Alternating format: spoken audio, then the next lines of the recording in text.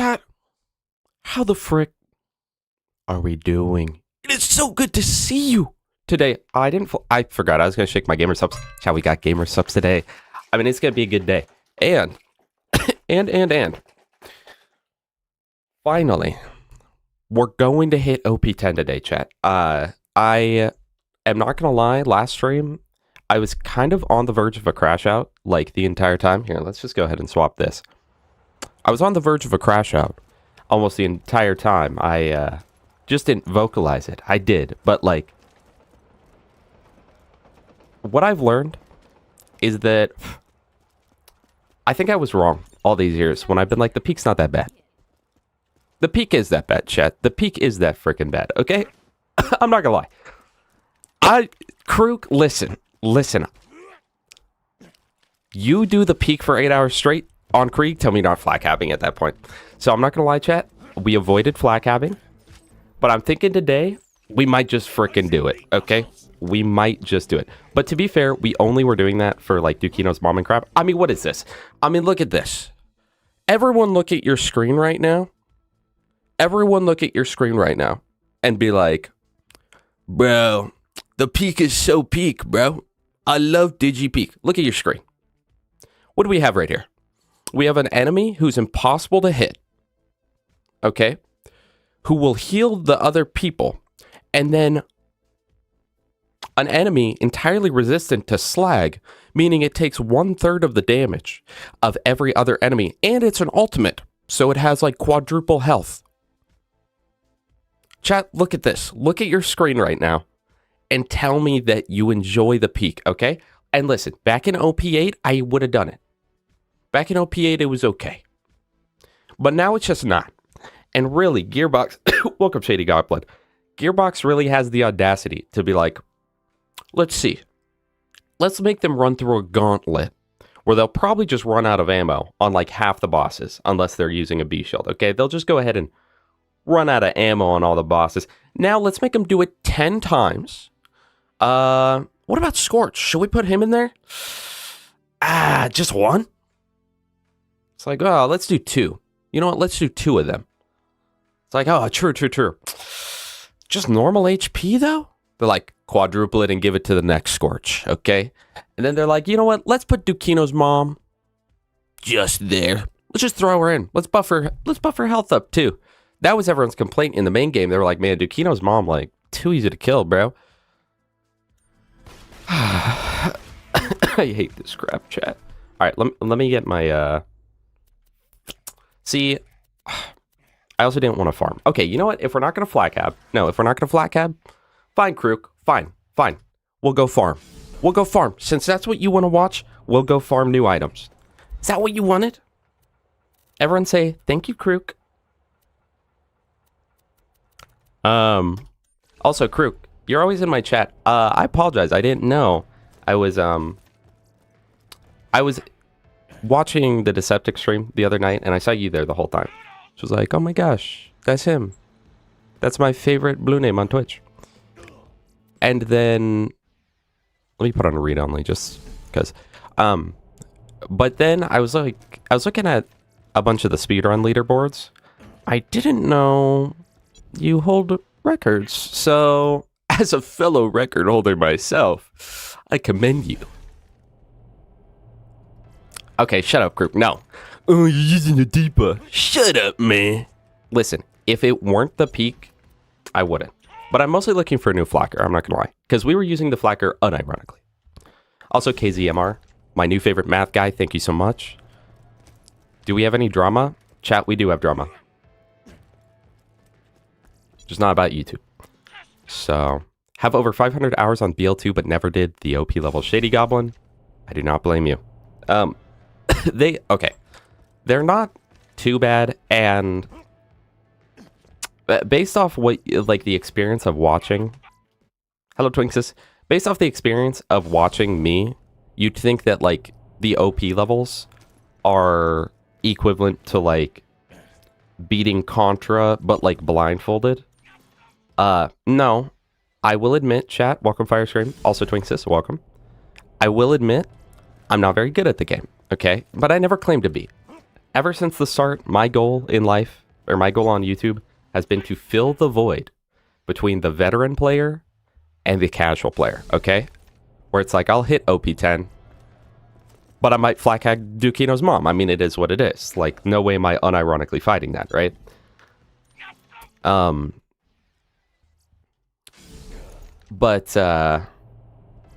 But here's my excuse, chat. Also saying welcome.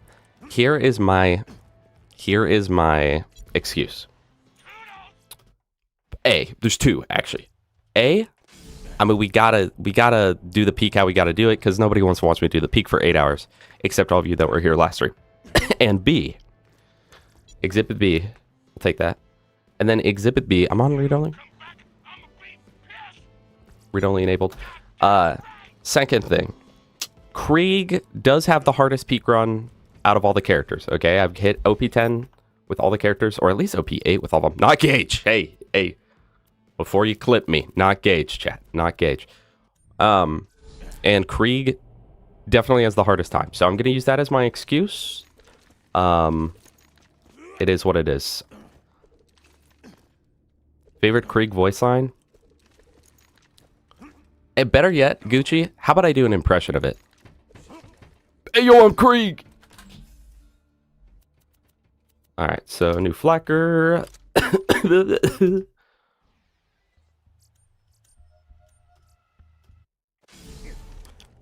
So in a few weeks, we are getting Pearls in BO4. Will you stream it, Mr. TX1? Yeah, once they release all the new content, I fully plan to play it. I love BO4. There's just, like, nothing to do. Especially for someone like me. I am not the type to be like, oh, let's go farm the 1 in 1,000 drop. I'm like, yeah, let's farm the 1 in 3. How about? I mean, I'm farming the Torg vendor right now. So that should tell you everything. Okay, Krook. The only reason I have the Deepa, for the record, is because we just so happened to get it from Lee. Okay, so what happened? That's not even... I don't know what's been happening, okay? Earlier in the playthrough, I was like, I'm not going to use the Deepa, like, the Herald at all. But I was like, I'm not going to use the Deepa unless, like, the game bestows upon us a Deepa. So then we were going through, we killed Uranus, and just so happened to get a double penetrating unkept Herald with a Torg grip, so max damage Deepa, right? So I used that for a little bit, and I was like, okay, the game literally is like just sitting here saying, hey, use this, right? Then we were farming a fastball and didn't get the fastball we needed. Do I have a... Is this OP6? We have to farm a new stupid fastball because Krook wants me to. But then we were farming a fastball, and just like every once in a while we'd go kill Savage Lee as well. And I get a on-level Torg grip hard Herald, which I would argue is perfect. I think that was a double penetrating pocket rocket down there, which I would argue is perfect. Hello, Brooke. And then I was like, okay, I'm not going to farm it anymore. Like, I just got a perfect Herald. I'm not going for anything else. And so I didn't, but then I brained off, and chat, we do it in 8. On run number 8, I turned my brain off, went and killed him again, and was like, wait, why am I even killing him? And then got a literally perfect Deepa. I think that one even had Torg sight. So, you know. I was like, I guess I'm using the Deepa. I really didn't want to, though. This is OP7, right? Okay. So let's get... Wait, this is a perfect... He's got a perfect grog for 0. We're just going to get a Herald real quick. Hello, Fire Scream. And then we'll get a fastball. I'd rather honestly get a Herald from this and then just use it to go get the fastball. Because we definitely need a new fastball for Bloodbath proccing. Okay? I'll just probably take whichever one's next. Hello, Zeus. Do you use any mods? The only mods I use are like actually quality of life. I've got Uber post-processing, so the game looks a bit more colorful than it normally would. I use the Easy Read Only mod by Captain Fufu, which pretty much everyone uses. And then I can go through the mod list. I've got the farm counter up there. That's as a mod because I don't like doing it on OBS, aka I don't know how. Let's see. So apparently right now I have farm counter, which is the farm counter, photo mode, for thumbnail. Sanity Saver, which technically lets me use modded weapons, so like you could be like, hey, what the heck, bro? Uber post processing. I do have unspec skills, but I haven't used it at all, so it's pretty much just Uber post processing, farm counter, read only, and those. Oh, and then also actually the Flame of the Firehawk limiter, which just reduces, if you use the Flame of the Firehawk normally, in fact, you know what, let me show you. This mod is amazing. It's off GitHub, so I literally don't remember how to do it, but like, you know. Is this about to just like, do I have anything that can hurt me without instantly killing me? Maybe this, since it's against shield. Duh, bruh. We have to get our shield back, so let me just save quit. BL4 is a really good game in theory, but it's really underbaked. Every feature of it could have been fleshed out better outside the story, which is the best Borderlands story, by the way. You know, I've seen so many people say that the story is the worst, and I'm like... Okay, wait. So, with the Flame of the Firehawk normally, this happens to your screen. This happens to your screen every, like, half second when the thing flashes. That is horrible. It's so blinding, it's so bad, I hate it. But if I use the Flame of the Firehawk mod, doesn't change any stats about the shield in any way. It doesn't do anything like that. But when I break my shield, there's no flash. So, what time zone are you in? I'm in Mountain Time. So it is... My clock's wrong. 10:43. If pretty much everyone jumped off a cliff, would you do it too? Yes. Low key, at that point, I'd be like, yo, what's all the hubbub about? I don't know Fire Scream, but I've been seeing it. I have been seeing people say, like, which I was amazed by, because I thought the Borderlands 4 story was the... It was the Borderlands story that was... I wouldn't call it the best. I think Borderlands 2 and Pre-Sequel are definitely better, but I would put it right below that. And it was the only one that didn't feel like it... Okay, I'm not taking that because that's literally a debuff to Krieg. I know I said I'd take the next one, but I lied. But it's the only one that doesn't rely on, like, being Borderlands. Like, TPS is really good, but also if you just swapped out all those characters with, like, random characters, you probably wouldn't like it nearly as much. It's... I feel like TPS has a really good story, but a lot of that story gets carried by the fact that it's like, oh my gosh, look at all... It's about, like, pre-existing characters, right? Like, if all the games existed purely in a vacuum, if Borderlands 3 existed purely in a vacuum with no returning characters, it would still be a bad story. Borderlands 4, I think the story is pretty good. Although, up until, like, the middle point, I literally didn't care at all, and I didn't like it. Fire Scream, we might be doing BL3 next as the next playthrough. The only thing is, like, we're going to be doing that community One Life event soon, and I'm like, I don't know how I'm going to work that. I don't want to, like, start the Borderlands 3 playthrough for, like, a week or two and then swap off, because that's what I always do. Okay, dude, my desk is squeaking, and I think it's because it has, like, too much weight on it. Can you guys hear that squeak? It's so annoying, actually.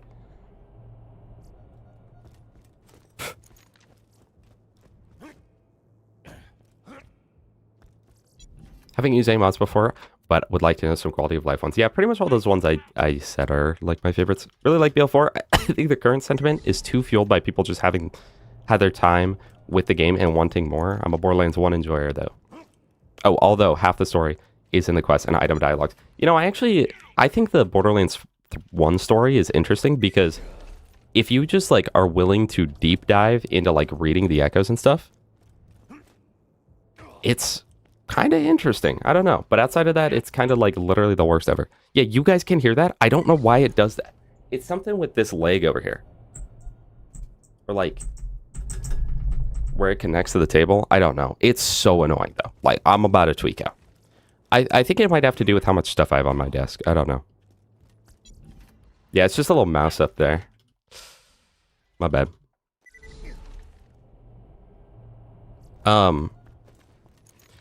Chat. It's kind of unrelated. Let me know what you think about this.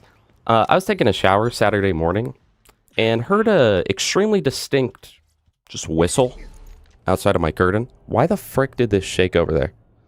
I gave the camera the thug shaker on accident, so my bad. Yeah, no, I was taking a shower. A very distinct whistle, like coming from behind the shower curtain. So let me know if I'm gonna die in the chat. Oh, but I was gonna say, in response to you, Brooke. That's what I've been frickin' saying, okay? So, we'll take that. So, I'm still on read-only. Read-only disabled. Read-only enabled. So many Borderlands YouTubers, including my good friend Lil Gas Mask, will really... They have, like, around 1,000 hours in the game. And they're like, I don't know, guys. This game's just undercooked. It just needs more time, you know? There's just not enough content. Gas Mask, I love you, brother. You have 800 hours in Borderlands 4. What do you mean there's not enough content? What do you mean? And then I think what's happening is the reason that community sentiment is turning against the game from the people that priorly enjoyed the game. No new roommate. No new roommate. That was just something in the bathroom whistled at me, and I was like, all right, cool. Might not make it till tomorrow. Also, sorry, sorry, I'm a noob, chat. I was going to put on Python part notifier. This is another one that I actually do use. But like with Cashew, well, I think Cashew still likes the game, but like Jolts and K6 and Lil Gas Mask and etc. They all, when the game came out, were like, oh my gosh, I love this game. It's so good. I love Borderlands. But then they were like, let me put 1,000 hours into the base game version with nothing to do in it. And then they did that, and they burnt themselves out on the game because they put 1,000 hours into the base game version of a Borderlands game, which, mind you, chat, I literally don't think you could do in any other Borderlands game. Like, genuinely, go out and attempt to, like, set Borderlands 2 to the release version of the game, okay? So no DLC at all. And now go put 1,000 hours into it. Go to the release version of Borderlands 1, and I want you to go put 1,000 hours into it. Go to the base version of BL3, and go put 1,000 hours into it. I'm just saying. And I'm not a BL4 glazer, but I do like the game. But that's gotta say something, okay? Either A, they just played it till burnout and now they hate it, or B, they dislike the things about it, but they wanted to play it so bad that they proceeded to play it through burnout to hit 1,000 hour mark. And it's like, it's kind of creating a toxic relationship, TBH. And you know what else I was thinking about? Also, Leavesy, hi, welcome. I saw you about a minute ago. Welcome. I actually do get bored of this game, but not when streaming. We were just talking about that recently. Someone was asking about burnout. And when you stream, it definitely lets you continue playing longer and more often, because it feels like there's more motivation to play the game, you know? Chat, am I cooked? I think so. Yeah, I don't know. I think it's a little crazy stuff going on here. Farm counter. I don't know. I'm just saying.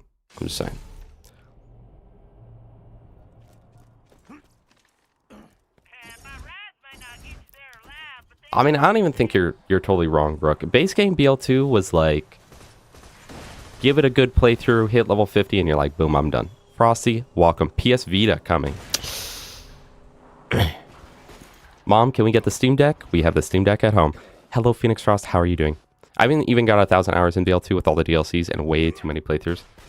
Yeah, and meanwhile, they are pushing that in Borderlands 4 pre-release! Or not pre-release, like DLC release, pre-anything.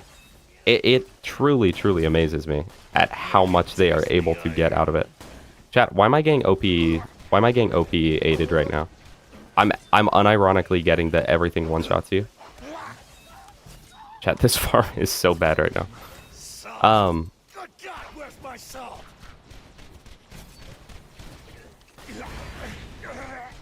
I actually am a huge fan of when there's no kill skills nearby. I actually love that.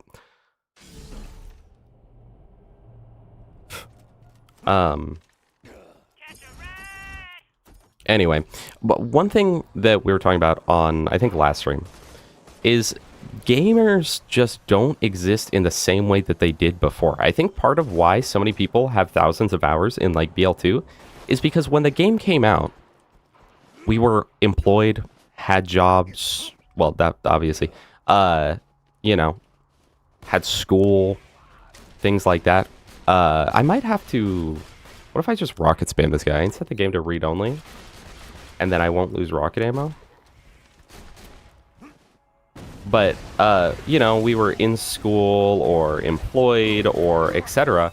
And so when you play Borderlands 2 on release, it's like, I'm going to play for 3 hours. That was so much fun. Now I have to go to my job. Now I have to go to work. Now I have to go to school, etc. And then nowadays, Borderlands 4 comes out, and literally everyone is like, I'm gonna put 300 hours in first week. Might as well. Like, don't you have, like, better things to do? And they're like, no, I skipped work for this. Like, okay. I don't know. So, like, it's the same thing as, like, you know, when you... I always compare Borderlands 4 to a steak, right? And the way that I enjoyed it was that I ate my steak. I was satisfied, but not full. But I was satisfied. And it was like, all right. Like, I'm very happy with that. And I'm good to go for when I get a next steak. I'm excited to have another. That was great.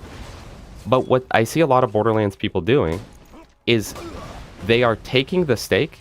They're like, give me the 32 ounce. It's like, dude, you can only handle like 16 or 20 ounces. They're like, give me the 32 ounce. It's like, okay. And then they have the full 32 ounce. And then they're like, oh my gosh, I never want another steak in my life, bro. I hate steak. Steak is nasty at this point. Because if you eat it all in one sitting, if you get your 1,000 hours all in one sitting, you're going to have a significantly worse impression of the steak than if you have a bunch of just 10 out of 10 steaks by themselves. If you have one 10 out of 10 steak that pushes you past your point of, past your limits, it's going to take it from a 10 out of 10 steak to the full experience being like a 7 out of 10. Where you're like, oh my gosh, I literally don't want to even think about it ever again in my life.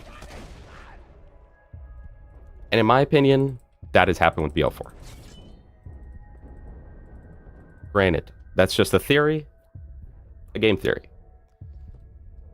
Granted, I am about to die to bowl, so what do I know? What do I know, chat? That run didn't count. I didn't have rocket ammo. I didn't slag him. I mean, it is what it is, chat. Tyler Studybaker, welcome back. It's so good to see you. Like BL4, but the more I go back and play, the more bland it feels. Aside from having no endgame, I just don't feel like the open world, or I just don't like the open world anymore. I like the open world, but I definitely think it wasn't executed well. They really wanted to be like Elden Ring or something, but they really just were not, because they wouldn't commit. Borderlands 4 feels like a lot of like failed commitments. Oh, we love the OP levels, Frosty. No, TBH, chat. I'm not gonna lie, I'm kind of only going to OP10 because, like, I wrote Ultimate in the title, right? But if this was just my playthrough, I would have quit at level 80. I honestly prefer level 80. Mostly just because I don't like... Read-only disabled. Game saves right there. Mostly just because I don't actually like running the peak. So in a normal playthrough, I kind of just go to level 80. I like playing in OP10, I just don't like running the peak 10 times. The first, like, aside from turret peak, the first, like, 5 or 6 or 6 or 7 peaks I'm totally fine with, but I don't know. After that, I'm just not a huge fan. Also, Crota Goat Lilius, welcome. Oh, let's also get a new Topney, I guess. Especially because, like, how many times have we farmed fastballs now? It's just so bad, bro. I don't know. The re-gearing process, everything, like, I like the peak more than the BL3 players like the peak, But I feel like the peak has so many issues. Would you try recoded mod? I'm not I wouldn't say no, but I'm not personally huge on like overhaul type mods or mods that change the game. I don't know what it is. I know that Gas has it too, but like there's something about mods, like even in Minecraft or Terraria or something, where it changes like how the game works and like just a full overhaul of the game, that it never interests me. So I wouldn't say no, I won't, but I'm not particularly looking for it, you know? That one's slightly better. Oh wait, read only disabled, save the game, read only enabled, save quits, go back in here. Also Squidward's Knob, welcome. No Norfleet, cause I ain't farming Hyperius on Krieg. I'm not gonna lie, chat. I'm not doing that. One thing that got me hyped for BL4 was when the game released, it seemed like Gearbox really cared about community's open opinion, and then they stopped. I know, it seemed like so much of it was like, oh my gosh, they're listening. And then afterwards, they're just like, nah, actually, we're not, though. No, I did not get the loot collision mod. I actually was just talking about that in the Discord today. But no, I did not. I apologize. I failed you. Yeah, OP levels are better than all the other ones. Like, I'd rather OP levels than Mayhem levels.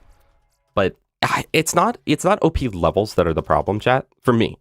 It might be different for you. I don't like the peak. I'm totally fine with OP levels. Like, playing at OP 10, totally fine. I enjoy that. I actually prefer level 80, but I like playing at OP 10. It's probably I would say my favorite way to play the game is level 80. Second favorite way is probably OP 10, and then third favorite way is normal mode.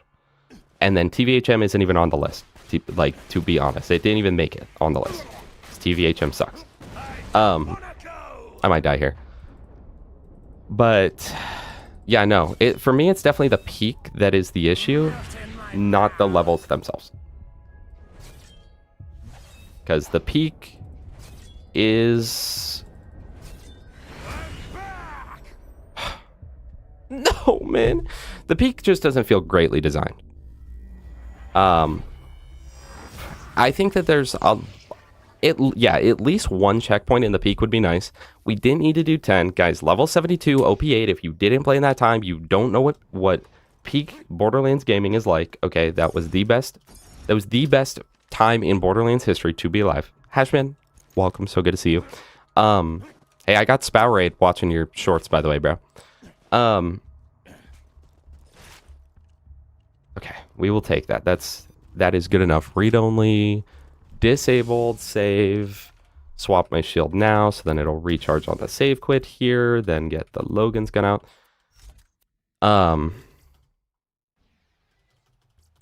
But I really wish there was, like, the peak could be so much better. I wish that there was at least one checkpoint.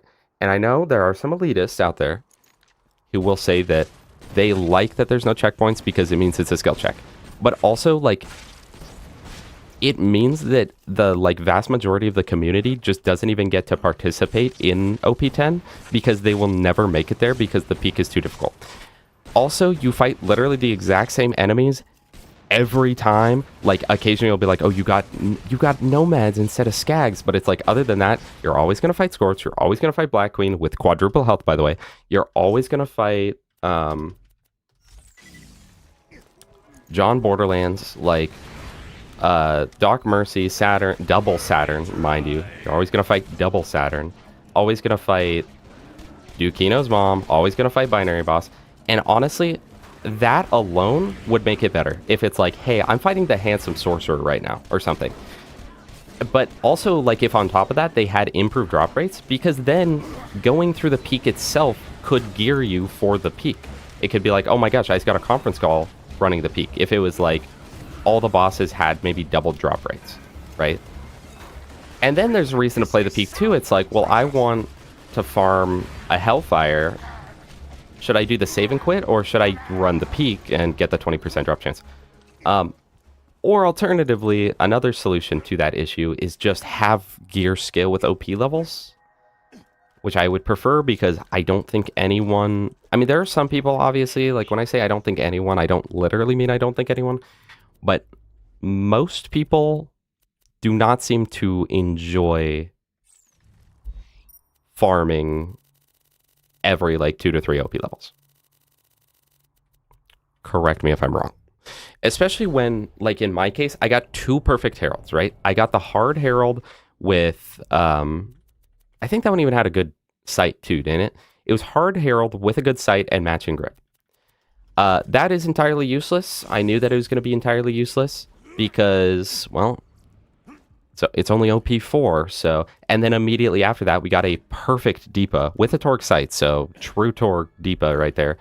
And once again, it's like, well, I got the perfect item that otherwise, I got lucky with it, but otherwise it would take like 300 runs of Savage Lee to even get. And it just doesn't matter that I got it because I just have to refarm it anyway. Which is why, honestly, like in my own games and sometimes on stream, I've done it with a few playthroughs.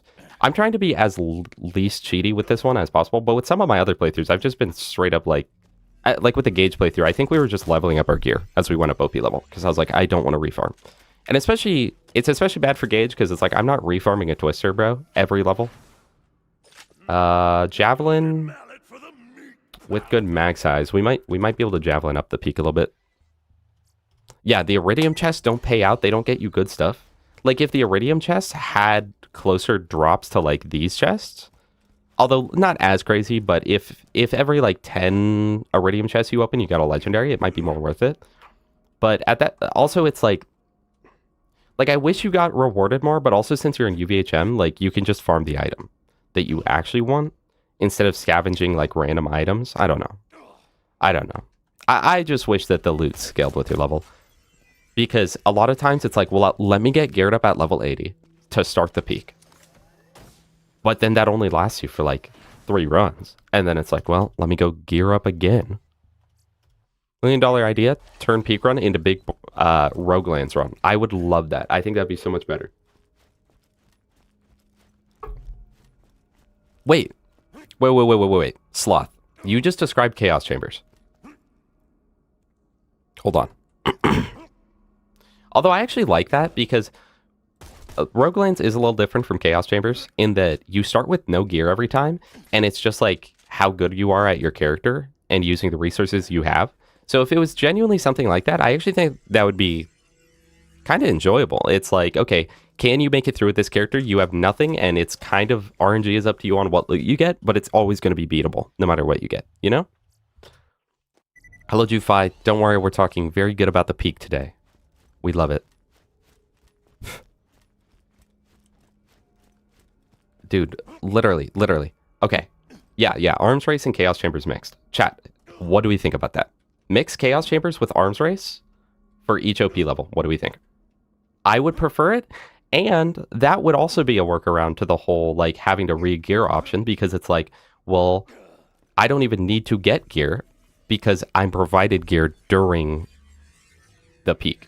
And then they can balance it more because they don't balance it necessarily around, like, what is... like the best, like what is the best gear. I really feel like the peak in this game was balanced around the B Shield and Sandhawk and Pimpernel and whatnot, right? But if it existed in a vacuum within itself where you don't have that stuff, they can just balance it around itself. And you'll always know that it's beatable with your current gear. As where with the peak, literally, you can have gear where it's like, this is 100% unbeatable. I physically cannot beat this. And especially once you get to like Dukino's Mom or like Double Scorch, it's like, I literally do not have the ammo to do it, and they out-heal my melee. Although the Scorch doesn't actually heal, so technically, the gas mask types of the world could beat that. Where they're like, yeah, I'll sit here and punch Scorch 342 times right now. Yeah, Tina ammo shrines would have been great. All the Tina shrines in the peak would have been amazing, honestly. Because, like... the problem isn't necessarily that it's like, hey, here's Dukino's Mom, and Dukino's Mom is just so difficult, even though it is. But it's also the fact that during Dukino's Mom, depending on the spawns you get, you might literally have no kill skills at all, no way to second wind on a boss that will shoot shock orbs at you from across the arena, that will health gate you every single time. Even if you, like, the only time I've had that not happen is when I've ran Krieg with a gore slab and a perfect Rough Rider. And in that case, and with damage reduction from Buzz X Rampage. And in that case, I was able to take a significant amount of damage. But of course, you can't heal during that fight at all, right? And then also, there's no ammo in the arena. It's the same problem as all the raid bosses, literally. It's like, there's not enough ammo in Hyperius' arena to kill Hyperius. What do you do? Also, Matthias Lima, welcome back. I hope you're doing well. Gripper.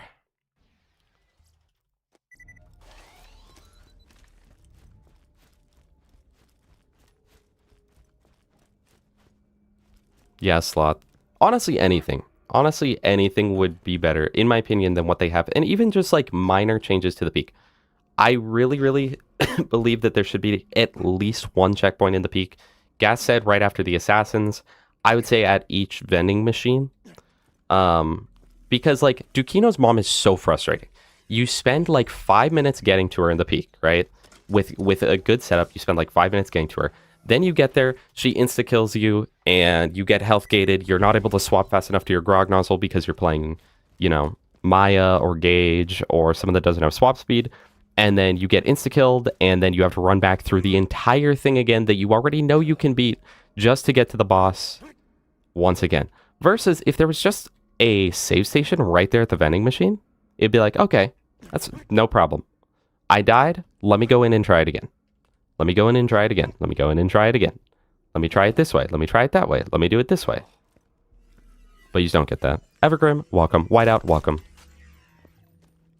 Peak as Guardian takedown, yeah. Yeah. Low key chat, maybe we just gotta kill Hatterax and get the peak set. Like Krook is saying. No, but we're men.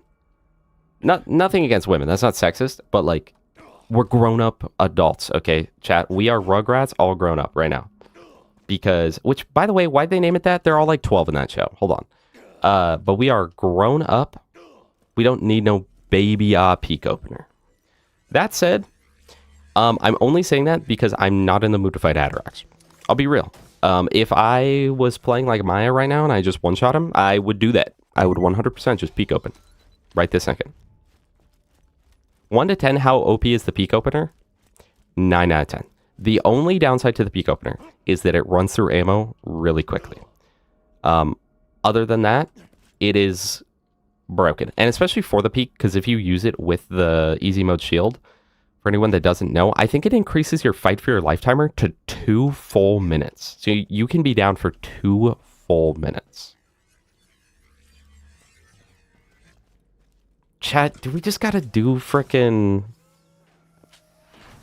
Dog, that's not what I need! Give me Topnia! Do we just need to do Hatterax or what? I know, Scronic, it is kind of wild. And on top of that, the peak opener, doesn't it do more damage in the peak than it does elsewhere? And it's shock, so it's the best element for the peak. Like the best overall element. And chat, think about it. Shock gauge. Oh my goodness. And it's just a power crept Kerblaster, which was already really, really great. Because on Krieg, it procs Bloodbath every single kill you get with it, 100% of the time. Parma conference call from normal mode warrior. So it turns out we don't actually need that. Stereo Lotus sent me a video. You can use a level 1 interfacer. A level 1 interfacer. To kill Hatterax.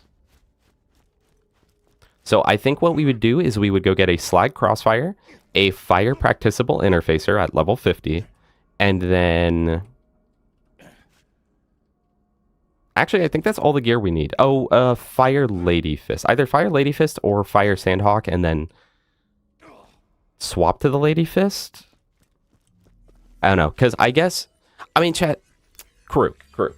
Which one is worse, bro? Using the full peak set or like flat capping? I'm gonna be real. Like, the peak opener actually makes it easier.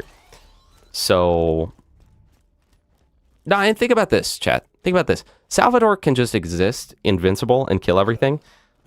And this guy won't even let me flak cab as Krieg, okay? The world is not fair, chat. The world is not a balanced place. Check your gunzerking privilege, little bro. Captain Grenade. Hey, yo, welcome. You know, chat, do Hatterax at OP9, but if we do it at OP8, the peak opener will carry us for 2 levels. Think about it. Think about it. I do have, yeah, I got crystals from Pete. Where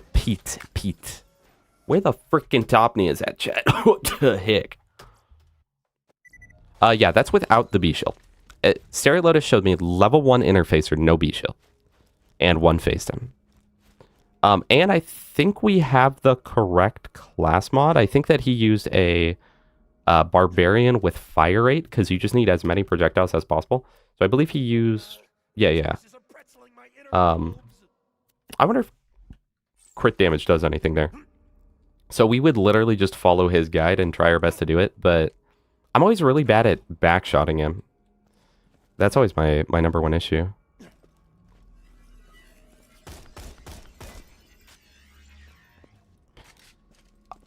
Frosty, that's not true. That is not true. Endgame BL2 is not Moxxi reliant, aside from Gage. And that is it. Whenever I play Maya at OP10, I pretty much always use the Slaga. I don't use any Moxxi weapons. Whenever I play Axton, I pretty much never use any Moxxi weapons. Unless I'm like in the mood to. Salvador does. I mean, you can actually play Salvador 100% fine without Moxxi weapons, but also Salvador's the one where it's like, literally, why wouldn't you? Because you need to offhand slag anyway, so just offhand, you know, grog nozzle. And then, who are the other characters? Krieg does not need it. Krieg can be reliant on thrill of the kill. Of course, none of this is for bossing, though. Bossing doesn't count at all in any of this. Zero definitely likes it. But also, you can just run a transfusion grenade, which is what most Zero players do. And most Zero players that I know don't use Moxxi weapons except on the melee build. So I will say that the statement of relying on Moxxi weapons is severely overstated. Oh, and there's the glass tank builds where you're just like full on. But I think you guys would be surprised what you're able to do. One of my favorite builds that I do very often, and it's like it's probably my main endgame build for Maya. It's just full tank Maya, like Vitality Relic, throw on Rough Rider, throw on like all of her self-healing skills, and you'll hit millions and millions of HP, and you are just an absolute tank. And the thing is, Maya does so much damage by default that you don't have to swap ever unless you're like about to kill a boss, right? Extremely loud banging noise. Well, he can use the Share Me. I'm surprised more Zero players don't use the Share Me, honestly. Dominic, welcome.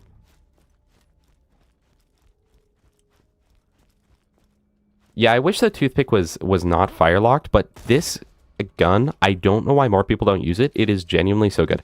And if I remember, it'll be one of the items that we'll get once we hit OP10. Guys, I'm kind of thinking maybe we do Hatterax and just get peak opener. Because then we can say we did it legit and nobody's allowed to complain, even though it's more broken than flak having. The only thing is we need to go get a Fire Lady Fist. So I'm running a grog right now, but I'm doing the peak. I'm doing the peak as the worst character to do the peak.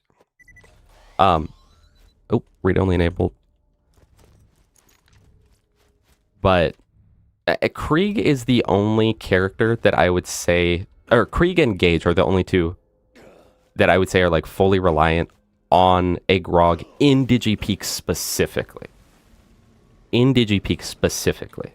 But we got to remember that I am pro OP levels, but I am anti-peak, okay? The peak is the issue, not the OP levels, in my opinion.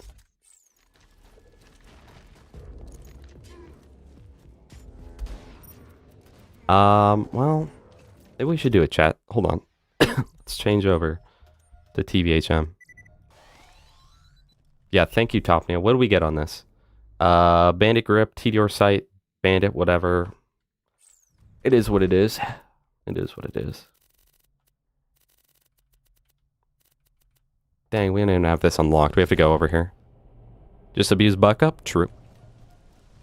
I don't know. And like, I have the proof. I have proof about that because if you go watch my Krieg build guide, well, actually, I might use it in the Krieg guide. I don't know. But if you watch the, but that's because I use the Hellborn build on Krieg. But if you go watch like the Maya guide or the Axon guide, I'm pretty specific to not use any Moxxi weapons for the majority of it. I think I use it in a part to show like how powerful you can be with it, but you really, really don't need it. And I find it more fun to play without the grog. For Digipeak, yeah, it's pretty much a requirement. In the same way that like the B shield, a lot of people believe that you need the B shield at endgame. 100% false. 100% false. And that actually creates more, one, that creates more bad players, and two, that creates more deaths than there needs to be, because so many, the same people that say you need to use the B shield are the type of people where they will say that everything one-shots you in endgame. Yes, everything will one-shot you when you're using the shield with the lowest capacity in the game, pretty much, aside from like a crack sash or something. So it's like, yes, you get one shot, but you don't need the B shield at all. But during the peak, you want the B shield. And it's the same thing with Moxxi weapons. You don't need Moxxi weapons at all, but during the peak, you definitely want Moxxi weapons. Which again, goes into why I believe it's a peak issue, not an OP level issue. Watch a Gage bingo vid, and yeah, that was the one with the Goliath. I had so much fun. I meant to rematch Gage, because he seemed to enjoy it too. Yeah, Crowd. I wish the Jeremy was a bit better than it is. But I don't know. It just feels like it hits less hard than even like a Snyder. Thank you, Snyder.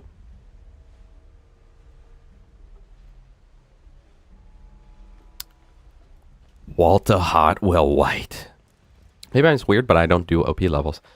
I feel like refraining, and level 80 feels balanced and enjoyable. I would say my number one place to play the game is level 80. UVHM level 80. Then number 2 is OP 10, but I don't like the peak. So I don't blame anyone that doesn't do the OP levels. Like, I'm not telling you guys are like wrong about how you feel, but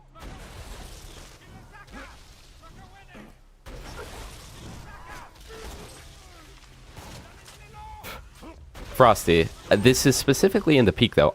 Do you want me to go to like just normal OP8 mobbing and not use a grog? Because you literally just don't need it. The only reason I'm using it is because I'm in the peak. And because it's like, I have it. I already have it, so of course I'm going to use it. But I'm not using it because I have to use it. It's in the same way that like, I don't have to drive a Lamborghini to like, ooh, I don't have to drive a Lamborghini to go fast. And to hit 70 miles an hour, I just like driving the Lamborghini because it's nice to drive. But, you know, the Honda Civic's going to be doing the same thing in the city. The only time that the Lamborghini is actually going to be needed is if you're trying to, like, go for a 100-mile race, which is DigiPeak.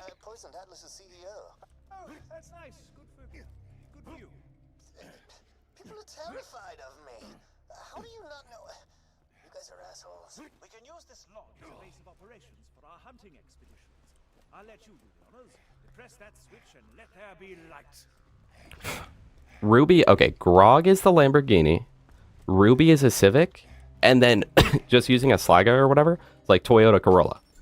It's like, it's just a good car. I mean, you don't need the Lamborghini or the Civic.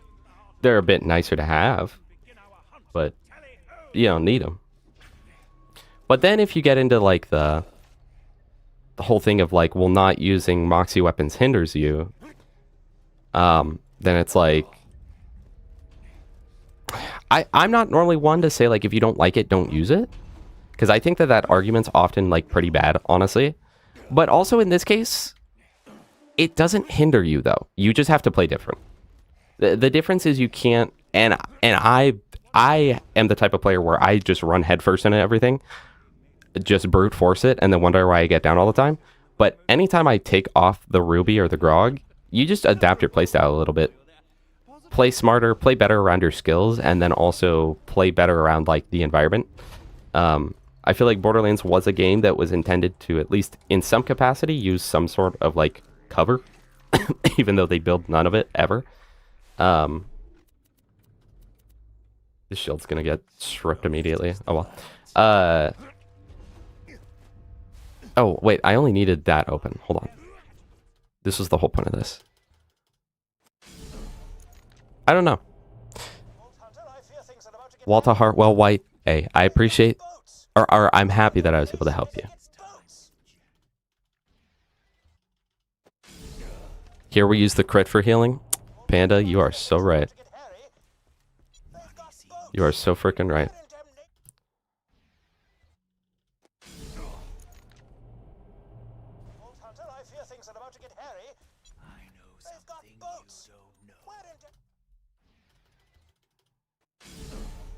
Yeah, Croat. And then I do the exact same thing, and so when I play Zero, I'm like, dude, this character freaking sucks, bro. You die all the time.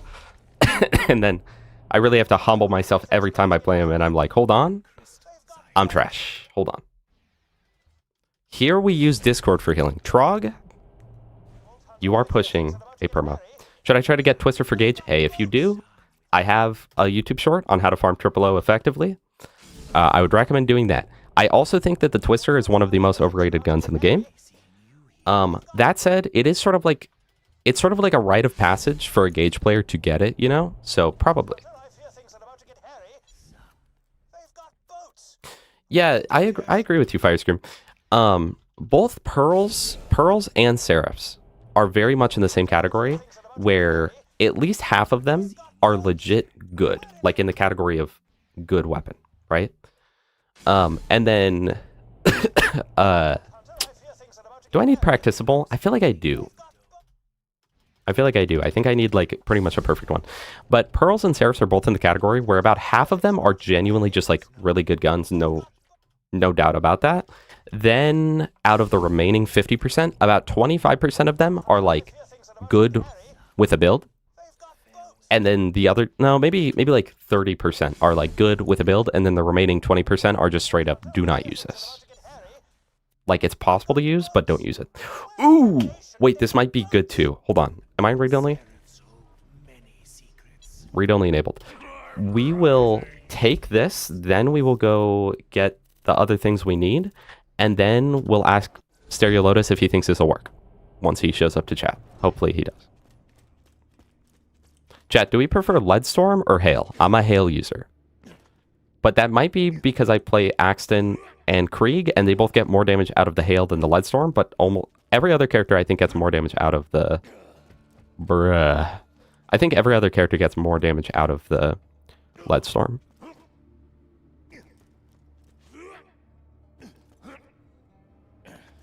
I don't know, Firescream. I feel like rarity... We were having this discussion just the other day. I feel like rarity shouldn't necessarily dictate power. I'm fine with Pearls not being perfect. You know, I would prefer that Pearls are actually not crazy good, but just have like a cool effect. Because if they're too good, like in Borderlands 1, they're kind of like the best of their class a lot of times. And so it means that you feel like you have to get it, which kind of sucks because it means that your build is missing out unless you farm like a really rare item, right? So it's like, imagine if like the B shield was a pearl in this game. You'd hate that. It would be so bad. It would be like, I have to go farm a pearl to like get the the most damage out of my class. So I wish that all pearls will be similar to like the Butcher or the Becca, where it's like, this is a good gun. This is a very good gun.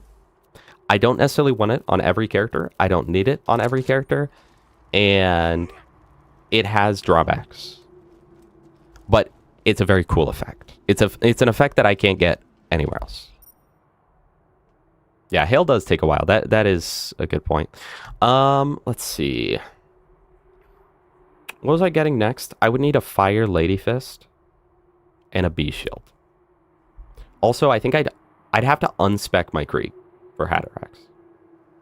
Although elemental elation. How do you do this? How does Borderlands 2 without DLC even good? Sorta. It was a good game, but it wasn't anything to like write home about. I'm in UVHM. We're gonna reset our playthrough anyway, so I could just get a Fire Lady Fist at OP8.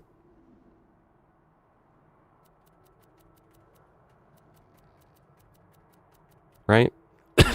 Do we do that? Since I think we'll reset the playthrough as soon as we hit OP10, so we can get like OP10 versions of everything. The interfacer is for killing Hatterax. Because we're thinking we're going to get the peak opener and whatnot. Because low-key, chat, if it weren't for Krieg, I would have been done with OP9 by this point, because I would have just flat capped it like a little baby. But he didn't want me to do that, so... Also, we never got our explosive relic. We never did. So our damage is not what it could be. Of course, it's still good, but like... yeah, Diego, so... On one of the last streams, Stereo Lotus showed me. He sent me a video. Dude, I didn't know this. You can kill Hatterax, OP10 Hatterax, with a level 1 fire interfacer. And no B shield, by the way. No B shield. Which, if that's not crazy, I don't know what is. There's a hidden lever somewhere that'll get you into Teddy's basement. Teddy, like a lot of people on Pandora, evidently, kept all his Echo correspondence. Find something that... Oh, wrong one. Grab that.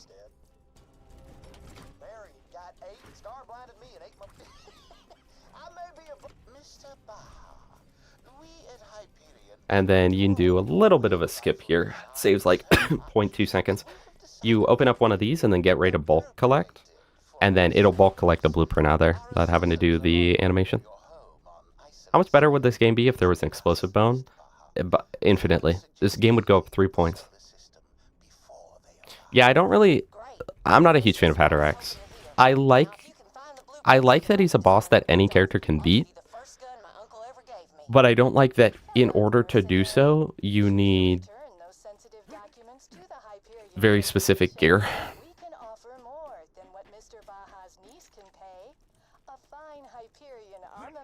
Also, I think that I don't even think that Stereo Lotus used a Fire Lady Fist now that I think about it. Chat, do I need to watch the Stereo Lotus video?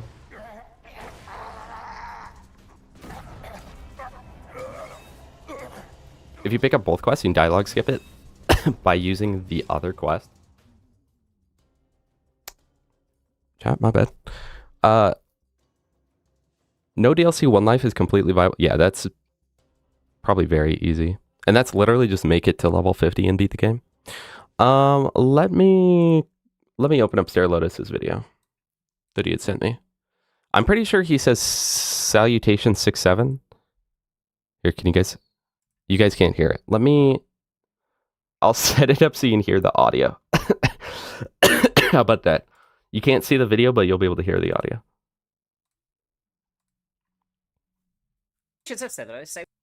Here we go. Salutations of 7. He said salutations is 6-7, right? All right, chat. So we are doing a Mr. TX special for his eyes only, and anyone he shows this to. We have 3 attempts on Hello, Hatterax for chocolate. The first 2 were to showcase it's going well. Level 1 gear and OP10 gear on his okay, so let's see. spot. The OP10 gear was the first clip, by the way. We're not going to use that. The third is a successful attempt taking everything at Krieg's disposal that I know of to have a... See, that sounds a bit too difficult to me. I'm not going to lie. It sounds a bit too difficult. successful kill. With Krieg, Okay. So he only specs down the right skill tree a little differently than all my other character and guides, nothing being else. a little special. We're working around lighting yourself on fire, so we want a high burst damage for the dot procs. So I like to use a Sandhawk and fist swap method to drop it. You should be lit on fire. Chat, we're flag having. I'm not doing all this crap. I gotta go get a fire Sandhawk and be pro. However, if your burn goes away before we swap, it could save your run by giving you a touch of extra damage when running on level gear. Aim all your shots to his mouth, and that's the end of the fight. I hope this helps. StereoLotus77 signing off.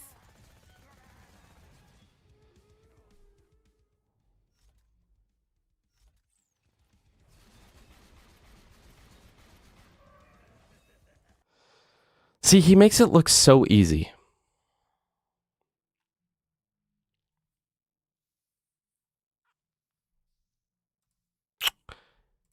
Yeah, chat, we ain't doing all this crap. We ain't doing all this crap. We're just doing the peak, bro. We're just doing the peak. We're not getting the peak opener. It's an unlisted video, chat. He said it's for my eyes only, and anyone I show, so I could have just played it. Chat, we're just doing the frickin' peak. Okay, I'm not messing around with this goofy goober. We've got a good setup, though, so it should be totally fine. And then we've got Hornet as well. Chat, where's the explosive talking at? Would it be cheating? Chat, let me know. Would it be cheating if I went into Gibbed and then just changed it to explosive? Let me know. Are you going to use the pyrophobia? Not for the peak. Not for the peak. Not for the peak.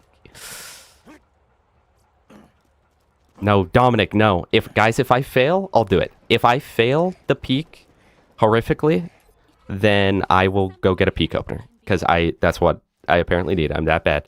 Gear, Gandora, welcome, and Bone, aka Bowl of Nails, welcome, welcome. You can get a flacker and a nukem?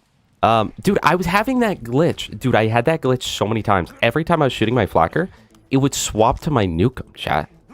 Just every time. I don't know why I did that. You know what I learned? You probably could, Croat. You genuinely probably could. I learned that, like, putting elements on things that aren't supposed to have elements in Gib, like, you can't get a Slag Infinity. Slag Infinity does not exist. It can't hurt you. But also, like, literally all it takes if you want to get a Slag Infinity is you just take a slag gun. It can be any slag gun. And then copy the text that says, like, in Gibbed, it says, like, element slag or whatever. Copy that and paste it onto the Infinity. And there you go. You have a Slag Infinity.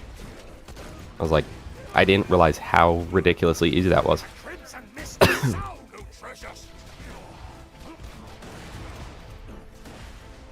Chat, you know what? For the sake of Frosty, let's see how far we can get without a Moxxi weapon. Oops. Oops. Alright, lock in. Ooh. Probably not very far with that guy being there. What? Bro's absolutely cheating.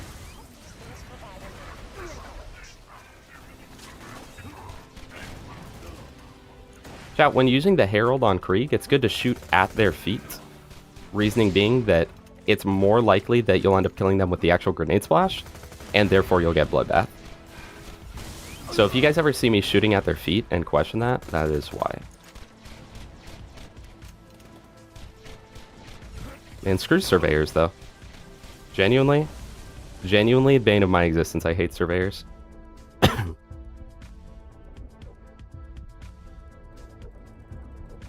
Bruh. Well, we're not gonna get very far because good spawns in the peak. We love that. Alright, that run didn't count, Frosty. That run didn't count. Hold on. I ran out of ammo. It didn't count. No, bro, that didn't count. My eyes were closed and etc.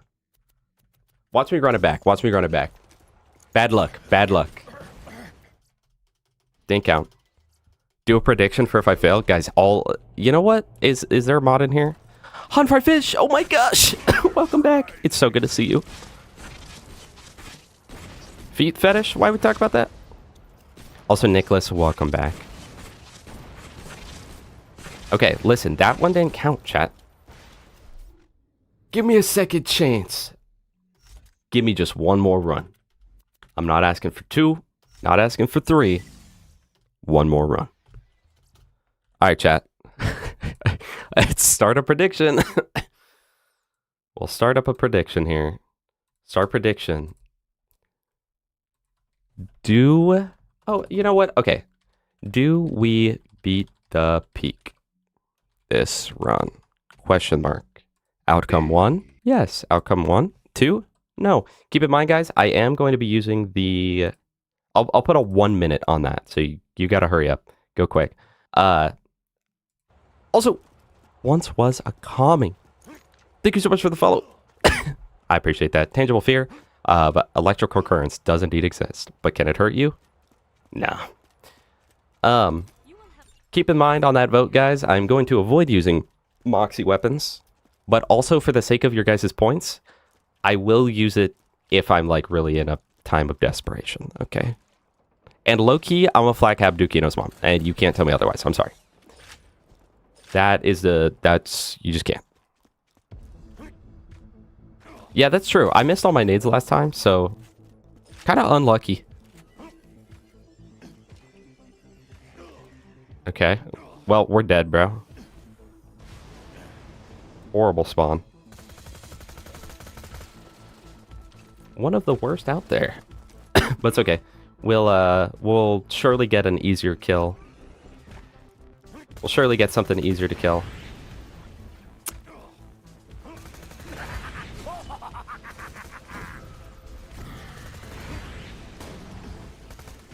Okay.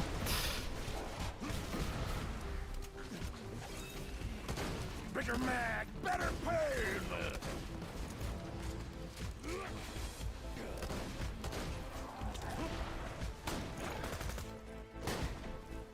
Oop.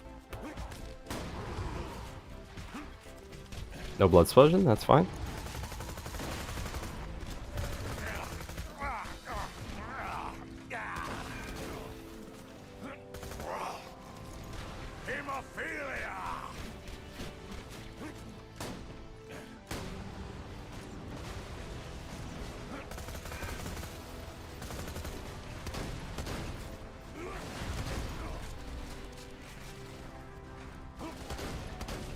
The problem with the peak is there's just so little cover, and like honestly, I'm surprised I'm getting this far without a Moxxi weapon, because the peak was, I think the peak was built specifically with Rock Nozzle in mind and with B-Shield in mind. So you just have to play a lot smarter here.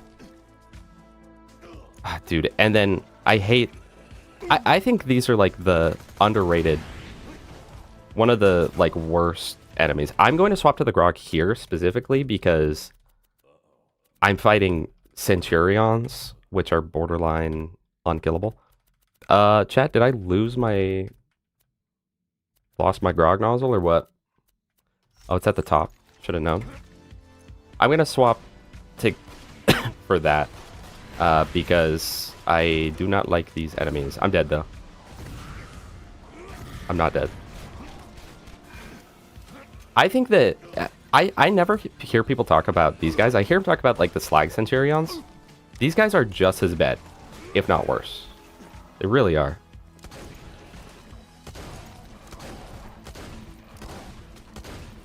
But keep in mind, hey Frosty, keep in mind, this is on the kind of worst character for the peak, okay? So if I was Axton, I don't think I would have had to swap. And I just lost my thingy. There we go. If I was Axton or Maya, I wouldn't have had to swap there because I would have had an actual form of healing outside of killing enemies. Okay, there we go.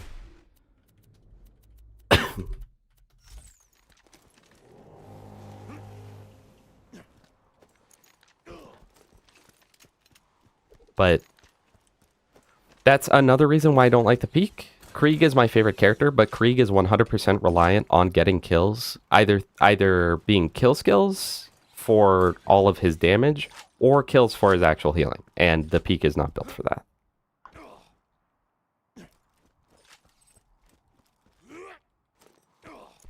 Alright, I've got 32 ammo, so we're all good. PX burn refinery the way he washed. Alright, Witchy.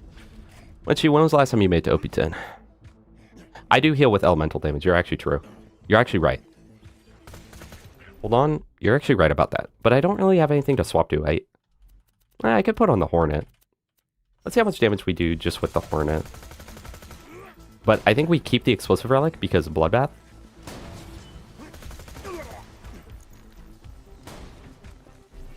Bruh. My bad. It's a baptism of blood.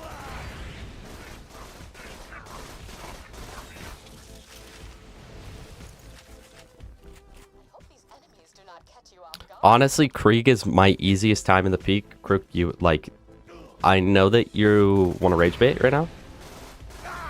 But, like, calm it down, okay? Why is it always Iberians? I hate these guys.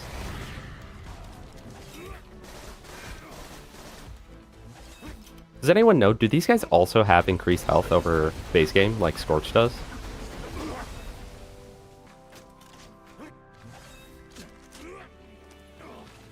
I know. Believe it or not, Rango Tango.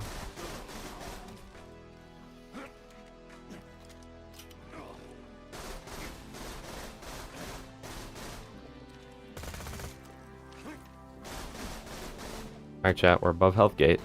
I just have no good way to kill these guys.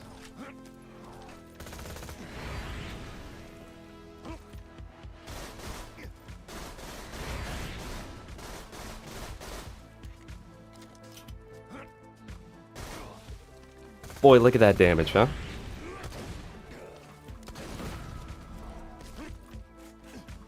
This is epic, chat. Yeah, chat, I don't want you guys to lose your points. I'll be a baby.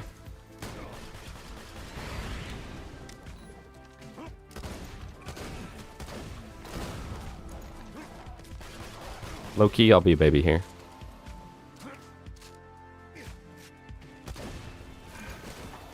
Chat. Why are these guys invincible? Hold on. Dude, my game is glitching right now. What?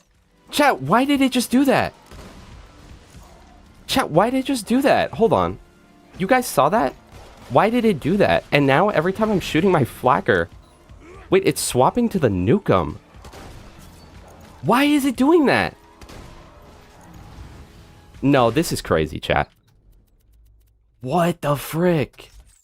That's so weird glitch, bro. Really, even with Bloodbath? I didn't get Bloodbath because that... Okay, that makes sense. That actually does make sense. Dude, what the glitch, bro? Time? No, I'm not bored of BO4. I just... I love BO4. I just don't need to play it until the new DLCs come out. It was a very good stake. And I was very satisfied with it. And I didn't need more. Until when I will be given more. That is my opinion of it.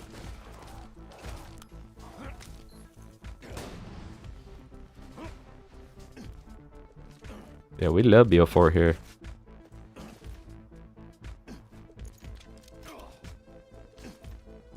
Enemies are spawning. How did they not patch that glitch out, bro?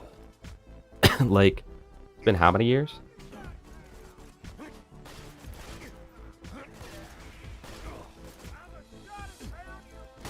Bruh. You know, I think with a better explosive relic, I probably would one-shot these guys. But sadly, I don't have that.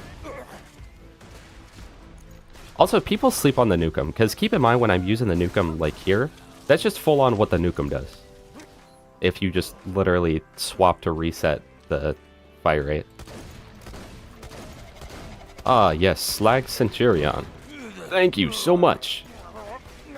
Thank you for being here. We all love you. Yeah, low-key, for the sake of channel points, like, I'm not going to worry about doing Slaga instead of Grog.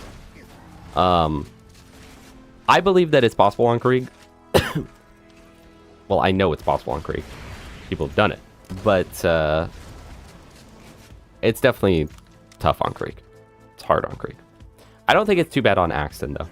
In fact, when I, the last time that I took Axton to OP10, it wasn't on stream or anything. The last time I took Axton to OP10, I didn't use Grog until OP8 when I was just like, alright, let me just try and, like, blow through this, I guess. Wait, chat. Why is my inventory opening up? What? Why is it doing this? Chat, what the frick, bro? What? Why did it do that? A killing tool. Does anyone know why that glitch happens? It's like when I shoot the flacker. It's like when I shoot my flacker, it swaps to the nukem. What is up with that? Guys, after well, first of all, there's so many there's enough channel points in that I don't want to blow this for you guys, so I'm a cheat. But also this is guys, this is what I'm saying. If you know, you know, peak fatigue is a real thing. And you guys could see over the course of it. Because on Saturday, we spent 8 hours in DigiPeak because you have to run it 10 times. If it weren't, like, you could see the progression through where I was like, no, I'll do it 100% glitch, so it'll be fine. Like, I'll just play it, like, actually legit. And it slowly got to where I was, like, just flat-capping everything because I was fatigued by it and I was bored of it.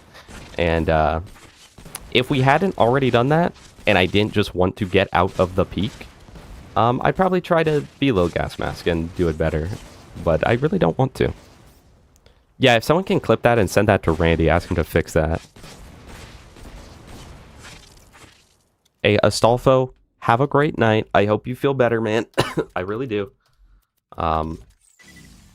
Hey, but if you can't fall asleep or you're having trouble or whatever, we're here for you, man.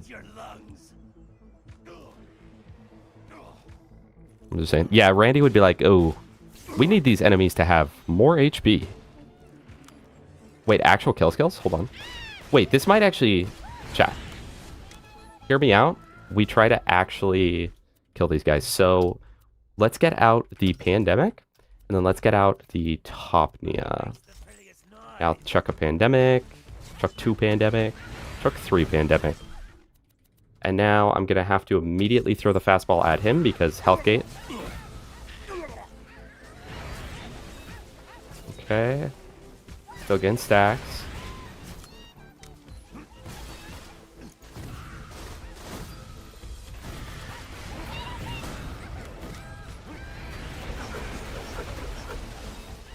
That's crazy. That's crazy how little that does. Actually, hold on, lock in.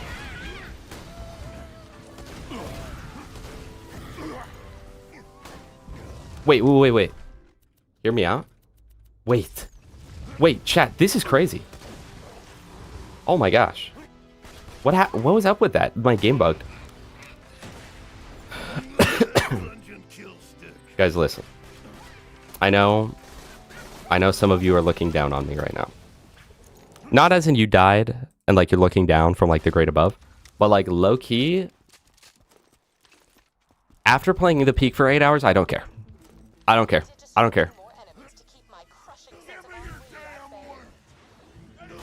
I think that the way to do it, if you want to play in the OP levels, but hate the peak, just do like 5 levels and then just give it, bro.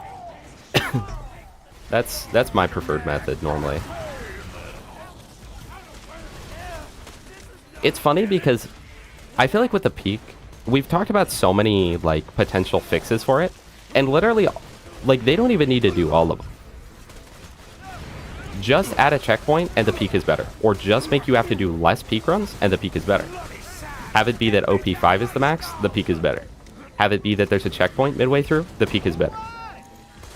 Have it be that your gear level's up, the peak is better. Like all of those could single-handedly like fix the peak to where you didn't hate it. Bruh. I literally cannot hit a shot right now.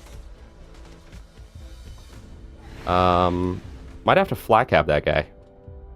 Wait, I actually might. I might die with a flat cap to a Marauder. That's crazy. I think that it would help if I was hitting my fastballs. What do you think about that, chat? Let me know in the comment section. Oh, I thought this guy was a BA. I don't know why. Alright, grenade damage.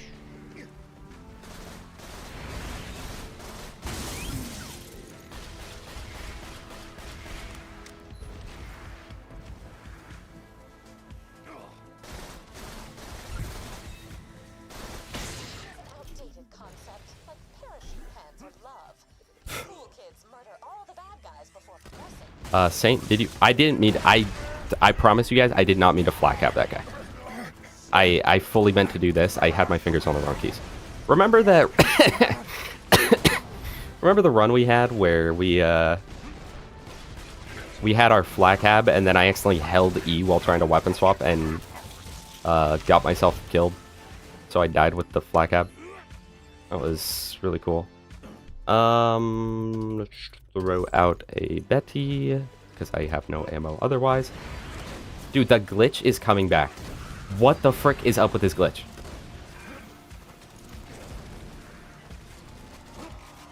Hey, at least I don't claim to play legit. For those of you that know a certain YouTuber, what's going on, guys? Jay! That guy, you know him, the drama channel. He, I think it's so funny. It's one of my favorite things that have happened in the Borderlands community. He had made a video a while back where he was like, I made it to OP10 on accident with no Moxxi weapons and no meta gear. But he's flag having the whole time. I was like,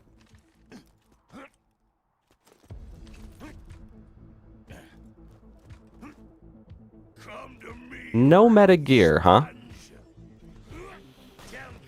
No meta gear. He was like, no B shield, no Herald. Like, but Flak Hab though? Or I think technically he did Flak Nukem. Wait, I'm literally him, chat. Oh my gosh, that's crazy. Dude, the glitch is happening again. It's weird because the glitch only seems to happen, like it only seems to do that on enemies that seem like they'd be inconvenient to fight otherwise. Have you guys been noticing that? I don't know why. It's pretty consistent on the issue though. But yeah, it's weird.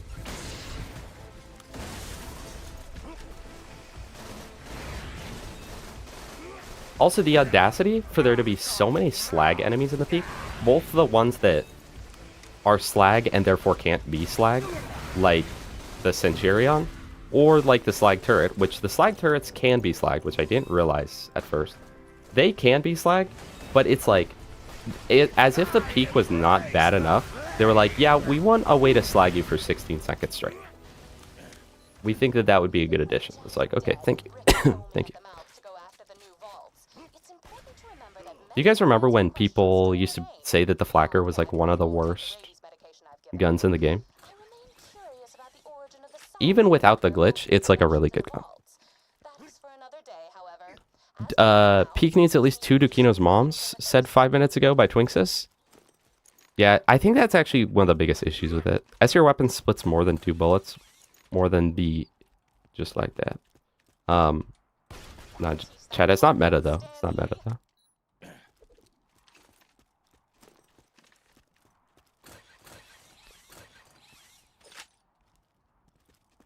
Yeah, I don't get it, Frosty, how they're like, they really expect a normal human to be able to do this. And it's like, I've got thousands of hours in the game, and I'm flag capping right now. Because of how, like, ridiculous the peak can be. Like, it's rough, bro. And even with the flag cap, it's apparently not enough. Okay, thank you.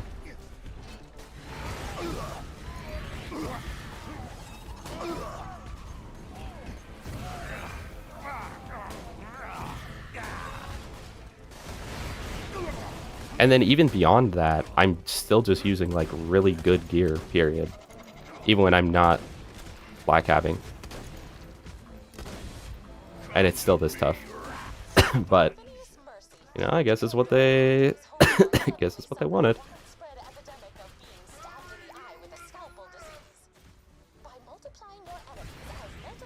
They never... I feel like Gearbox has never been able to get... Why did he bob and weave like that? Why did he bob and weave like that? They always go in a straight line, except right there. Yeah, you're, you channeled the flat cab. Low-key, Doc Mercy. Kinda did.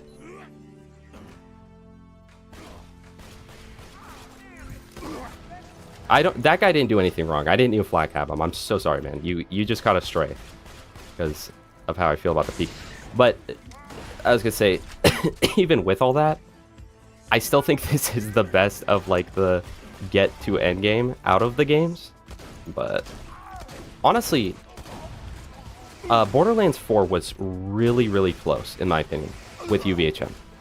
Until they made you just redo missions again, but like more boring and with centrifugal. Up until that point, they were really, really, really on track to being the best version of it. But then they just weren't. Psychos scream about one of three things: meat, I think so, Witchy. their mothers. Somewhere a psychologist's head just exploded. But that's what I'm saying. I feel like we gotta break the stigma, and we gotta separate the peak from the OP levels. Because just playing at OP 10, first of all, it's 100% optional. So if someone's like, oh, you know, Borderlands 2 Endgame sucks, that's the optional version of Endgame. I feel like a way to look at peak, or not peak, sorry, a way to look at the overpowered levels is that you're setting the game to hard, or like hardcore or whatever. Because it is purely just if you want to do that, right? So I think that calling level 80 endgame is just as viable as calling OP10 endgame. And by that standard, endgame Borderlands 2 of level 80 endgame is really, really good and really, really fun. Really great. You can use literally almost anything. Like on our bingo matches, we start with all white gear and we have no issues in terms of gear usage.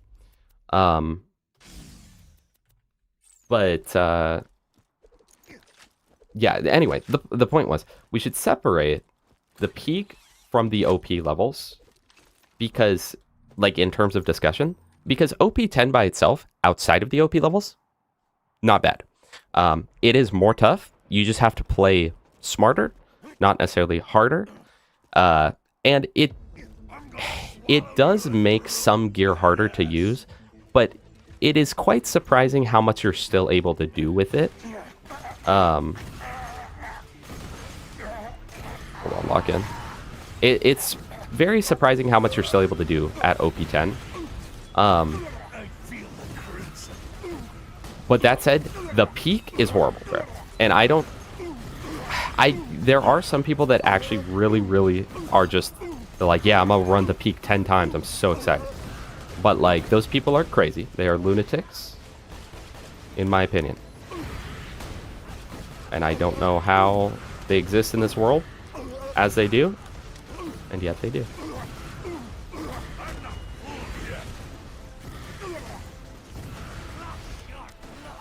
I might die here, Loki. Yeah,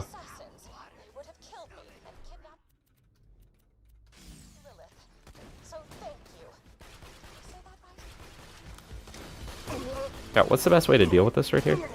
Oh, I know. Dude, the frickin' glitch. Every time I think I got away from it, it happens again. So weird.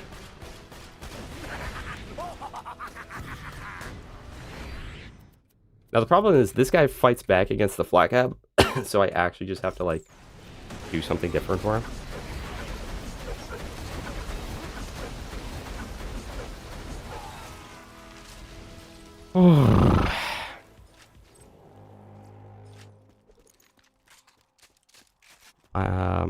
Who wants the stream to end? What are you talking about? You guys insist, I guess. Right, exclusive damage relic. We got everything back on properly.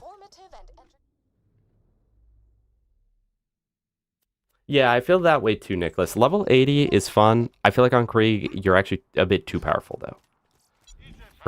For my enjoyment. At just baseline level 80. Okay, let's... Logan's gun. Absorb shield. I also wish that rockets didn't cost so much.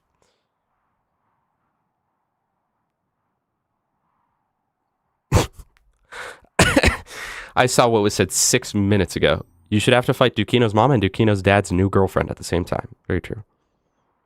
Sorry, I'm sorry for not reading chat, guys. I'm like kind of locked in. Needs more turrets from 1,000 cuts that are immune to explosive. Good point. Also, Pogboy 1 trillion, welcome. I don't even know why they made the peak. It feels like they saw people using a bunch of crazy busted builds that kill everything in one shot and have infinite healing via Grog and thought, everybody does this. Let's make a DLC. Yeah, it's stupid. Go behind the pipe. That one back there. Is that like... Does that actually prevent them from being able to like outright hit you? I didn't know about the piping strats, chat. Let's buy health.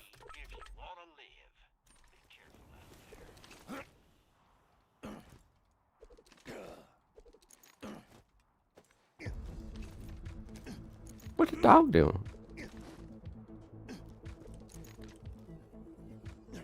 Yeah, Nicholas. I still am not a huge fan of the peak on the other characters, but I don't mind it as bad. Like on Axton up till about OP7, I'm having fun, but then it gets to the point where it's like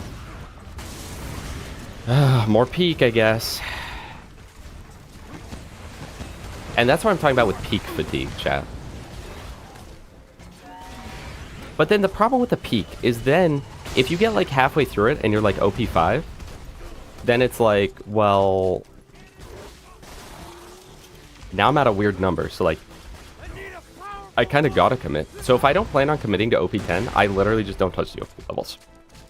Because I don't want it to be like, I'm at a weird amount. I want to be at OP3, bro. And then on top of that, like, if you go through to like OP10, and then you're like, I don't like playing at OP10. And then you go down, well now all your gear is OP10, so now you're going to be just totally broken. And it's not going to be fun. Can't wait for Saturn, bro. So excited. My Newcomb's excited. Won't lie. Saturn is actually powered by 25 group agents who operate as individual limbs and weapons. Actually, let's make things interesting. How about another? Why did they do this, by the way?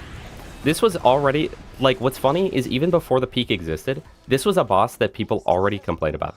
He's resistant to everything. He can't be dotted. He can't be slagged. There's no critical hit anywhere on him. And he sends homing missiles at you that will track you to the end of the earth. They're like, let's put 2 of these guys right here. Roof can sometimes get at your feet, and they can jump on... Oh, jump and throw nades, only except in his Roof who can run back there. Okay.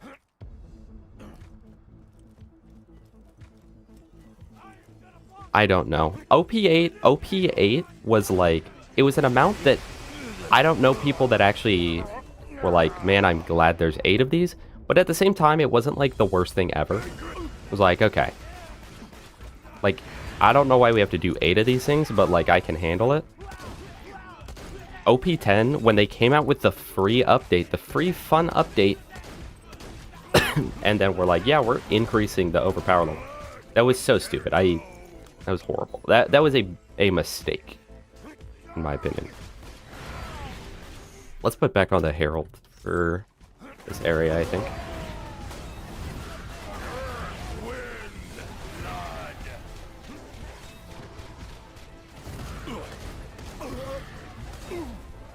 Now you should be scared.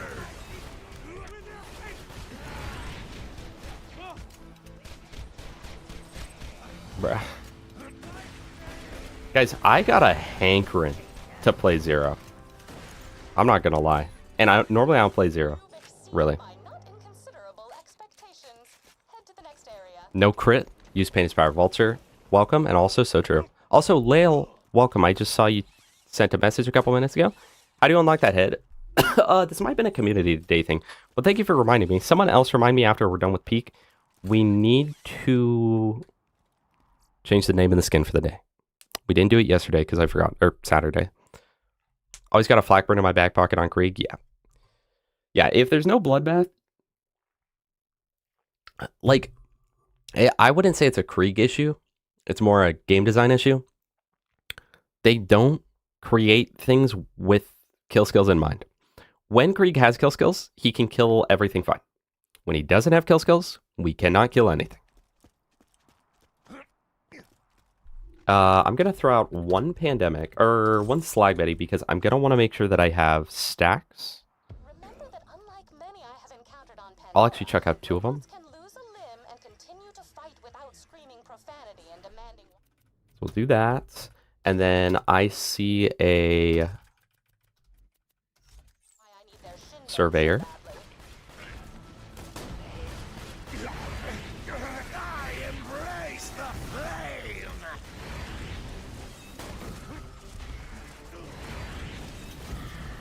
Wait, this is actually kind of perfect. Because he stayed alive long enough that I can get more bloodbath. Get another bloodbath. Really, bro? Get another bloodbath off that guy.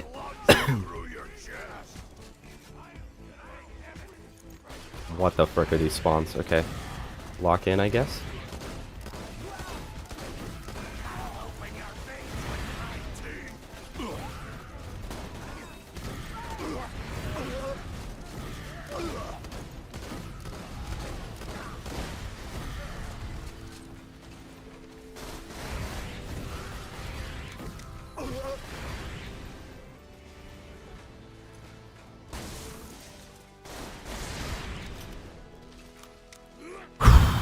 Okay.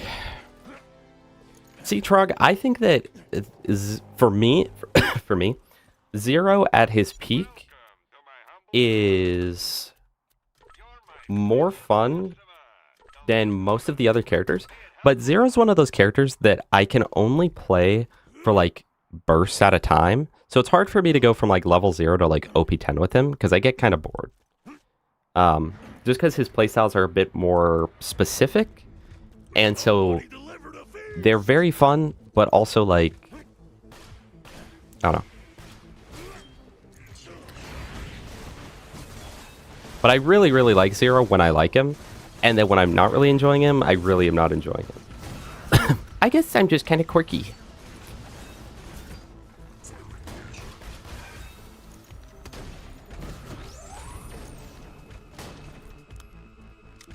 I'm going to try to not nuke him this guy. It's funny because even though we've been nukeming everything this, like, through the peak, we actually have yet to use it on this guy.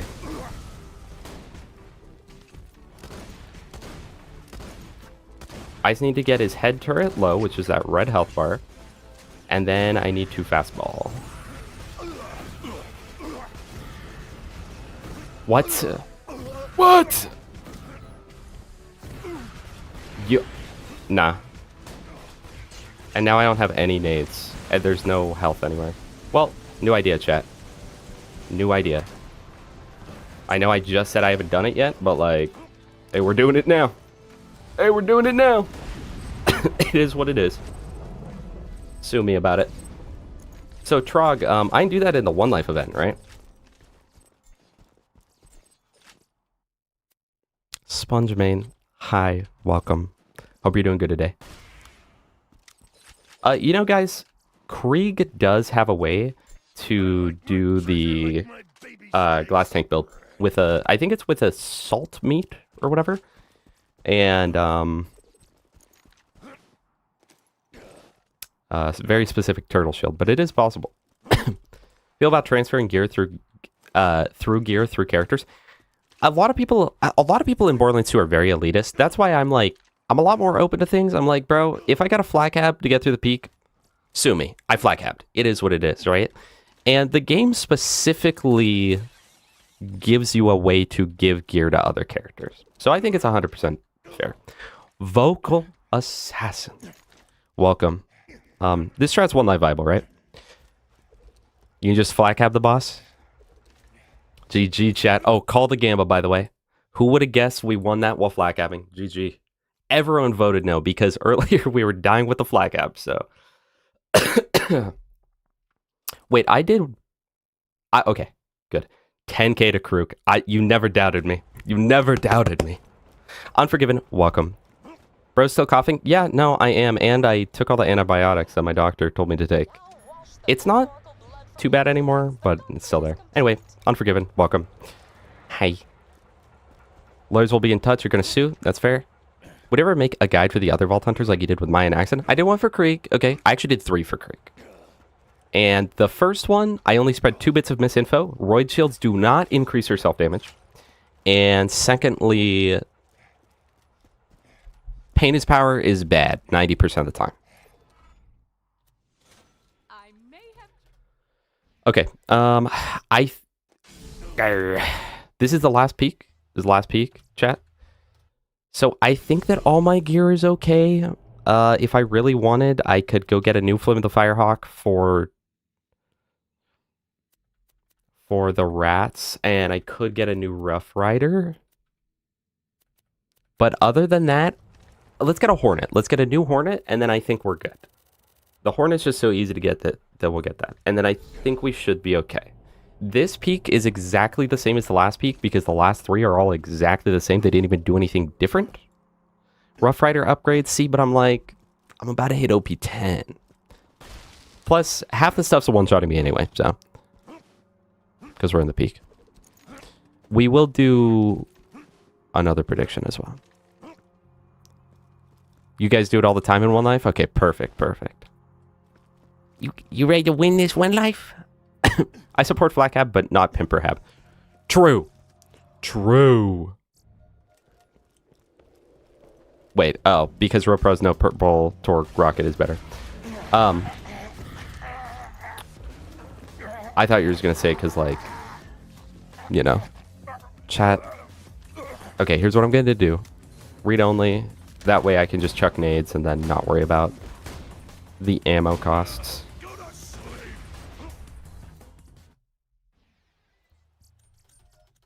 But chat, I think that Pimper having is significantly lamer than Flak having.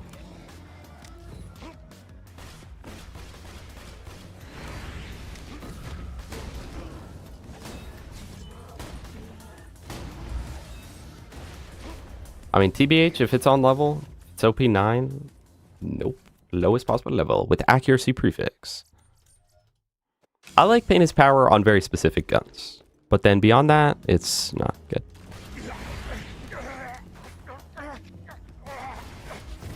He's got a lock-in Krieg.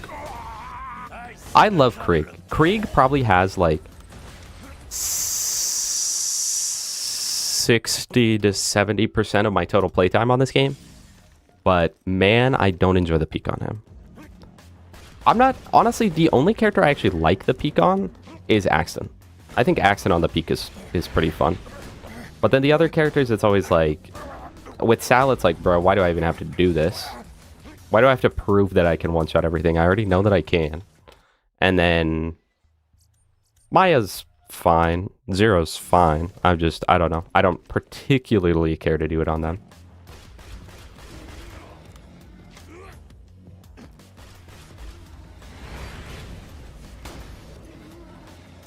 Chat, fun little fact, if you're in the Discord, you'd know this. I, last night, not after stream, I didn't freaking stream yesterday. I keep saying yesterday as if I streamed, but last night, I beat Resident Evil 7, first time. Very good game, very good game. For the people that haven't played the Resident Evil games, many of them are very good. Although what I've noticed about the Resident Evil games, I'll avoid spoilers or anything for people that haven't played the games, but the games are great, especially the Resident Evil 1 HD, the 2 remaster, the 4 remaster, 7, and then I haven't played 8, but I've heard 8 is also really, really good. But I've noticed that the Resident Evil games have this thing where they're like, this thing was good, or people liked this thing, so let's just do it again in the next game. Like, if you've played the Resident Evil games, you'll know that there's a boss pretty close to the end of Resident Evil 7 that when you fight it, it's just straight up like, wait, isn't this just the Resident Evil 4 boss? Twin Hornet. And that's also a bit under leveled. We are OP9, right? And like literally the whole time I was fighting it, I was like, this is literally just X boss fight. Oh wait. Read only disabled, save. Read only enabled. Oh, but I don't have grenades. Hold on. Okay. Read only disabled, save. Read only enabled. And then also, for some reason, every Resident Evil game does this. Spoiler alert. Very minor spoiler alert. It's nothing to do with the lore, but for some reason, every single... Oh my gosh, Hassan! Thank you. Welcome to the gamers, bro. Welcome to the gamers. Thank you so much. I genuinely appreciate your membership on YouTube. It does help me out a lot, and I genuinely appreciate that. Thank you so much. For the people that have played the Resident Evil games, you will know that for some reason, their favorite thing to do in every Resident Evil game, and this isn't just a thing where it's like, oh, they do it in all the new ones or the remasters or whatnot. I don't know about Resident Evil 8 yet, you know, don't spoil it, but like, Every single Resident Evil game hits you with the, we're going to spend the first 5 hours of the game being a 10 out of 10 experience in a scary location. Then, at about the halfway point, we're going to take you somewhere that's significantly less enjoyable and also significantly less scary almost every time. And it's like that in every single one of the games. So, like, slight spoilers, location spoilers for the games. I do recommend you guys go play them, but location spoiler for the games. Like, Resident Evil 1, it's like, all right, mansion, great experience, and honestly, the caves are pretty good too, and then it goes through all the, like, lab stuff, and you're like, bro, I don't care. Resident Evil 2 is like, everything in the RPD is just, like, peak gaming, it's amazing, it's perfect, and then the entire lab section, and especially toward the end of the game, is like, bro, who cares? And it's always, like, significantly less puzzle-oriented, significantly less brain-oriented, and they almost always end up just overloading you with items, where it's like, the first half of the Resident Evil games are almost always, like, horror game, survival, manage your inventory. The later half of all the games is, like, just kill everything, I guess. I don't know, here's a bunch of enemies that we're just going to throw at you. And then Resident Evil 3, that game blows, the remake blows, but it does the same thing where the whole beginning of the game, you're through the city streets. It's very interesting, very cool, even though that game blows. Like, it's still interesting to an extent. And then late game, you're in the labs, and it's a power fantasy, and it loses what was good about it. And then Resident Evil 7 is a very similar situation. And another thing that I love playing in 30 FPS. Another thing that I've noticed about the Resident Evil games, is that it's literally the thing. I think that they're just like, well, this was successful, so let's do it again. Because another thing, I have never finished RE6 or 5 or 8, okay? So I don't know about those ones. But Resident Evil 1, you hit a point in the game where you get an invincible enemy that will chase you everywhere you go, and it's very stressful and very scary. And then they're like, oh, people found this scary. Resident Evil 2, here's a guy that's going to chase you through all the halls of RPD, and he won't give up on you. Guys, is Twin good for the Hornet? I complained about it before, but, like, low-key, let's try it. Read-only disabled. But here's a guy that's going to chase you through the halls for like half of Resident Evil 2. And then they're like, okay, people seem to get scared by this. So Resident Evil 3, let's just have a guy chase you the entire time you play. And then Resident Evil 4, they're like, you get to a certain point in the game when it's like, wait, hold on, we haven't put an invincible character yet. Hold on. And then they drop invincible character that chases you for a prolonged period of time throughout the game that you can't kill. And then Resident Evil 7, that's the entire game, bro. And it's like, it works, it's good, it's fun, but, like, it's literally the exact same thing every time. Also, skinhead change. You know what? You know what? Krook, you get it today. You get it today because you didn't make fun of me when I flat capped the peak, and you actually celebrated because you got channel points. That said, I love the Resident Evil games. I really do. All of them that I've played, I've had great times on. Very interesting. And what's really interesting about the Resident Evil games to me is, like, you could play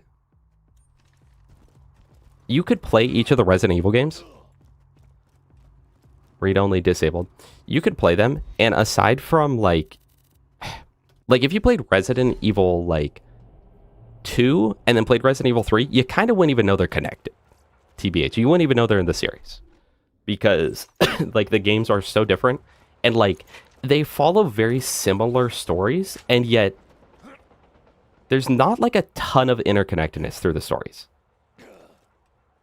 So they're, like, the type of games where you can, kind of anyone can pick it up and can learn what's going on from any of the games. Like, they can start with any of the games and can figure it out, which I think is a good thing about it. And also, I really like that the series is one of those ones where every single game is so different that if you don't like one of them, you'll probably like a different one.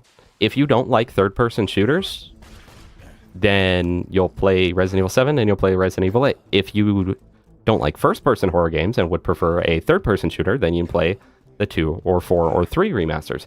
If you like third person, but you're more a fan of like old school style games with like where the like controls play a big part in it, then you can play the original Resident Evil 4 or go play Resident Evil 5. If you enjoy very quirky old school style games with a lot of like interesting mechanics and whatnot and like semi-difficult puzzles, then you'll really like Resident Evil 1. So I feel like there's something for everyone, and I appreciate that it's not a game series that you have to have played them all to understand what's going on each time. Like, you could start with Resident Evil 4, and even though you're playing as Leon, it wouldn't matter. You'd just be like, oh, this is the main character. Bro, Twin Hornet sucks, chat. I'm not gonna lie. Crow told me it was goated, but, like, he was wrong. Yeah, honestly, RE6, I genuinely don't plan to play. Because I played the other ones years ago and have continued playing them because they are so fun. But my bro, what is happening to my screen? Yeah, no, I don't like you guys. You're getting flat capped. I'm not gonna lie, bro. Oh, let me set up a thingy real quick. Let me put on a prediction. I'll make it 2 minutes. Start predictions. Same one. Do we peak this run? 2 minutes. Bet all your channel points, guys. Most you could lose is 100%. Most you could gain is like 2,000%. Anyway, been playing through them, and I really want to get 5 and 8 done because those are and 6. But hear me out. Hold on. Those are the only ones that I haven't played. I haven't played Code Veronica. Okay. But I didn't beat it. I got like 90% of the way through, and then I quit because it did the same thing as every Resident Evil game. The entire beginning of the game, you're in wherever the frick you are. I don't know where Code Veronica takes place. I'm not gonna lie. But you're in like those, like, it's good atmosphere, good everything. And then the end of Code Veronica is like, you're in Antarctica. And it's like, stop doing this, bro. Every single Resident Evil game, I'm telling you, every Resident Evil game will be like, you're gonna start in a dark, dingy house. And then by the end, it's like, you're at the Sunshine Band party. You're having fun. So what the frick is this, man? But anyway, I'm gonna play through Resident Evil 5, play through Resident Evil 8, and then I'm just gonna watch a lore synopsis on Resident Evil 6, TBH. Because what I've heard about Resident Evil 6, like Resident Evil 5 when it came out. Hold on, chat. When Resident Evil 5 came out, a lot of people didn't like it for different reasons, but a lot of people didn't like it. They were like, this game blows. This isn't my Resident Evil, whatever. But then as time has gone on, now it's very common that I hear people say like, oh my gosh, that game's so fun, peak gaming or whatever. I never hear that with Resident Evil 6. I still just continue to hear, yeah, that game's not very good. So that tells me that I don't need to play it, and I'll just watch a video. I'll just watch like a 30-minute catch-up video on what happened. Mostly just because Resident Evil 9 has Leon again, so like, gotta like know what happened there, you know? You have 0 points, what do you bet? Diego, this is why you gotta watch on Twitch more often. Because then you'd have points to bet, and then you can use said points to like 1v1 me on golf or something. Chat, this is really weird. What is up with this glitch? Dude, every time I shoot the flagger, it swaps to my Nukem. Gearbox, please, if you're watching this, please fix this, bro. Like, it's so weird. Such a weird glitch. Ideal Hornet? Probably, I'd say probably damage prefix. Especially because it's got grenade splash, and that's going to be based off of the base damage. And I play Krieg, so like I want as high base damage as possible. So I'd say probably damage prefix with matching grip. Daring today, aren't we?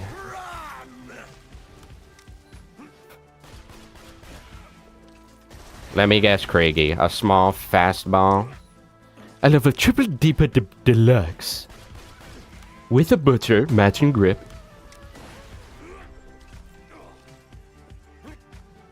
Oh, you lost the last bet. My bad, bro. Yeah, pretty much. And, Nicholas, it's pretty much the COD Zombies progression, but it's every one of the games. And I'm like, bro. They do it every time. And maybe it's just me. Maybe other people really enjoy it. But for me, with the Resident Evil games, every time that it gets out of the, like, first location or two, it falls off for me. And I start enjoying it less. Also, Angel Thinks with a 5-stream streak. Thank you so much for being here. I always do appreciate you. But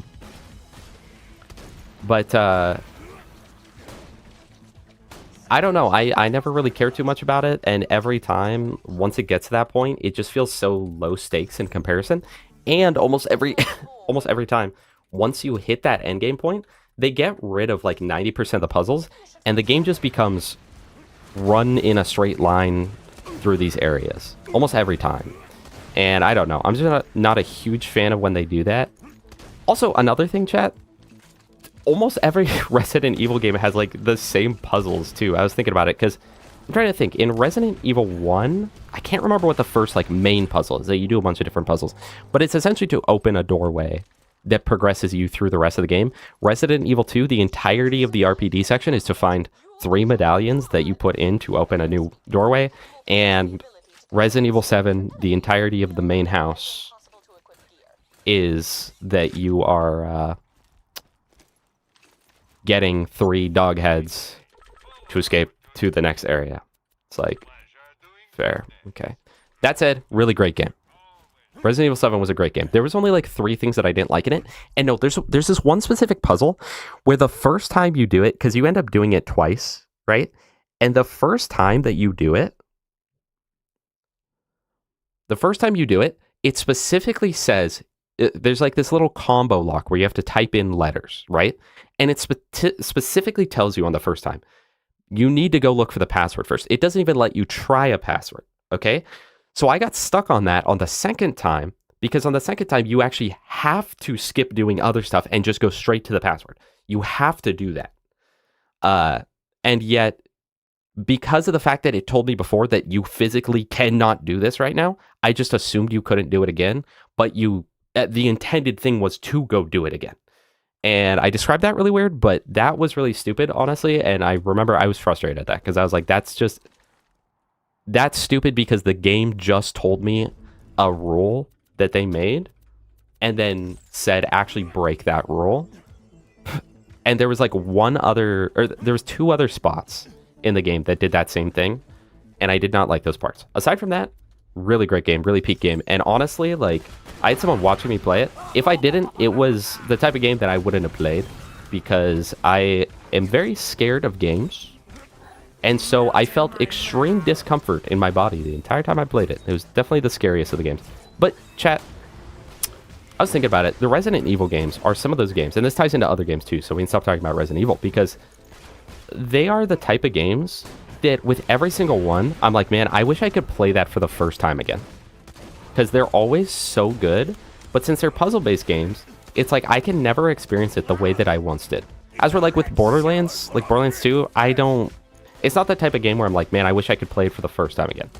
It's one of those games where I'm like, man, I'm glad I have this much time in it. Or like multiplayer games, like I'm not playing League, like, man, I wish this could be my first game ever again. It was horrible. It was a horrible experience having to like learn it for the first time, right?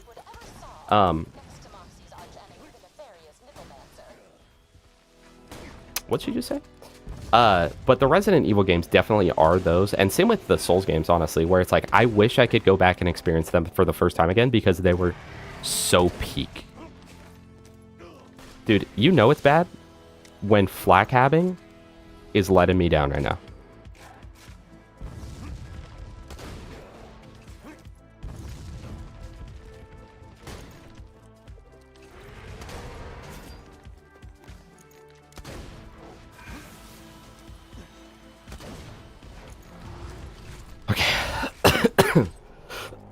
Chat, we are almost at OP10. Chat died. I'm so sorry. No, but I can't handle horror games. Anyway, they are all the type of games where I really wish I could play it for a first time again, but that's just not possible, unfortunately. But they are very good games. If you haven't played them, I highly recommend them. I recommend all the Resident Evil games minus 6 and 3. The 3 remake. The first 3 was good, like the OG, but 3 remake was not good. Like and it's crazy too because those were some of the best remakes I've ever seen in gaming. And so, like, Resident Evil 2 Remake is legit like a 9 out of 10 game. Resident Evil 4 Remake is like, for me, for me, probably like an 8.5 out of 10 game. I'm not as big a fan of it because I prefer puzzle horror over action horror.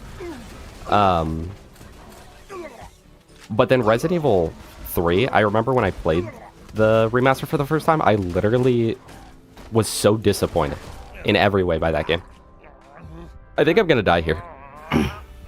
Because I'm stuck in a corner, so I can't get distance to flat cap. Oh, just kidding. Chat, we love flat capping, yeah! We should normalize it. Normalize flat capping. I really should have gotten Bloodbath off that. Oh well. What is going on? It's this glitch. Every time I shoot the flacker, it just swaps to nuke him. I don't know what that's about.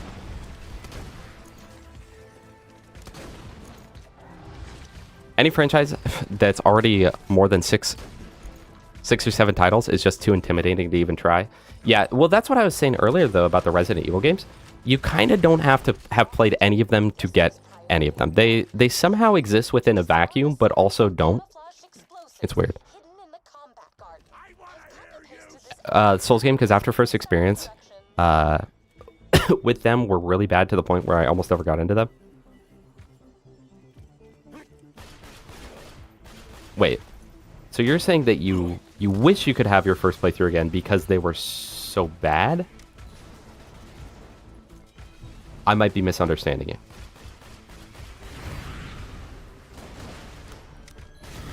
There might be some miscommunication happening right here. You know, I think that all purple and blue items should have a higher chance to get element than non-elemental.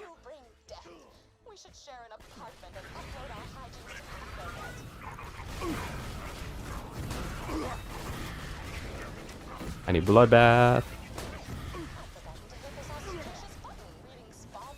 You know, the Twin Hornet is great and all, but the fire rate's a lot slower on it, and it means that with the drunk effect, like right there, it just becomes worse.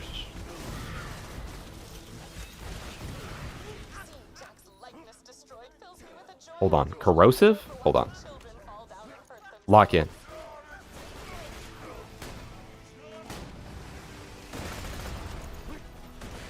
Chat, are we about to use the Bone Shredder? Unironically. Yes, we are.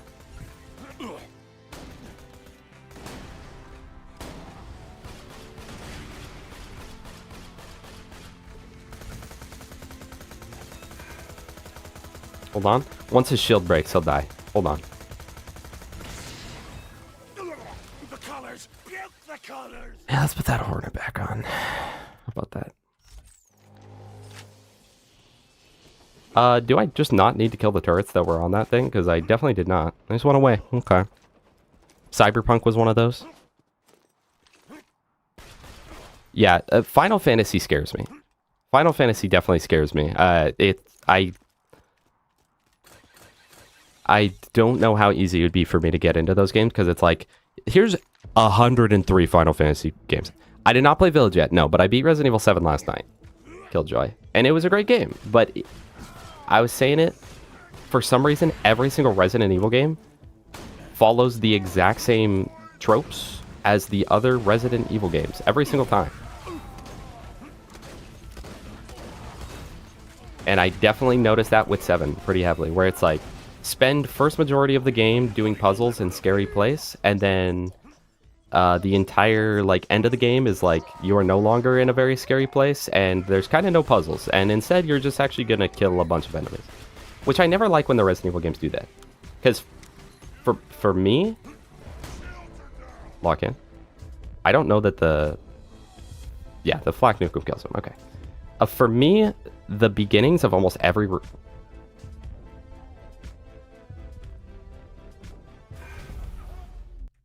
Okay. No one voted no. So you all literally just lost your points. Not a single person voted no. You could have so much as put 40 points into no. Oh, someone put in 10. Dude, Xana put in 10 points and got 10K out of that, by the way. Pizza exists.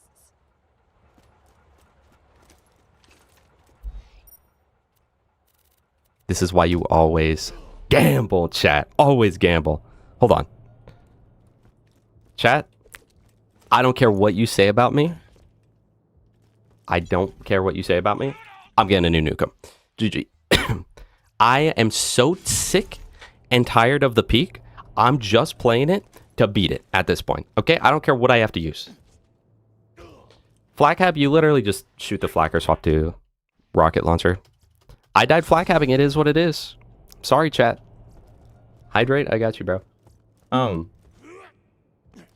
Honestly, no spoilers, but like everything related to the end of Resident Evil 7, I wasn't a huge fan of. But other than that, like I'd give it overall like a good like 8.5 or something. I don't think any of the games will beat Resident Evil 2 for me. I don't know what it is. That game is just perfect. And even though Resident Evil 2 still has the thing where the second or like the later ends of the game get kind of crappy, in my opinion, like, because there's the 3 sections in Resident Evil 2. I won't give it away. You guys probably already all know. But like, there's the 3 sections. The first section is just so good. It's so freaking good. It is peak gaming. It is amazing. 10 out of 10 experience. Throughout everything with the RPD. Then the whole second area is still good. But it's not nearly as good. It's not nearly as enjoyable. And that's when you start running into a lot of kind of BS feeling stuff. Like, you've got the... You've got the enemies in the second part of the game that are really bad and really annoying and will just grab you and one-shot you with like horrible hitboxes. And then it's also got the boss, if read-only disabled, read-only enabled. If you've played Resident Evil 2, you know what boss I'm talking about because you probably spent about 3 hours on it. It's so bad. I can't stand that boss, right? And then the third part of the game is pretty much just like super linear and it's just kill everything. It's like, bro. And every one of the games does that. So very, very consistently for me, the beginning of Resident Evil games are like 10 out of 10. And then the middle is like 8 out of 10. And then the like actual end section is almost every time I'm like, bro, just get this over with. Just end it, bro. Read only disabled. Chat. I'm doing an advanced strategy here.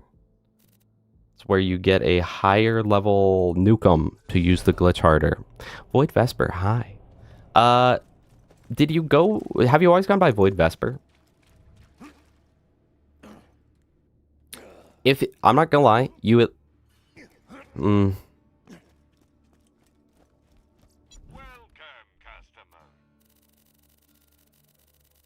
Probably, there's quite a few voids, is the thing. There's a lot of voids in the chat that show up. So the voids are harder for me to differentiate. Who's the most fun TPS character? I would say... For me, I know it's kind of the generic answer, but probably Timothy or maybe Claptrap. But Claptrap can also be so frustrating. He can be like more frustrating than playing Krieg sometimes. I do like Nisha though. It's probably like Jack, Timothy, or sorry, Jack, Claptrap, Nisha, Athena, Wilhelm Aurelia for me. Granted, I haven't gotten all those characters to max level. So, you know. Alright, chat.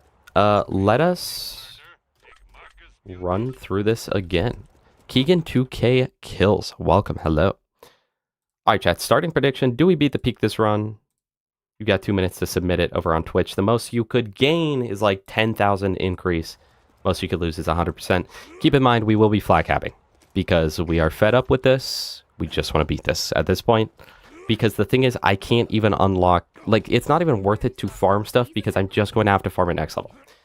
So the goal is we hit OP10 and then we build the true ultimate Krieg here. We get all of the best gear that we could possibly want.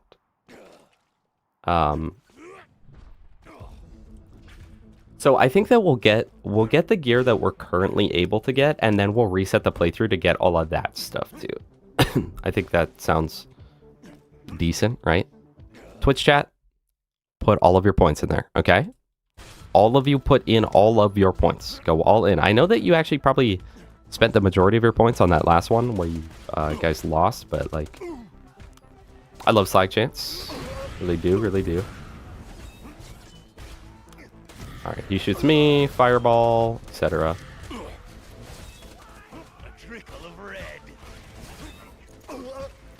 I'm actually amazed that guy over there didn't die.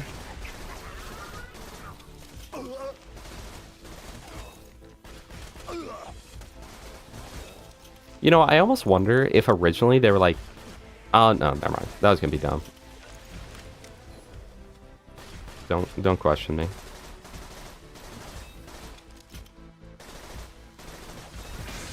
I'm actually excited though, because we'll actually be able to get like all of our fun gear. But I don't really plan on doing the raid bosses, I'm not gonna lie. I got asked that a few times. One, I think this playthrough's gone on long enough. I don't think I need to milk it anymore. But also, like, how did I miss them? I'm about to die again, chat. I'm not gonna lie. I might just... Whew. Okay, wait, we just used the nukem in an intended method. Holy moly. But one, I already feel like the playthrough's kind of gone on long enough. And then two, honestly for me, I don't really care too much about raid bosses.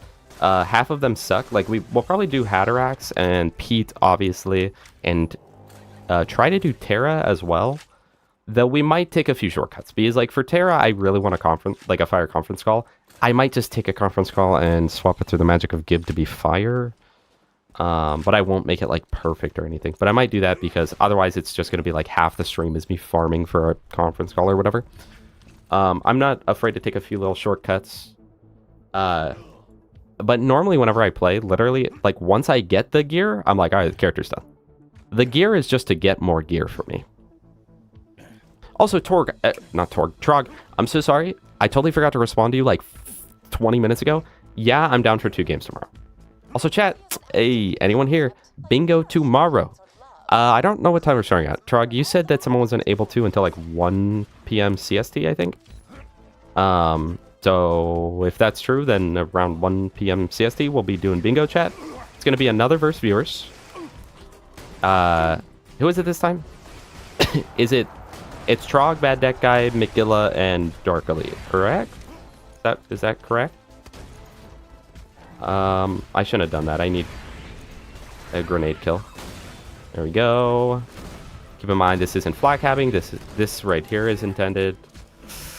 Chat, I mean, it's taking too long. It is what it is. It is what it is. It is what it is. I don't think anyone else wants to continue watching me run the peak. If you do, I'm so sorry that I'm flag cabbing. It is what it is. Grow up.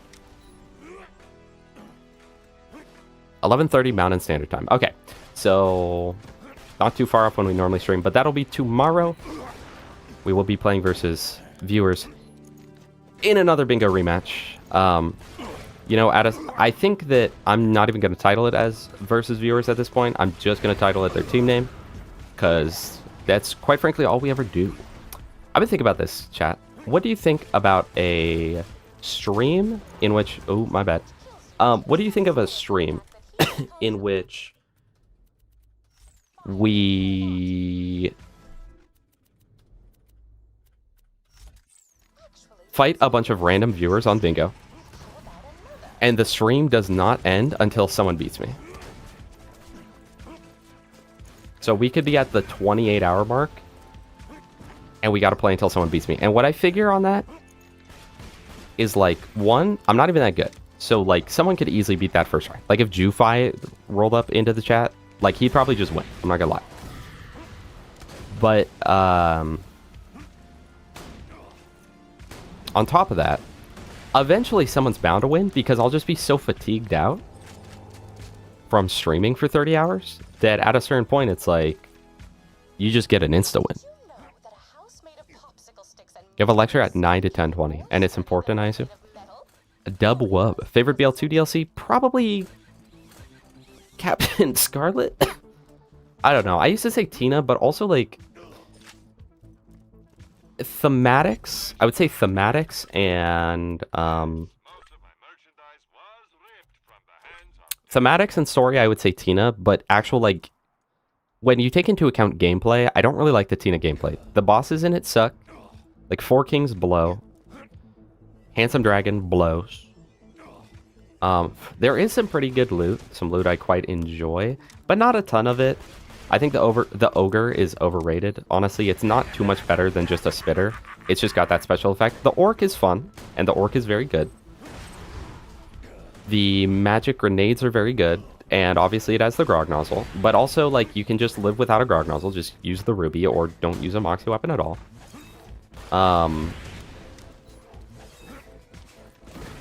And yeah, I don't know.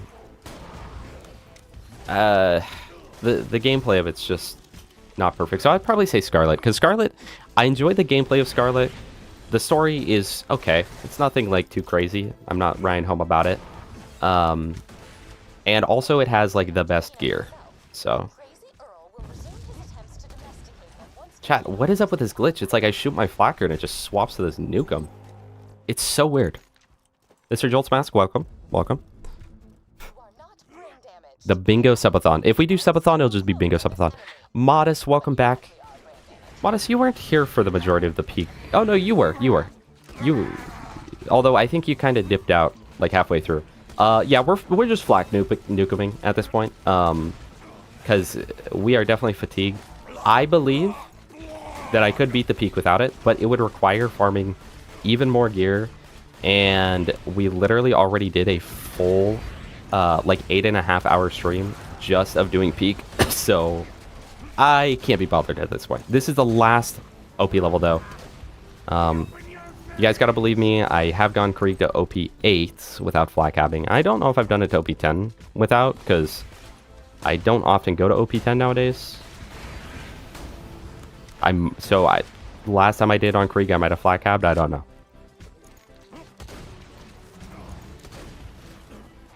Yeah, Tina DLC feels like work. It's a little bit of a chore to play. Okay, my bad. I'm not meaning to like use it on everything, but I'm kind of brain off and I'm just like, bro, kill everything. If I beat everyone, we keep going until someone else joins. If there's not a single like viewer available, then we'll get Gas Mask, I guess. He'll put me out of my misery. That would be interesting. That could be my version of a... Bro. Literally, chat, if I die here, I'm gonna be pissed because that's just bad hitbox. Nah, if I die here, I'm pissed because that's bad hitbox. I'm not gonna lie. That's my fastball just not hitting that guy. Thank goodness I was gonna be so mad. You guys remember yesterday when Saturday, sorry. Yesterday didn't exist to me because I literally just played Resident Evil 7 the entire day. But you guys remember when I threw the fastball at the turret and literally just nothing came out of my hand and then I died? Luckily we clutched up, but like that kind of pissed me off. Also, whoever it was last time that was like, oh yeah, just use the javelin to kill Scorch. There's a clip. You guys can check out the clip on the channel. The javelin just not doing any damage. And I was like, really? This is like the optimal strat. And then Gas had the audacity to tell me, he was like, it's because you didn't use Bloodbath. It's like, it's solo Scorch, no mobs. What do you want from me? I'm sorry, Gas, that we can't all be you. Okay, we can't spawn a viewer in to get a kill skill off. But like, come on, bro. Don't give me that. And then he had the audacity. No, chat. Gas had the audacity to tell me last night.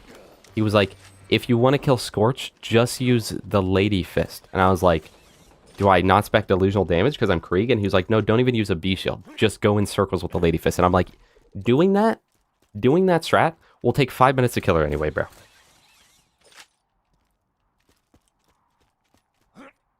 Hello, Alternative Jake. Welcome. Dude, if I got the Nukem from those queens, I mean, that would have been a sign. But I think I think they don't like getting nuked, you know. So they're like, hey, don't give them more power right now.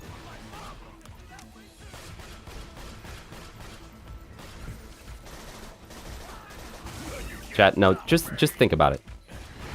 Last stream was 8 hours of attempting this thing, and then taking intermittent breaks to farm random items. I don't like that she calls him Dr. Mercy. Something about it feels wrong, you know? It's like those memes where like you see the original one. And it's like, hold on. That's not supposed to be like that. It's Franklin time. Keep warm. Chat, what's up with that glitch, bro? Wait, it just swapped in my Nukem for the annoying enemies. What the frick? So weird. I also think that we should get a corrosive hail. In fact, we might do that as one of the next things, because then we can use that for Batasaurus and Uranus. Which would be nice. Because we're going to reset and then have to go through everything again anyway. Though, I mean, do we even need to go through Torque DLC again? Not really. Not really. What am I doing right here? I don't know.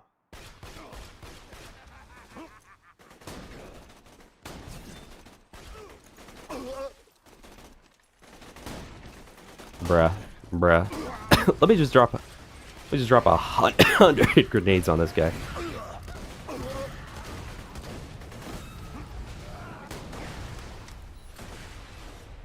Okay. So now put on Flame of the Firehawk. This is my safety for this arena. Then put on... Honestly, maybe I should put on the Vitality Relic. If I put that on, how much health do I get? It's pretty significant. Just because if I end up going down and losing my shield, everything is over. Life is over. Life is pain. Favorite ice cream flavor? Dude, it might just be vanilla. I don't know. Because, like, here's the thing, right? There are other flavors that I go through, like, periods with. Like, dude, like, peanut butter ice cream. So good. So good. And Cold Stone Creamery, cotton candy. Call me a child if you will. It is what it is, right? But what's the one I always go back to, you know? Like cookies and cream is the side chick. Oh, frick. It's quadruple spawns. Cookies and cream is the side chick, you know? But, like, vanilla is, like, you know, the main... she's always there for me. That said, I don't condone side chicks, chat. Really don't.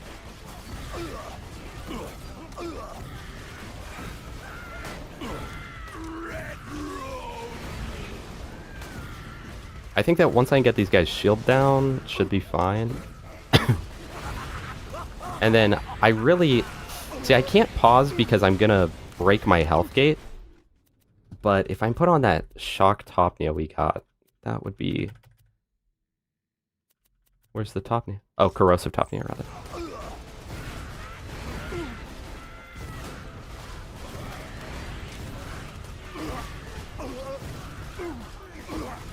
Who's the easiest to kill? Probably Watt. I think he has the lowest HP.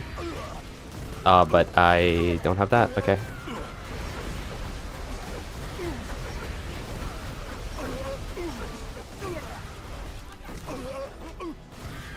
I didn't get the Bloodbath off that kill. I was wondering what happened.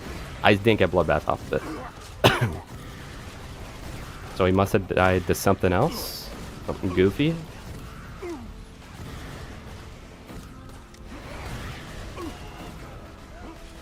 When Gunless Mows? TBS next playthrough, bro.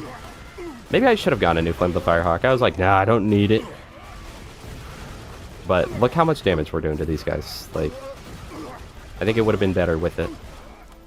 I like the Flame of the Firehawk because you play in a totally different way than you would ever play, because you literally just have to stay in the enemy at all times.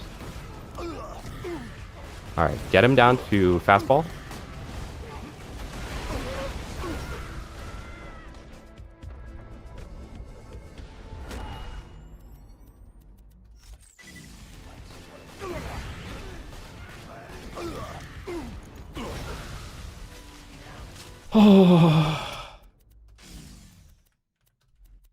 Chat, I did that. No flak hab, chat. No flak hab. We're broken. Lord Waddlesworth, this is the current build. Low key though, we're flak habbing the hard bosses. I'm not gonna lie. Oh, we've been doing the peak for a grand total of 11 hours. Not in a row, but like overall, we've been doing this for 11 hours. So.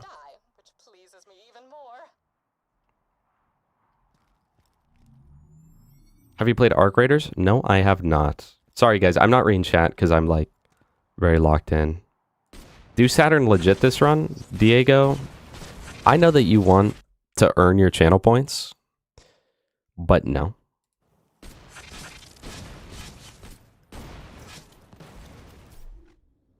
All right, let me get 3 more rockets. Here we go. Swap to Rough Rider. Swap back to the Twin Hornets. Buy everything. Also swap back to... I'm so sorry, chat. We're using the frickin' Nukem. Bully me all you want. It is what it is. Sir Moose, thank you so much for that follow. I genuinely appreciate that. Cheat against Saturn this run? That's what I'm saying. I think that is a good idea. Did I sell that other Nukem? Yeah, I did. I did. Sell that too. Goodbye, Bone Shredder. Goodbye, goodbye. Oh, chat, and we get a Baby Maker too at OP10.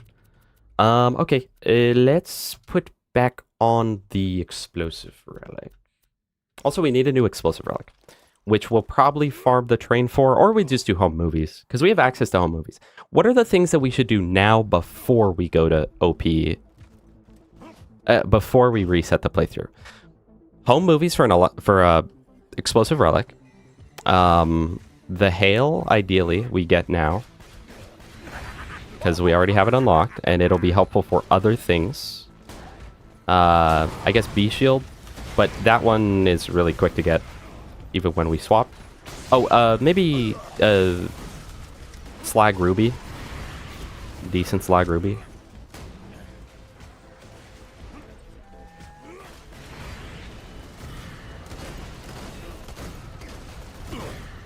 Bro, he's backstepping like crazy. I know that Marauders tend to do that, but like, nah, you're getting the flak cap. At this point, if someone looks at me wrong, I'm flak capping them. Like, I really am.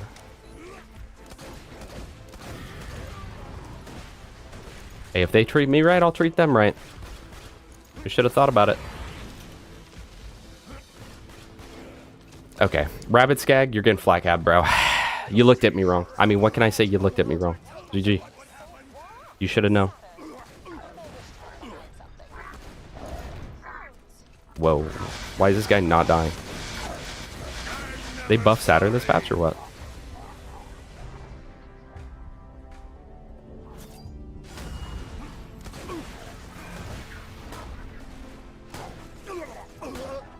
Bruh. Alright, chat. We did it. Legit. 100% legit. No glitches, no mods, no broken build. This is what it is. The boss named Gib? Yeah, I could farm that. I think his name's Gib, right? With an ED at the end? With some erectile dysfunction at the end? Shout out. What the... Did my phone just vibrate? Chat, I'm kind of excited to be my last weeks of work. I'm not gonna lie. It's nice. I got an Uber notification because I use Uber all the time. That's a joke. I don't.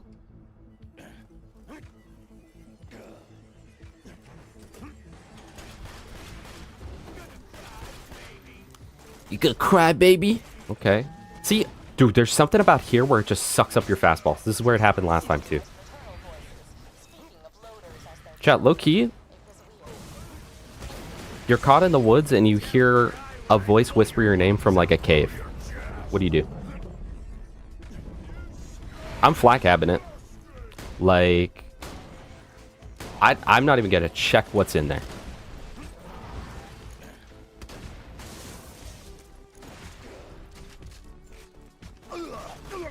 You see a deer stand up on its hind legs and blink Morse code at you? What do? Drop in your draws? Grimswell the Gibbed. that makes more sense, yeah. Gwyn the Gibbed. Gwyn, Lord of Gibbed. How about that? What do you think about that, Croat? Leave that in the comment section. Hell no.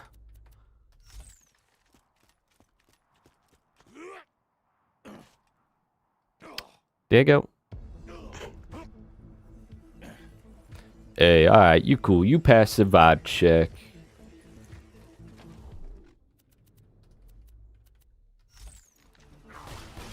What do you think? Let's imagine. Let's imagine. Let's imagine for a second skinwalkers are real. What do you think they are? You think it's like a paranormal like demon or like a physical like cryptid type thing? Like, is this like Jersey Devil type thing, or is it like demonic? Drop it in the comment section down below.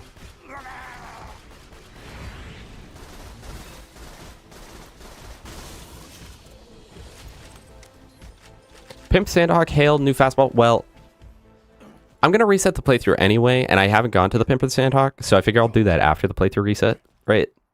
I'll just, like, go do that first, right? Herald.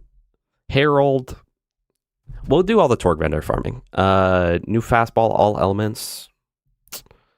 Well, you know what? I'm not even going to do the Herald. Creamer, True, Ruby. Wait. Is it baby mode if we just do all of the slaughter shafts in OP 0 and then just set it up to OP 10 for the last one? Or is that just strategy? Casual Carnage? No. Casual Sword Explosion, though. Yes, let's go do that, actually. As soon as we hit OP 10, Sword Explosion. That's the first thing we're going to do.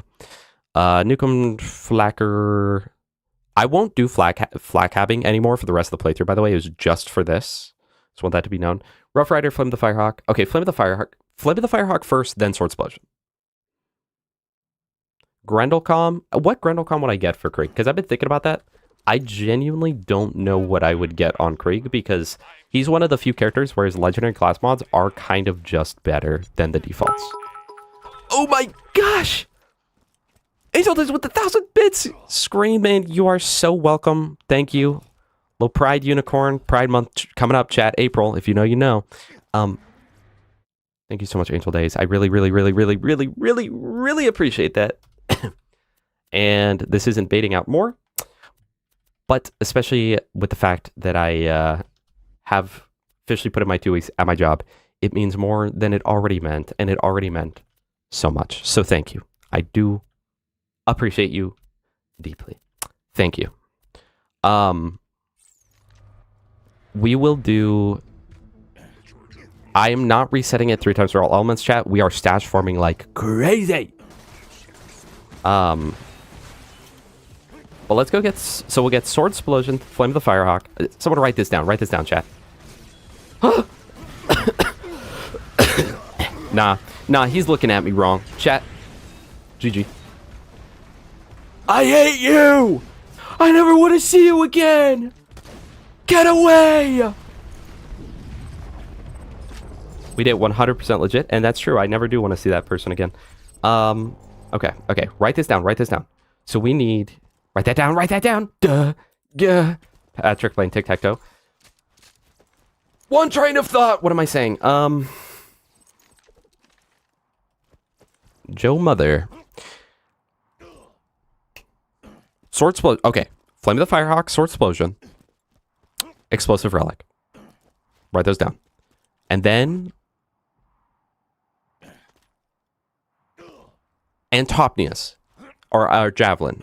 That way I have them available for the rest of this.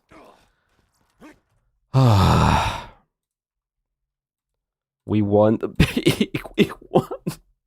We won. I can't tell you how happy I am to be done with this stupid peak, bro. Okay, I think it would have gone so much faster on Axton, right? But even as Axton, this would have, I probably would have taken it down to 8 hours.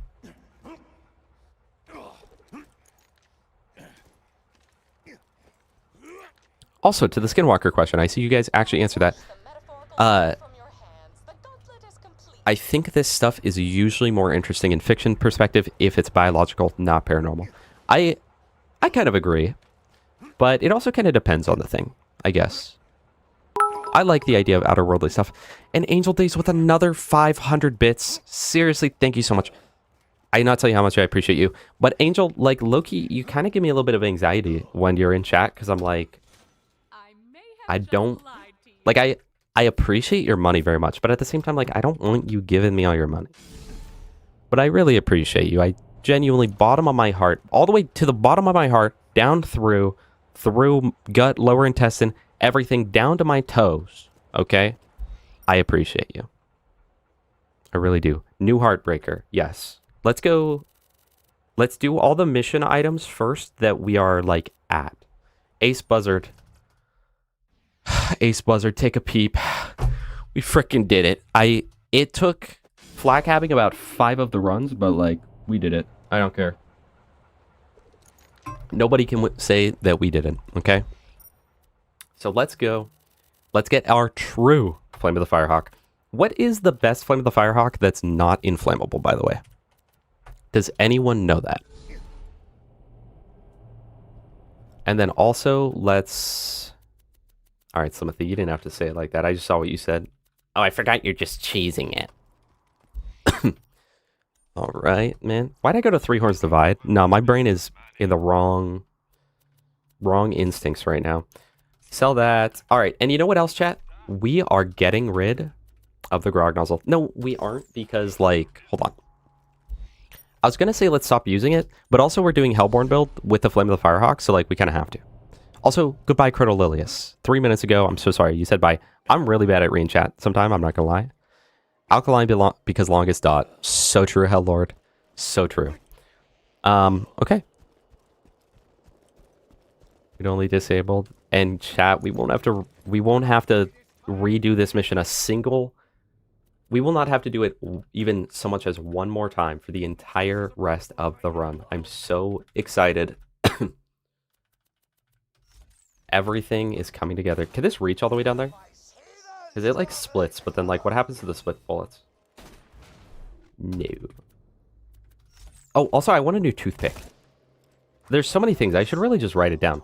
I would love to get a new toothpick from the dudes. The sandworms. Day 25 of asking for a soul stream. Quad blades, I'm pretty sure you actually skipped a few days of asking, but, like, that's kind of crazy. What'd I say, at 100 days or something like that? Low-key, I might just start changing what I said, though.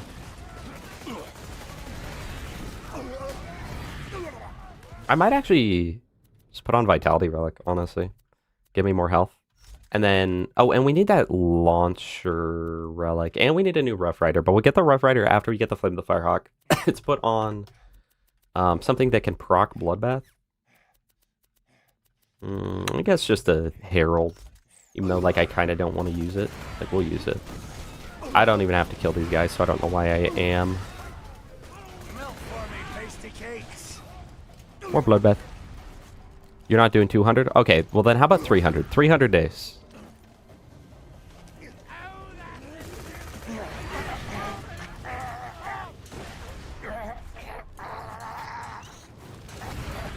Like, I get what you're saying. Like, 200, you're not doing that. That's too easy.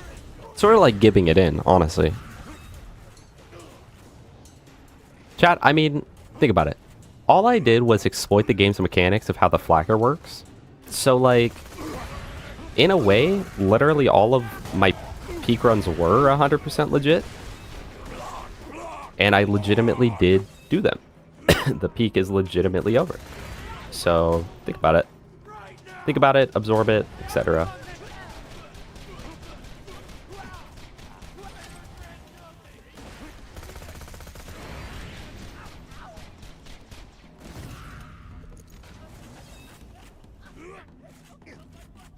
See, where's Frosty? We don't have to use a baby Grog Nozzle. Just because we were doing the peak. The peak's difficult. Could also get a new Slagger real quick, since I've already done that. Pretty much anything at the end of some sort of mission line, I need to do now. Because I really don't want to redo... like, I would hate to redo all of Clan Wars just to get a level OP10 Slagga, you know? Although, I want to keep this low-level Slagga. Oh, no, I was going to say for, like, slagging, like, mobs during Pete and whatnot, but that kind of doesn't matter because I already have a low-level Bouncing Betty.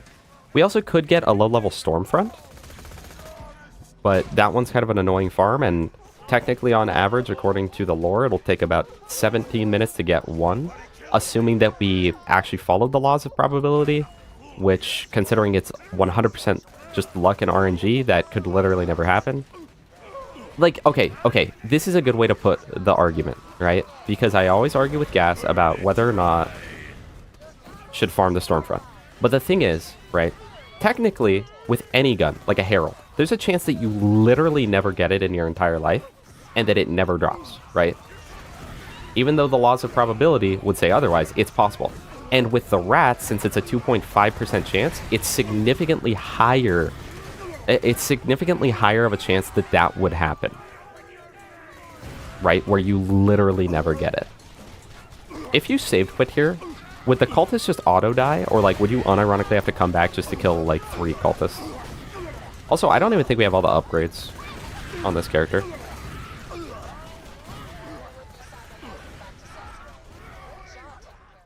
Can see it. Oh, fish man. Don't even break him up. It makes me too sad. Okay, so read only enabled. Wait, hold on. Read only disabled. Read only enabled. Read only enabled. Got it. Pyrophobia dropped? You're lying. I didn't see it, so you're lying. Let me read only disabled. Read only enabled. Torg Teeter Doll with 800,000 damage. No, 8 million damage. So definitely over 8 million. Oh, did anyone answer? I'm so sorry. What would be like optimal parts on this? Would it just be like non-Molly 1 capacitor, but like Molly 1 other stuff? How does that work? Or just like all ancient or something? I could always just turn it in, take one that's really good, and just leave the farm open.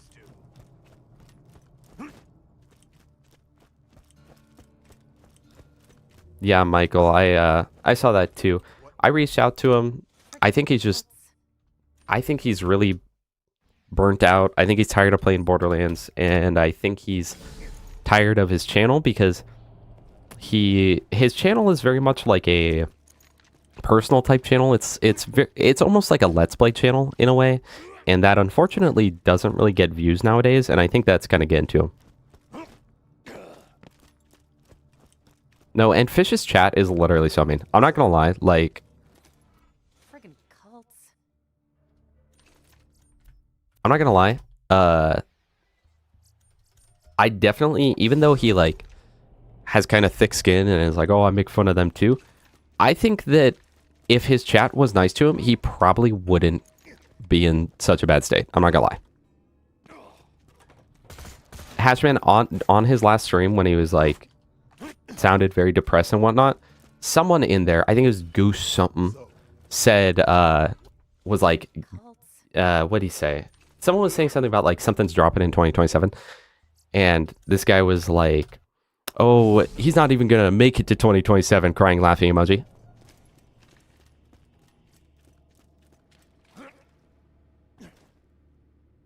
Like, dude.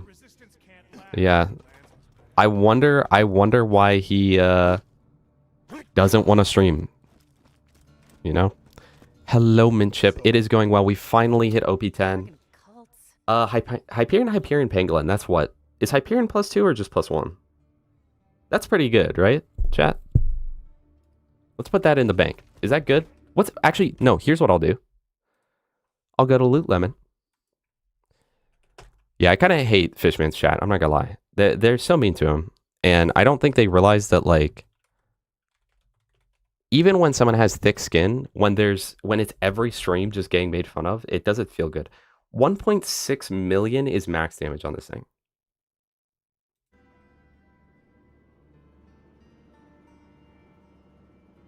Diego, what are you even talking about right now? You know what? We can keep going. 1.6 million is max, so we want something between like 1 million and 1.6 million.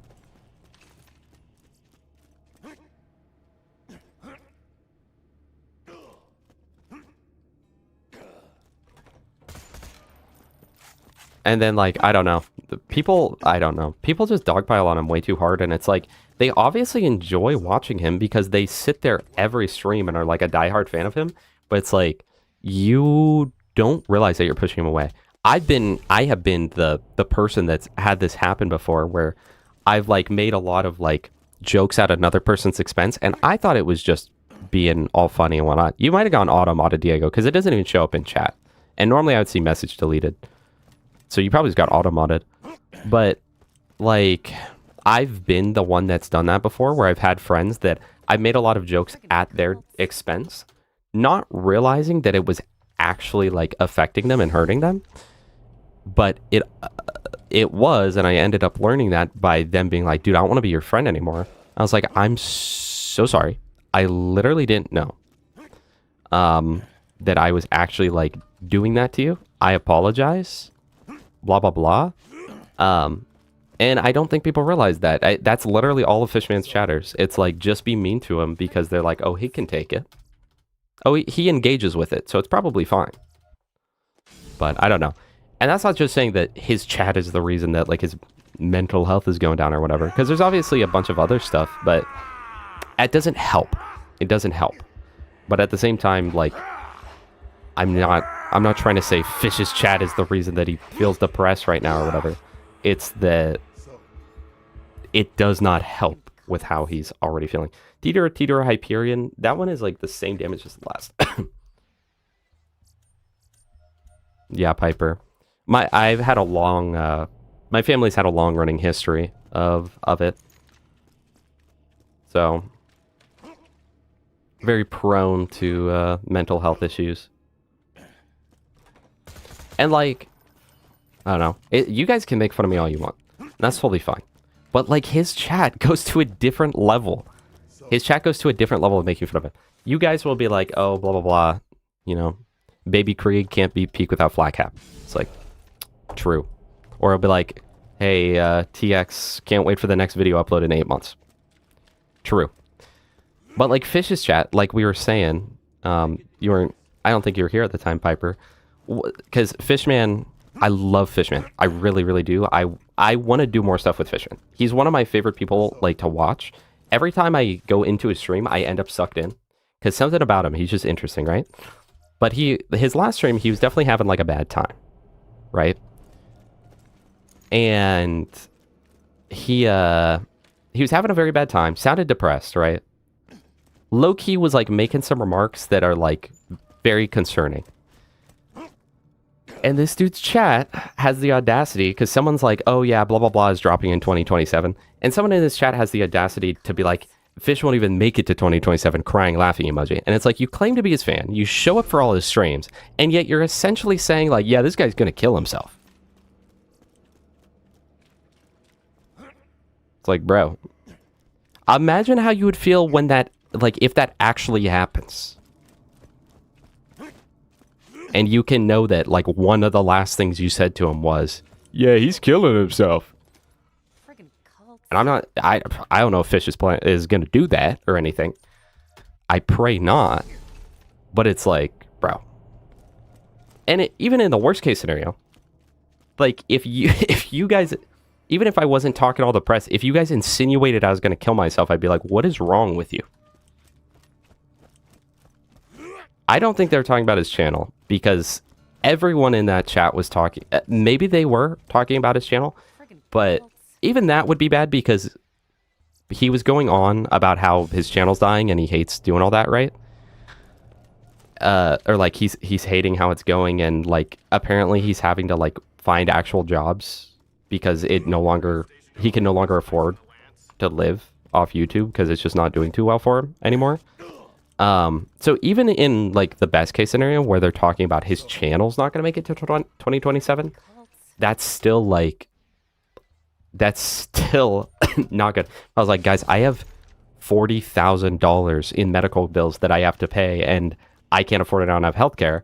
And then someone came into chat and was just like sitting there, just like beating on it, making fun of the fact that I'm 40K in debt.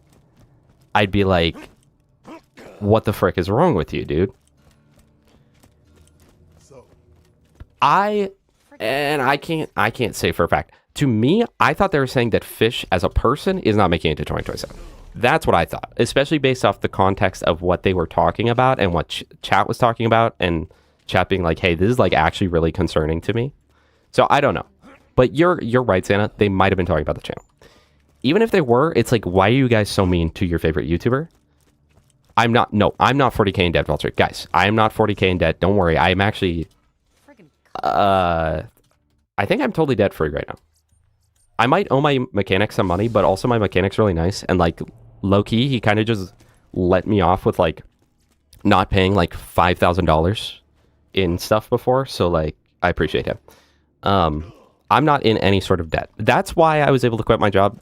I'm not in any sort of debt. I'm in a very, very, very blessed place in life right now. I spent a long time, like, not like hoarding money, but saving money. Next time we see something over 1 million damage, by the way, we're taking it. Saving a lot of money. Like, I'm in a position where if I were to like get kicked out of my house and couldn't get a job and YouTube literally stopped paying me, like, I'd be okay for a little while, right? Don't worry about me. It was an example. It was an example. So, Friggin' cults. Yeah, that's what I thought too, Hash. But I'm kind of autistic. It's very hard for me to tell, like, it's hard for me to read between the lines with stuff, so, and especially through text, so it makes it very difficult. But no, you're good, Vulture. You are totally fine. No need to apologize. Yeah, Gucci. When you know them well, or when they're just like really nice. Okay. I know that I just said if it's over 1 million, I'm taking it. I lied again. That's the second time this stream that I've lied about something like that. But it was inflammable with a 2-second delay. That's like the absolute worst possible case scenario. And it had Torgdahl. That is like the worst possible Flame the Firehawk on Krieg. Quite frankly. Only thing that could be worse is like double bandit parts or something. And a Mollywan capacitor. But yeah, I don't know. I love Fishman, so I really hope he continues doing YouTube, but it sounds like he's gonna have to find other opportunities.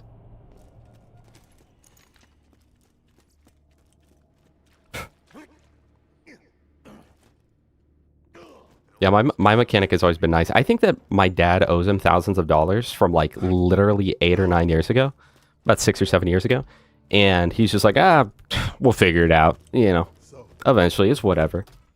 Like, dang, thank you, man. I feel like we've gotten that same Flame of the Firehawk like 12 times. Am I wrong? JD Goblin, we're OP10, we're gearing up right now. So I think we're doing this. Then what was the second thing I said? It's either this, then Sword Explosion, or this, then maybe a Heartbreaker? What's wrong, Diego? Bob the Builder, welcome. Can he build it?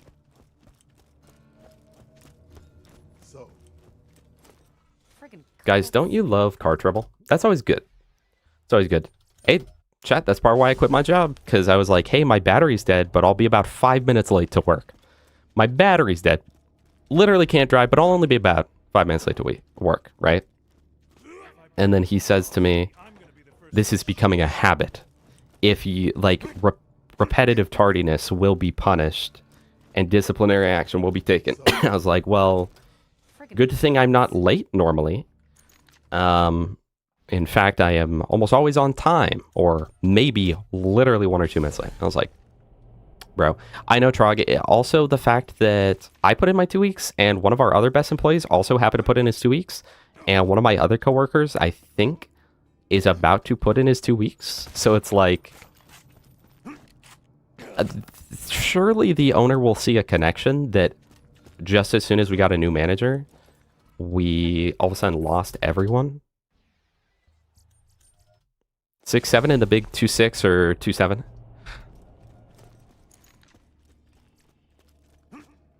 Yeah, I put in my 6 to 7 weeks. I should have called up the owner. Hey, man, I'm putting in my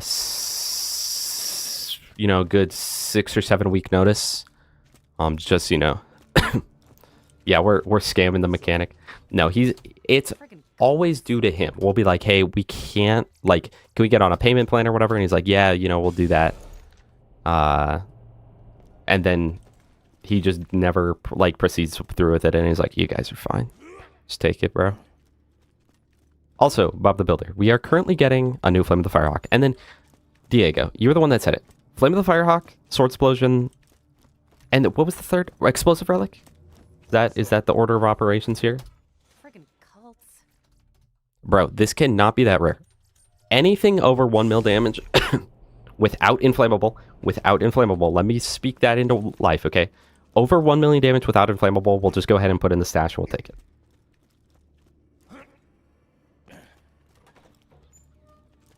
Yeah, mint chip. It's weird. I don't know what it is, but a lot of managers, I think, like, ego trip. They're like, I'm your manager now. It's like, cool, I've been here for 5 years. Please, tell me how to do my job. Rough Rider. Thank you, Sir Moose Man. Also, welcome, Sir Moose Man. I hope you're enjoying the stream. I don't know, Michael. That is the juxtaposition of mechanics. Recently, my alternator went out, and that was not fun, and my dad crashed his car, so he had to use mine, so he paid for it. Hey, the glitch, bro, the money glitch. Friggin' cults. Okay, I mean, we'll take that. It is what it is. Let's put it in the stash, but we'll keep the farm open so we can get a perfect one later, if we want, but I don't think we'll need to. Used to work at a McLaren factory, and when the representative got switched, me and like 10 other guys left. Literally, it's crazy, bro. Every time. And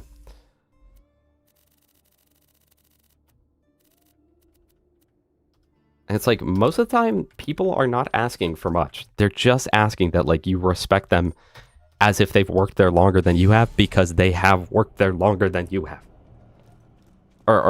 Yeah, you being the manager in this case, of course. Read-only enabled, read-only disabled. Also, a Heartbreaker would be nice. I'd really like to stop using the Herald, I'm not going to lie. I want to use some different weapons. So, also, we should get, like, a Love Thumper and stuff, too. Get, like, everything that we'd use for a melee build. But granted, I don't really use the Love Thumper on a melee build. So, maybe I'm wrong about that. Should we get Heartbreaker or Sword Explosion first? We'll get the Sword Explosion first. And then the Heartbreaker.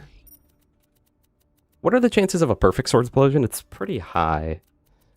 That's a thing, though. I do want, like, the perfect one. We had good management at Walmart, but I left, and one of the managers changed, and it seemed to go downhill very fast. But that's how it goes every time. At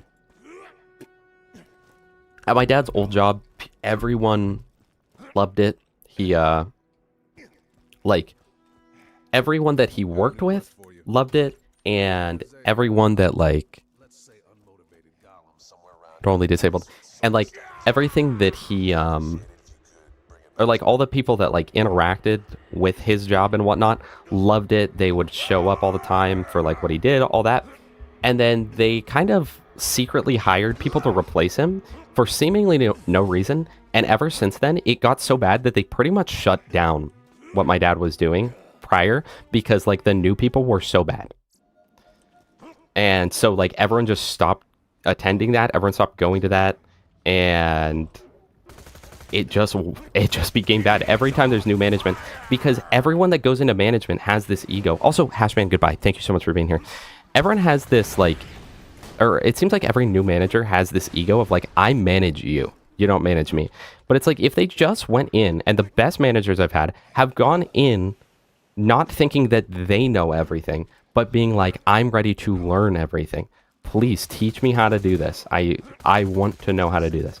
And when they're like that, it's great. It's like, oh my gosh, this place is going to be thriving right now. You know it. Because you obviously, to an extent, are willing to listen and understand what to do. I know, Shady Goblin. We were talking about that just recently. Right before you came back, we were talking about Fish. Feel so bad for him. He's obviously having a rough time. Feet Addict, welcome. I survived 3 eras under 3 different managers, but 4th one really got on my nerve. No, that's been exactly me too. I've gone through maybe 4 managers and then a 5th. I mean, it kind of depends. Like, actual managers, I've probably only been through like 3. But we've had, like, kind of pseudo managers a lot in the past. But The last one, I mean, I was already thinking about quitting anyway, but the last one was definitely like the one that was like, okay, yeah, I don't want to deal with this. And I'm lucky enough to be in a position. I mean, TBH, like, it's not fully luck, but like some of it is luck. But I'm lucky enough to be in a position where I'm able to be like, yeah, I'm out, and like still survive. And it's sad that a lot of people, unfortunately, don't have that luxury, because times are very tough for people. And that sucks.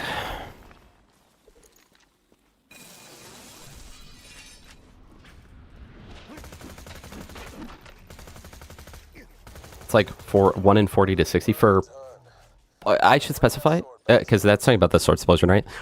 What is the perfect sword explosion, not worried about sight or stock? So just... I mean, it still might be like 1 in 40, but just matching grip and casual. That is the one downside to being OP10 chat. I'm actually going to be specific about my drops. Okay, that's just for grip and casual. Got it. Well, low-key, we'll do it in one. So, read-only enabled. Is this one of those things where it'd actually be faster if I like... Yeah, I gotta give him the sword first, then set to read-only. Yeah, Trog, really? This sword's got the power to Okay, so like I do that. Read-only disabled, save, read-only enabled. Here, take my sword. Horrible. Horrible. Grip 1 in 5, casual 1 in 8, so 1 in 40. Okay, thank you.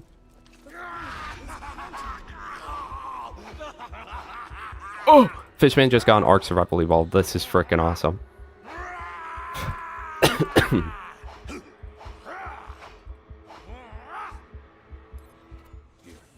take my sword gun. Jacob's grip.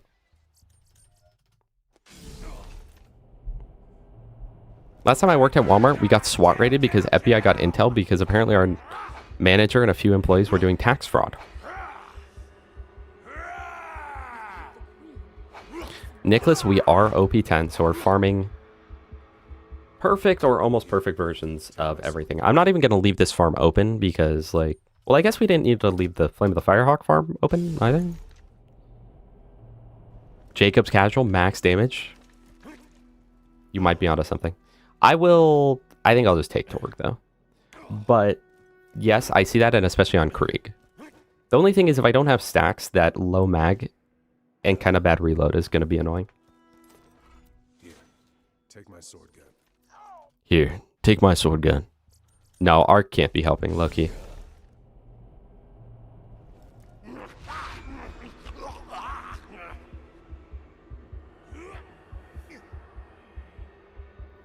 Well, welcome, Nicholas. Welcome back. Here, take my sword gun. Desperate? Your mom's desperate. 10th Rock. How are you doing today? Hope you're doing well. We are currently farming our OP10 gear because we are currently OP10. We finally made it, and it only took flag capping a little bit. Casual sword explosion bear on Axton than Krieg. No. Here, take my sword gun. But I don't disagree either. I would say that it's the same exact thing as all of Krieg versus Axton. I think that what Axton can do with the sword explosion is so much better than what or Krieg with the sword explosion is so much better than what Axton can do. But that said, in some cases, like when you're not getting kill skills and stuff, I think that it is definitely better on Axton. So I would say like on Axton, it's a consistent 9 out of 10. On Krieg, it's a 10 out of 10 or like a 6 out of 10. Like a 6 or 7 out of 10.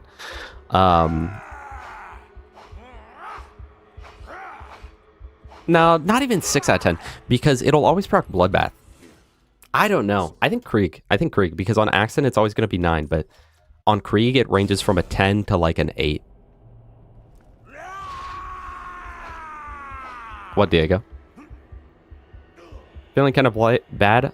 Played some Gran Turismo. Really helped. I'll send... Hey, well, let's get Fishman on Gran Turismo. That might be the way to do it. Here, take my Chat, be real. When we do the Borderlands 3 playthrough, how many of you are going to avoid watching? I know how Lord is. It's like... Who saw that? It's like 6, 7 out of 10? Yeah. Chat, what do we think? What do we think? This one's for YouTube chat. This is a question for YouTube chat. Twitch chat, just don't even answer this. Casual sword explosion. Ooh. Ooh. If I wasn't picky, this would be the one. Bandit grip. Chat. YouTube chat specifically. Casual sword explosion. Casual sword explosion. Accent or Krieg, which is the better one? You'll try. Thank you, Hell Lord. Thank you. Xana will watch. Hassan will watch. Vulture, we're gonna play Zane. People have told me to play Zane.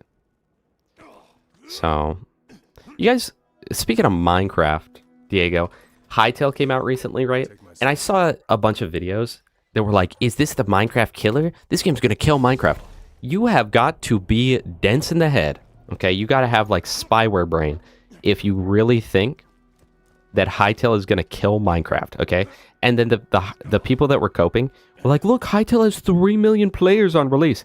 Well, like 5 days later, it's already dropped down to like 100,000, which is a lot of players. The game is good, but like, you have got to be out of your mind to say that it would kill Minecraft. I literally don't think any game could kill Minecraft, aside from maybe Minecraft 2. Krieg? True, Michael. No, not Mose. I like Mose, she's my favorite. I've never played through as Zane, though, and people said that he's the most fun, so... Watch as long as the stream isn't complaining about it. No, guys. Here's a challenge round. Beat Borderlands 3, but you can't complain. Also, dialogue at max value. I'm gonna try to... I want to like BL3. I really want to like BL3. And I'm thinking that now that... Because I didn't like the gameplay of Borderlands 3 at all when I first played it. I really wasn't a huge fan. But I'm thinking that now that I really like Borderlands 4, maybe I'll like BL3 more, since the gameplay is fairly similar. Also, chat, maybe we should do the Jolts Dude Quality of Life special and just, like, teleport to this guy repeatedly. Guys, I was watching Jolts. a little bit. He was doing the Recoded mod, and I noticed he does this for every single mod that he plays. He does this thing where he's like, I want to know what X boss drops. Like binary boss, right? He wanted to know what binary boss dropped. But he did the, like, quality of life bit, like, oh, it's quality of life, where he was like, oh, well, we'll kill binary boss legit, right? We'll go through the peak, kill him legit. And then immediately swapped to save quit, teleport immediately to binary boss, and press the kill command that he has bound to his keyboard. And then check the drop. And I was like, at that point, just look at it on the wiki, bro. Like, that's crazy. But I think it's like a way to be like, oh, I farmed it, but like also didn't. Hey, Tor grip, casual. TDR stock makes it ugly, but I like Torg sight though. So we'll take that. Let's put that on over the flacker. But I hardly know her. Read only disabled. Am I the only one who feels like Sword Explosion just doesn't proc Bloodbath all the time? I don't know why it wouldn't, because all of that should proc it, right? Maybe it doesn't, though. I don't know. What's next? Heartbreaker. Let's go get Heartbreaker. I would like that.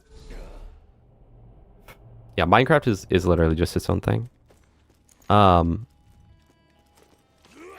yeah, no, chat. I will attempt my best to not complain about Borderlands 3 at all. I might complain about the dialogue a little bit, but I'll also be running dialogue skip. So, like, that'll make it a bit better, you know? I really want to like BL3. I really do. Because it seems like when you really get into it, it can be like an A+ game. Also, Phoenix, I saw your message, but I didn't respond to it. I'm sorry, I don't know what I was thinking. Thank you so much. I appreciate the streaming wishes. Have a great day. If you're just popping in and leaving, have a great day, okay? We also need a new fastball, but like, whatever. Yeah, Akami. That's why that makes sense. I was like, you've definitely been in chat. How have you not followed? But it was that you're normally in YouTube chat. Yeah, I think he's kind of burnt out. Honestly, I think Jolts is the type of person that if he played other games, people would be 100% happy watching him play other games. But he's like, no, I'm a Borderlands channel. I can't do that. So like, he played Hytale when that came out on his channel, right? And all of the reception that I saw, and all the comments on the live stream were like, oh my gosh, Jolt's playing a different game. Like, this is so exciting. I would watch Jolt's play anything, right? And then he unlisted it. I was like, what? Bro, why? Literally, like, people are so happy to be seeing you play a different game. Is that guy not slagged right now? Am I crazy? Bro, is the Sword Explosion weak on Krieg or what? Chat, is the Sword Explosion weak on Krieg or what? Hold on. Plan for BL3 stream, like going to the takedowns or level 1? I have no plans at all. It's just attempt. My plans are attempt to get to endgame. Oh, also we need an explosive relic. Totally forgot. Honestly, like, we could just farm the loot train, though, because then we get explosive relic and, like, top new at the same time, but...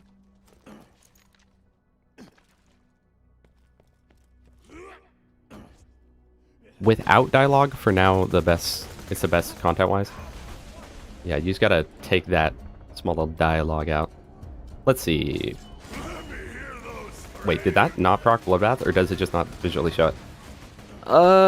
I think that I have Bloodbath and it just didn't show it. I'm definitely doing a lot of damage to that guy. Yeah, I definitely have it and it's just not showing it. But it's definitely proccing off of all of these kills, because it is continuing, and I've had it the entire time. Well, okay. It is different, though. It is Xana. First of all, I do appreciate that. But it is a little bit different, because he didn't get hit by the second nuke.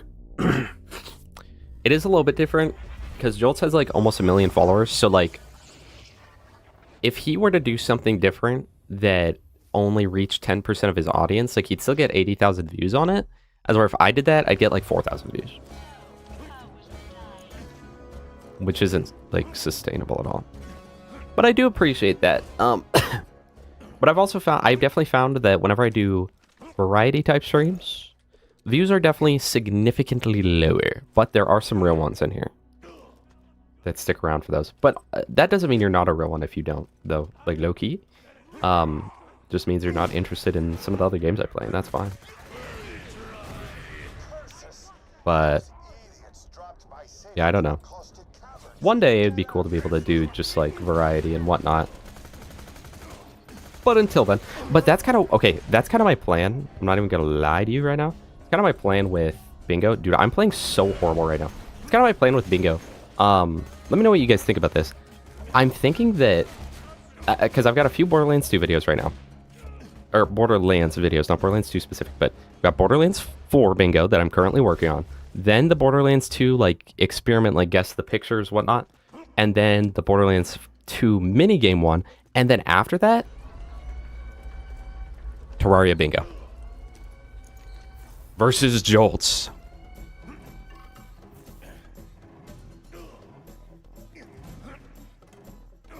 Think about it. OP10 gameplay right here, chat.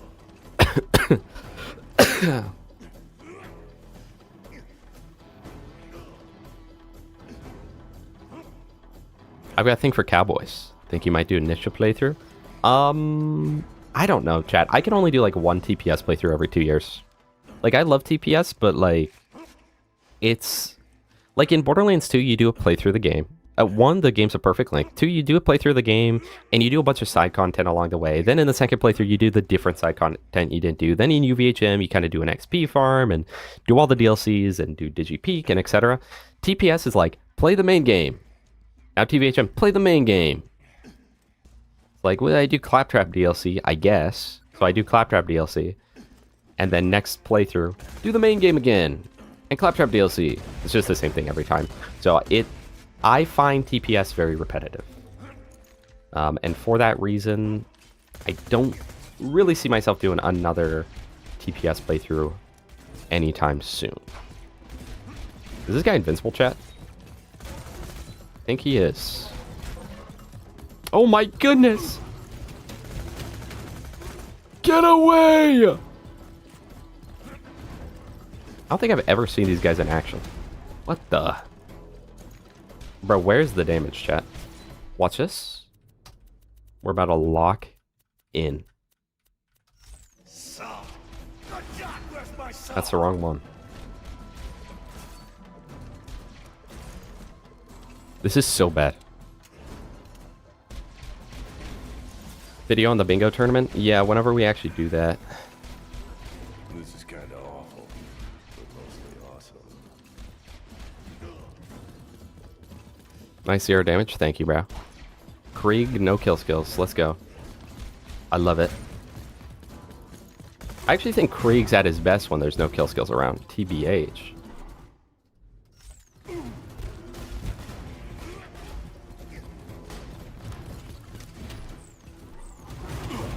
Okay.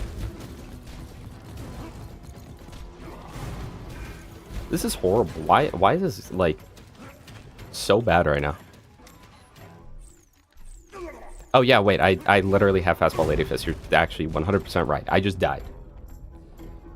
So, good point. Good point. Okay. Yeah, let me do that real quick. I 100% forgot I have that. Oh, and Crunch Class mod. We'll get that on the playthrough reset. Is there any other blue class mod I need? I don't think so. Oh my gosh, there's no save. Okay, that's fine. Yeah, Sane Krieg knows where it's at right now. 100% forgot that I have a Lady Fist and Fastball, even though I have literally both of them equipped. Thank you for the reminder. First time watcher here, haven't played BL2 in forever. I have a question. Why is your shield not recharging? I'm using the Rough Rider. So it's a shield that... Oh, we need a new one, by the way. It's a shield that gives you max health and damage resistance, but nothing else, which on some characters is not very good, but on characters like Krieg is very good, because he's got skills like Feed the Meat, which increase your max health by 50%. This works, I believe, after the calculation for the Rough Rider. So 50% health, like if you've already got 1,000,000 HP and then the Rough Rider adds another 1,000,000, this is now going to do 50% of 2,000,000. And then also Krieg's got other skills, like with Throw the Kill, your health will be full all the time. Your shield's going to be down because you're always set on fire, so you don't really care about your shield in the first place. And then you've got skills like Raving Retribution that only work when you take health damage. And Salt the Wound, which increases your melee damage only when you're taking health damage as well. Empty the Rage only works when your shield is down. So just a lot of like... There's a lot of things that work specifically when you don't have a shield, so that's why you use that shield. And that applies to a few other characters too. Salvador and Krieg, that shield is probably like their #1 best shield in the game. For Maya, it's up there, but not #1. I don't want to lose my shield right here because the delay is so bad. For like Maya, it's really good. For me, it's like #2 or 3. But it's not necessarily the best ever.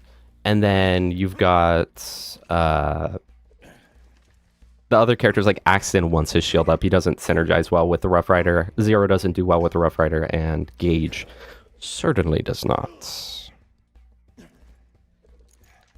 Broski, no, I don't like using Flak or Nukem. I only used it. I used it for the Peak a little bit just because Peak is very annoying. But normally, no, I do not like flak having. I prefer to play without glitches most of the time. Thank you, Benjamin Sherman, for reminding me of this. And the best part, this doesn't break the crystals.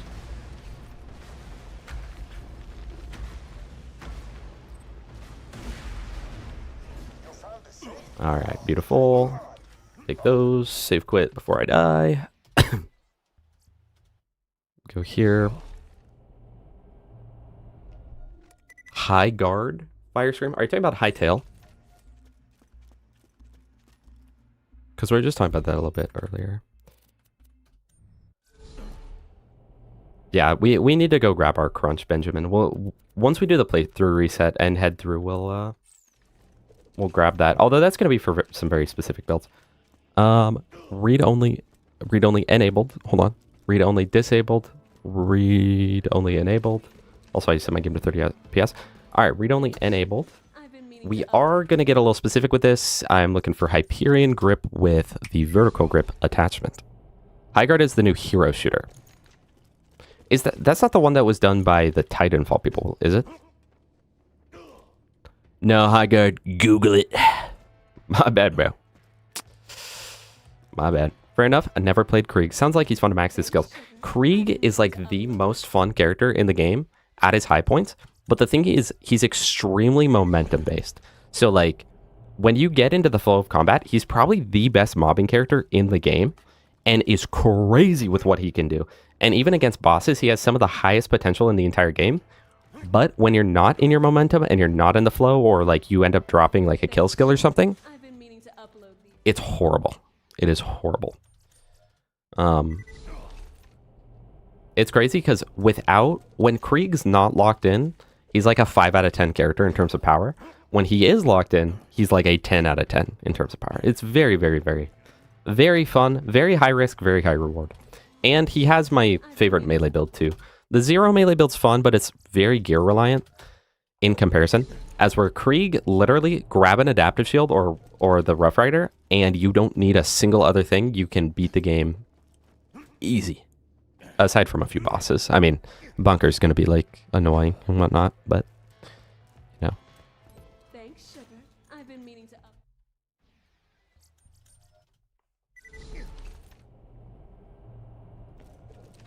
For BL3, keep an eye out on any nade with 2 or more rolls on sticky because they crit.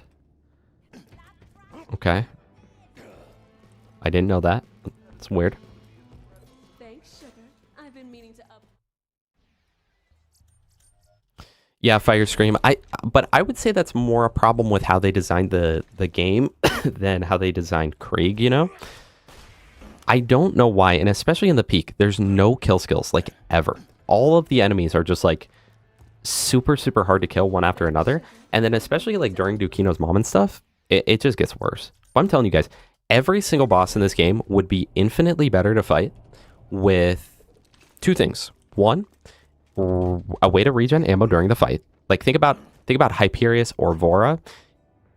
You literally, like, unless you have a crazy setup. Ooh, that's so close. That is so close. Hold on. Should we just take that? I mean, Bandit Grip's not bad because that's increased mag size. It's just slower reload. Should we just take that? Now we'll farm perfect. Here's what we'll do. If I get another Bandit Grip, Vert Grip, we'll take it. But we're OP 10, so like we'll be a little more picky. So if we get another one, that's a sign to use that. But if not, then we won't.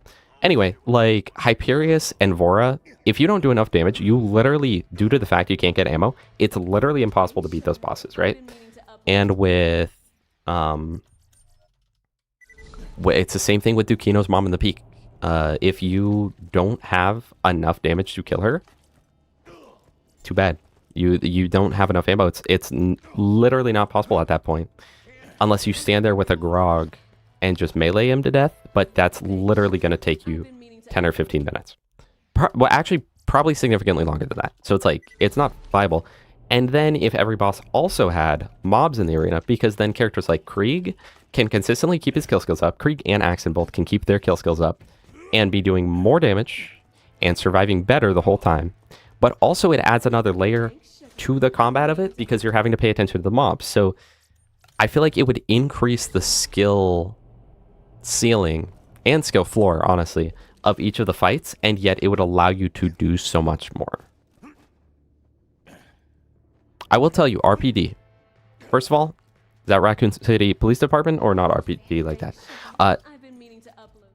I will tell you, normal mode Krieg is actually one of my least favorite characters. He is, unfortunately, he is the one piece of this. Bro, get to episode 526 and the show gets good, bro.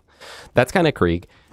In normal mode, he's okay, but like, his Hellborn build doesn't really do anything in normal mode. His gun build only really locks in at Bloodbath in normal mode, and his melee build is okay in normal mode, but you can't keep it up. I would say that he's very polar opposite for me because, like, in UVHM, in Ultimate Vault Hunter mode, and even TVHM, he's just like my favorite character. Like, it's just, he's perfect. He is a perfect character, though some designs within the game are bad. Okay, he's not perfect. He's got a few skills that are kind of stupid. But for the most part, he's a perfect character, right? But in normal mode, he's just not like that. And it's funny because, like with Gage, I hate Gage, bro. In UVHM, Gage is horrific. I cannot stand Gage whatsoever, right? But in normal mode, she's actually one of my favorite characters. So I will give you that warning with Krieg. Normal mode, he's not super fun. But what you could do, actually, assuming you own the Commander Lilith DLC, you can instantly skip a character to level 30. So you could just totally skip normal mode if you want and let him lock in.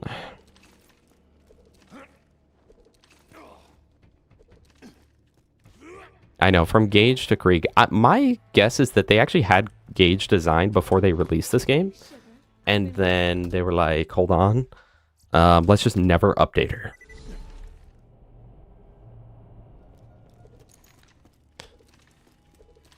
That is rough. 2 out of 10 on Steam.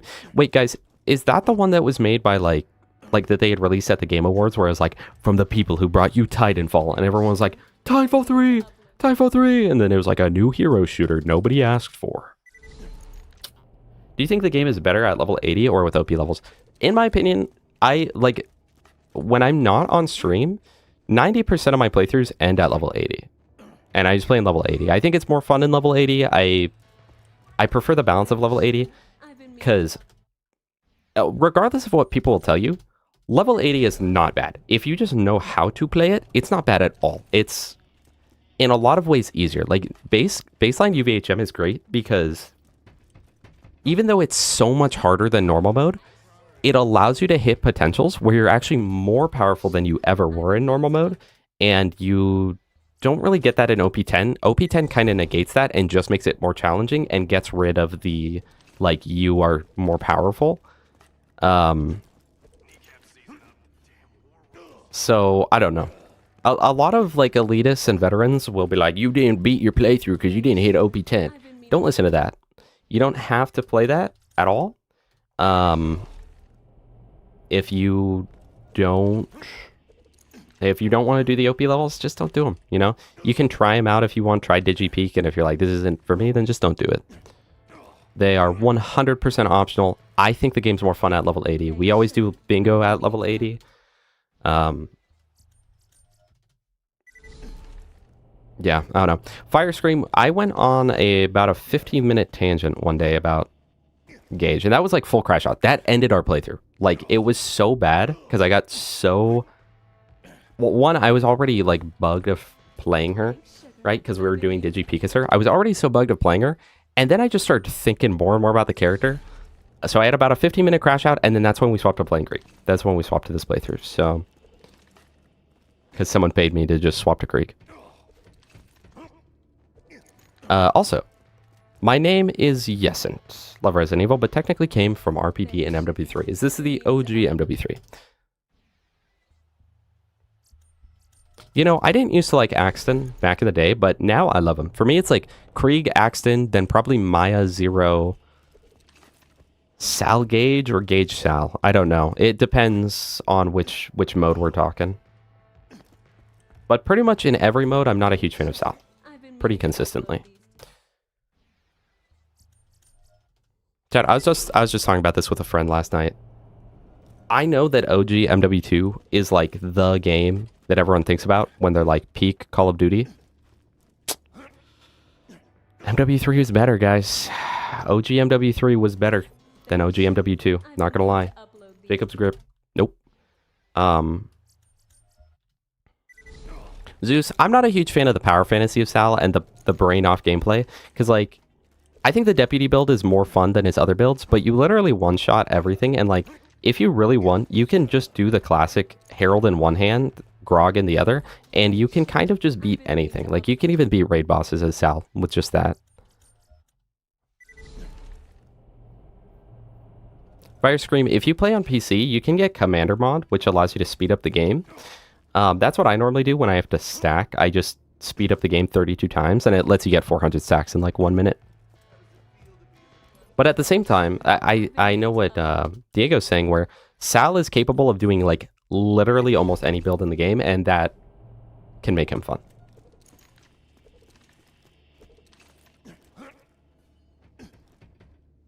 Yes, true.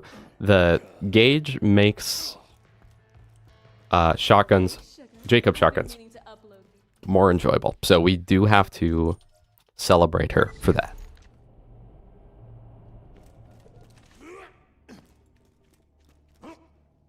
Okay, me too, RPD. I used to play the heck out of all the old CODs, but really fell off around like, honestly, around like Black Ops 3. I kind of hated Black Ops 3 on release. Now it's great, you know, but like now that we've gone more CODs, it's like I now can appreciate the beauty in Black Ops 3. Rokaris, welcome. But I played the heck out of everything from World at War through Ghosts. Because after Ghosts was it Black Ops 3 after Ghosts? Or was Advanced Warfare after Ghosts?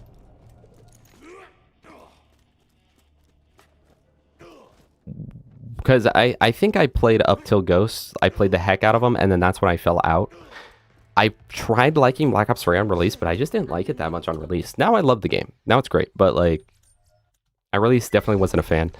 And then I just have barely touched the game since then. I back then though, I would like Xbox share with my friends, so he'd buy the games because he's one of those people, you know, where every single Call of Duty comes out and he's like, bro, I hear this is the worst one ever, bro. I might not even get it. And then day one, you see him playing it, and it's like, you're why they keep making it, bro. But, so like, I tried World War II, played it for like an hour, and I was like, this blows. I tried Infinite Warfare. I played it for like an hour, and aside from the zombies, I was like, this blows. I played Advanced Warfare a little bit. Like, I probably put, like, I don't know, I would say maybe 15 hours into Advanced Warfare. But, guys, do you remember back in the day? I was talking with Spower about this. Back in the day, and this relates to the whole, like, everyone having 1,000 hours on BO4 already and then being like, this game's boring because you have 1,000 hours in a game that wasn't intended for you to have 1,000 hours in.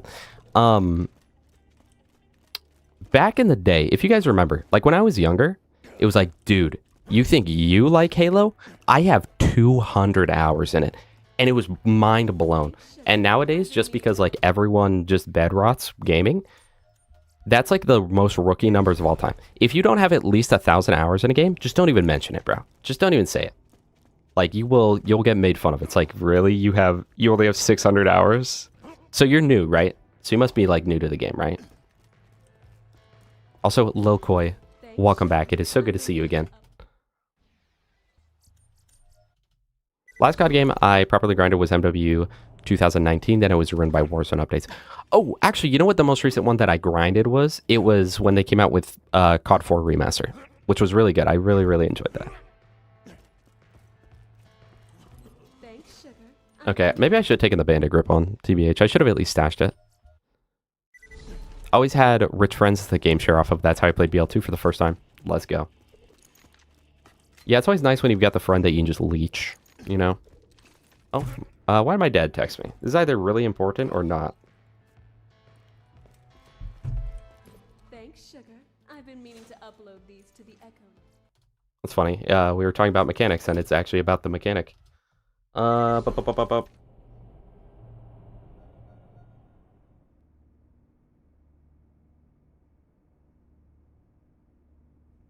Alright, I'll do that after stream. 20,000 hours in BL1. I played it since release 2. I'm nowhere near that, though. Also, most fun Vault Hunter in history? Krieg. Krieg. Why did he text me again? Oh, good. Thank you. I think Activision took positive reception in BL3 the wrong way. They took all the bad stuff and continually amped it up. Yeah. I also hate that games just keep amping things up more and more. It's kind of making them worse. I was talking about this at work with a coworker about the Mortal Kombat series. Guys, Mortal Kombat peaked at Mortal Kombat 9. I'm sorry to say it. I'm sorry to say it. Also, Roro, welcome. Game peaked at Mortal Kombat 9. And back then, because like the game, a lot of the point of the game is like the gore and whatnot. That's part of why people play it as opposed to other things, because it's like edgy, right? Mortal Kombat 9 was perfect with the gore, where it was like, it was cartoony and kind of over the top, but not so ridiculous that you can't go above it. And so like, and like a lot of the fatalities and whatnot were at a certain level where it's like, you could go higher than this, but they're all kind of at a similar level of like the feeling it'll give you, right? But then as they keep progressing in Mortal Kombat 10 and 11 and whatnot, it's like, well, we have to one up that, and it just gets ridiculous to the point where it's like it's in no way shocking anymore, but also like it's not even goofy. Like Mortal Kombat 9 had a lot that were like, especially at the time, were like shocking with the gore in it, right? But at the same time, it had a lot that were just like kind of goofy, kind of stupid, kind of goofy. And I don't know. I don't feel like in the later games, it's like they're not shocking. They're just over the top to be the top, and they're not even like funny or goofy or anything like that. Also, no, I was not a huge fan of MKX. I don't know what it is. I know that technically the game is actually faster than Mortal Kombat 9, but I didn't like how it felt. It feels too heavy to me. And also, again, I know it's shallow. I've said this about a lot of games. Game is freaking ugly, okay? The game is ugly, chat. I'm tired of pretending it's not. That said, when I was a kid, I loved Mortal Kombat because I was like, oh, dedicated block button. And then as an adult, I'm like, dude, I don't like the freaking dedicated block button. This is horrible. And now I don't play Mortal Kombat. If you want to get someone into Borderlands, what do you recommend starting with them? What game and which Vault Hunter? I would say probably Borderlands 2 with like... Probably like Borderlands 2 with like Maya or something. Maybe Zero or Axton. I could see different reasonings for each. If they played Axton, they'd get just like a really well-rounded experience, but also they might be like, this is kind of lame. This is kind of boring army guy, right? Which is how I was when I started. But with someone like Zero, they're going to have a harder time. But I think BL2 is peak to start with. Or maybe... Nah, because Borderlands 3, it's kind of a slog, and the story kind of blows, so I don't know. The graphics arm race? What, where everything just like keeps going up and up and up and up? BL2 with Sal, that's how my friend got me into it. Hey, BL2 with Sal, according to Slimothy. That's true. I feel like new players don't mind playing Sal in normal mode. I just hate Sal in normal. But I would definitely say Borderlands 2 to start. This game definitely has the most charm and like the most like will want to get them to continue playing the Borderlands games. That's what I'm thinking too, Little Koi. Typically, it's very similar to Dark Souls. Like with Dark Souls, people ask like, what's the hardest Souls game? It's the one you start with. Also, I really wish that I would have taken that Bandit Grip one earlier. I should have listened to... I'm so sorry, I can't think of the name, but it's the same person who told me to get the fastballs. I could not think of the name. I'm so sorry. I should have listened to them. I should have just taken it, okay? The good one was run 8. We did it in 8, and I really had the audacity to be like, no, we don't. But yeah, no. It's the same thing as like Dark Souls. With Dark Souls, it's like, which is the hardest? And almost always it's whichever one you start with. And in the Borderlands series, a lot of times... with the exception of Borderlands 1, a lot of times it's like, which one's your favorite? And it's the one that they played first. Most people that I know that played BL3 first like BL3 more and view BL2 as the inferior. Most people that I know that started with BL2 prefer Borderlands 2 and think that it is the superior. So, Black Ops 4 is very overhated. Okay. Me and Spower were going to play it. I really, really want to play it. Also, I just realized you said that like 4 minutes ago. I thought that was a new chat. I'm so sorry. I really want to get into Black Ops 4 because like I don't personally like when games or movies or whatever they'll be like they want to change it, but they don't go hard on changing it. So it's just the same. It's like obvious that they're trying to recapture the same thing, but like while changing things. Benjamin Sherman. So that's why I didn't like Black Ops 3 at release, because I was like, this is still 100% the DNA of zombies, and yet... I've been meaning to upload these to the EchoNet. What's torque grip do? Bonus damage, right? I am Krieg. Heartbreaker doesn't exist on Loot Lemon because there's a space. But here, hold on. Grip, torque, damage, but minus spread, reload, and recoil. Oh, Chad, I should have taken the bandit grip, bro. What's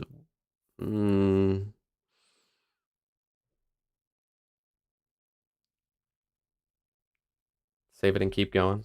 Okay. Fair. Get out of my way. Black Ops 3, like, it was very much the DNA of zombies, and it felt like they just wanted to recreate what magic they got in, like, Origins and whatnot. But also they changed it so much, and especially with the lore, they changed it so much that it just turned me off for a long time. I'm into it now, but, like, turned me off for a very long time. Because where Black Ops 4 is just straight up like, we're doing everything different. It's just not even going to be the same. And I can respect when games do that. It's same thing with the Borderlands series for me. Borderlands, this one, or Borderlands 3, actually, it felt very much like, look, guys, it's still Borderlands, but we also changed, like, so much stuff, but, like, it's still Borderlands, though, and it kind of made me not like it. As where BL4 I had a great experience with, I think because it was, like, this kind of isn't even Borderlands. Like, it's Borderlands, but it's kind of not even, you know? And I think that that's good.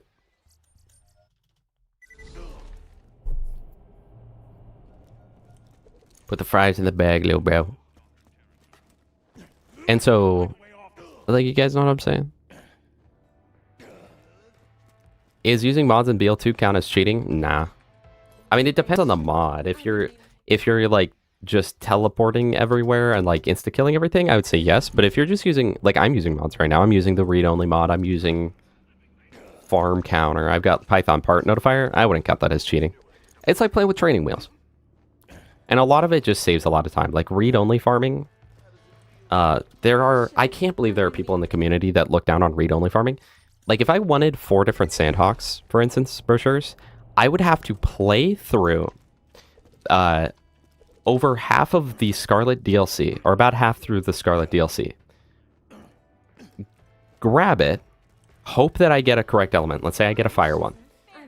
And then in the intended way, quote-unquote, is that I then reset my entire playthrough, play through the DLC again, turn it in, and get, you know, my shock one.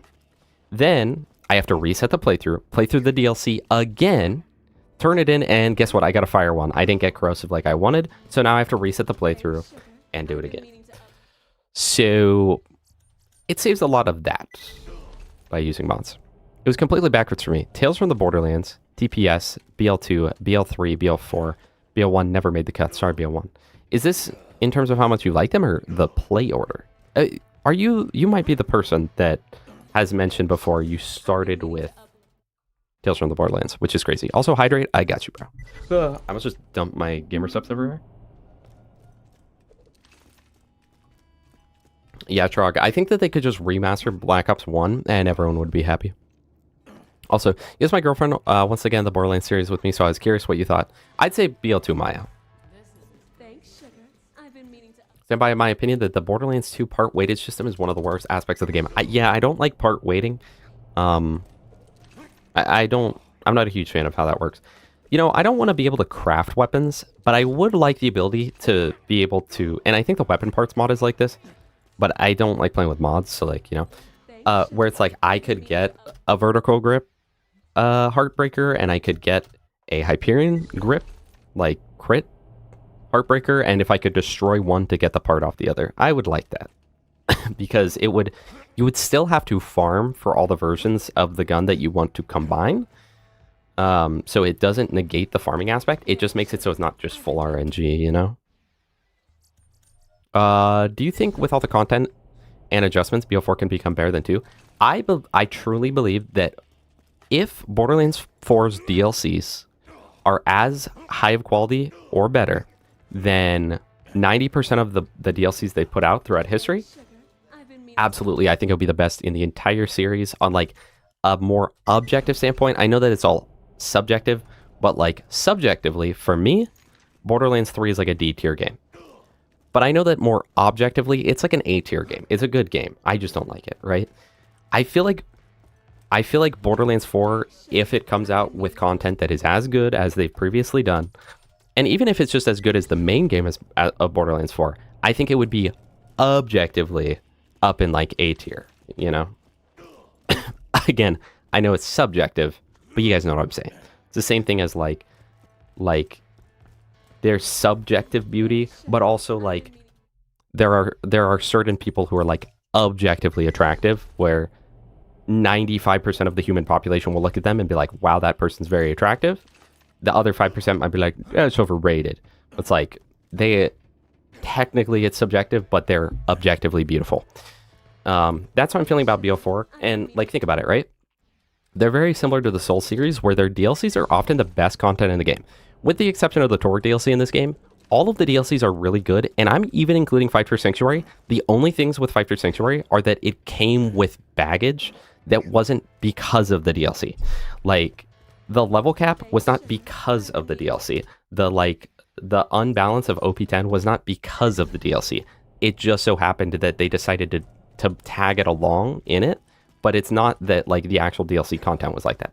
So even Fight for Sanctuary was a good DLC, but like Scarlet DLC is great. Tina DLC is amazing. All of the headhunters in this game are amazing. And then TPS, the Claptastic Voyage, dare I say, is the best DLC in Borderlands. And then even the Holodome's not bad. Borderlands 1, the Dr. Ned DLC is amazing. And the only reason I wouldn't, I skip it sometimes because you don't really get anything for doing it in a playthrough. But thematically, it's definitely the best DLC in that game. It's very interesting. The story's good, etc. Claptastic Revolution or whatever, Claptrap Revolution is a really great DLC. Nox DLC, even though it's a driving simulator, is pretty darn good and added a ton of stuff to the game. Borderlands 3, I admittedly have not played all the DLCs. But I also know that according to like 90% of the community, the DLCs in that game are incredibly good. And it makes it a shame that base game BL3 is really, really bad. So if they can continue that through Borderlands 4, we're good. But if they give us the Underdome equivalent of a DLC in Borderlands 4, then we are cooked, chat. We are cooked. Is chili a soup? Yes. It depends on how they cook it. Also, what are you guys saying?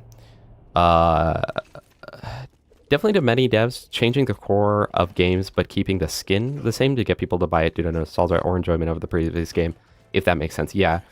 A lot. See, but I'm okay with when they do that.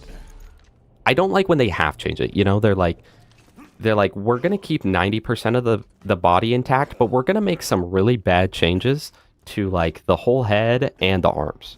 And it's like, dude, just do a whole new thing. Honestly, just start from scratch on that. I don't know. That's how I feel.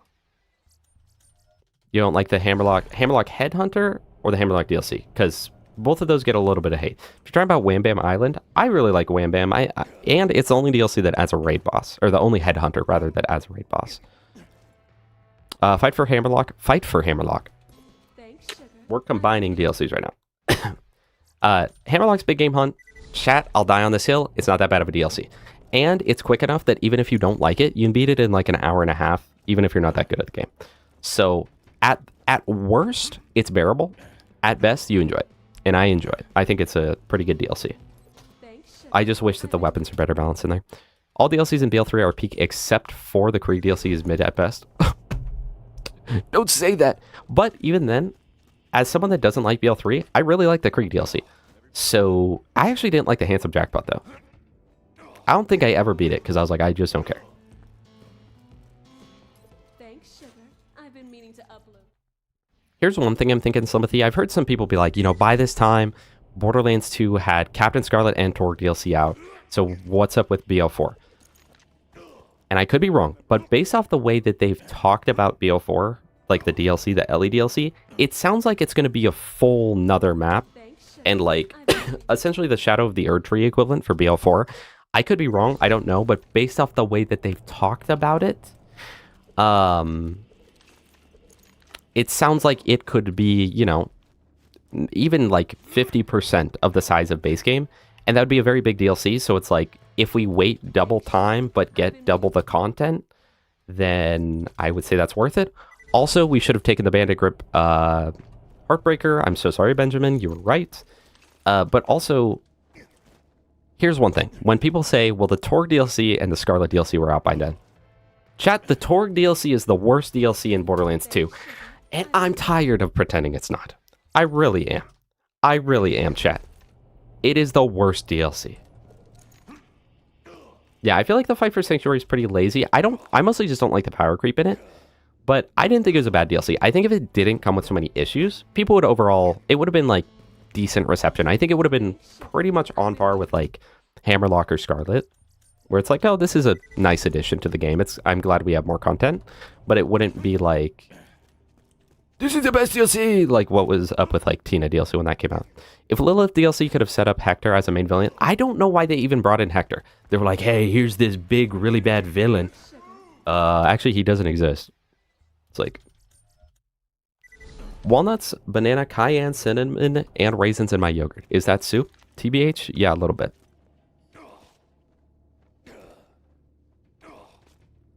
Okay, my things, hi Cabo Dano. My things with Fight for Sanctuary are the power creep, and then also, I don't like that they gave all of the enemies like blue and like purple and E-Tech gear, because they kill you way faster than they do in normal, and they're also way tankier.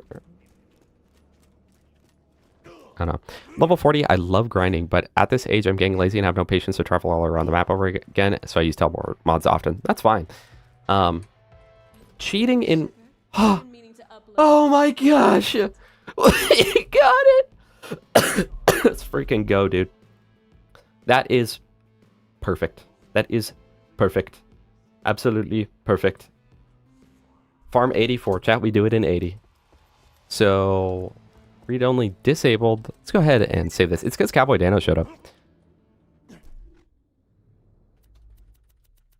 And then let's go ahead and throw it on. How about? Let's also put on our Sword Explosion. And then let's also make sure we favorite all of our gear, because I don't want to accidentally get rid of this stuff at any point. All of our like OP10 or OP9 stuff or whatever, we'll go ahead and favorite. And let's go get that one out of the thing. Read only enabled. Read only disabled. Okay. Everyone hating on FIFA? Yeah, that's the one we're talking about. Voice acting was kind of lame in Fight for Sanctuary. I don't know. It's okay. I don't like Claptrap's new voice actor, though. I'm not gonna lie. I know that last one got kicked off because he like asked to be paid or something like that. But Claptrap just has not felt the same for a long time. Let's go get a toothpick too. Let's go get a toothpick right now, because I'm in the mood too. Let's go get one right this second. We'll also get new Flacker and new Herald at a point. Sell that. Keep that. Bada boom. I'm sorry, you're under level. GG. You are all under level 2. Bye-bye. This one's the one that we sell. Okay. That'll be okay for now. Yeah, you know what, chat? Wait, what I just... Oh, I had the Hornet equipped. Wait, no? Oh, I just couldn't sell the grog. Duh. Okay. Being dumb. Posture check. Okay, Rango. Wasn't even that bad. I'm not gonna lie. I'm not gonna lie. Chat, if I was Jolts, I would wait for Torque stock, TBH. Alright, let's go really quick. Get a new toothpick. I really want to use the toothpick. Unironically, so... let's do it. Oh. Let's also get a Winter's over real quick. Because we're Krieg, we don't need a bone. Where is it? It's, which cave is it in? It's not in this one right here, right? No, it's that one. It's that one back by the entrance, I believe.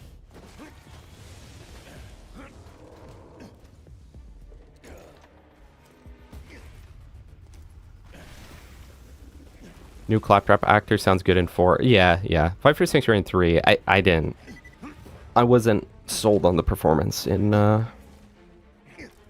this DLC or 3.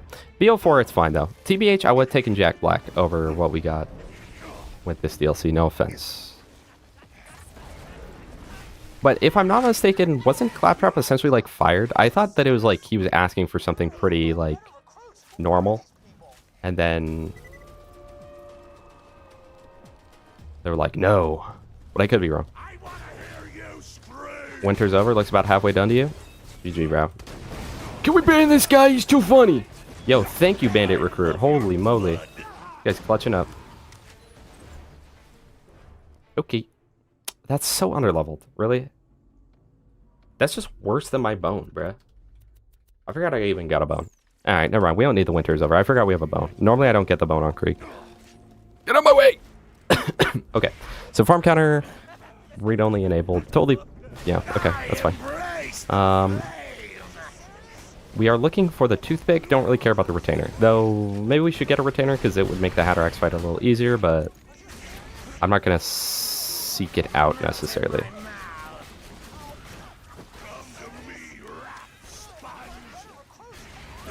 Wait, watch this. Nuke this guy.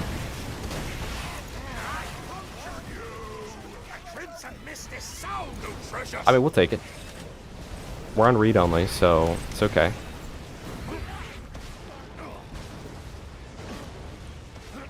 We'll try for this one too. Hope we get a toothpick, and then if we do, we'll go turn them both into the locker. I want my shield to stay down. Please hit me. Thank you. Bruh. Oopsies, my bad. Bloodbath with Sword Explosion, you do gotta be a little careful. It can absolutely nuke you. Alright, so I can save quit. Go over here. Borderlands 4 Christmas pack was pretty bad, true. Holding out hope that the DLCs will be great. I just hope Endgame ends up being good. My problem with the Headhunter in BL4 was that it felt really lazy. Like, it literally... I mean, it was just go through like an order structure that's just reused from the base game, but like there's like a decal of a Christmas tree, and like there's a few presents, but I don't know, chat. Like, and the music just wasn't memorable at all either. Like in BL2, the Christmas Headhunter is so good. It is so good, and you can tell how much like love and effort was put into that.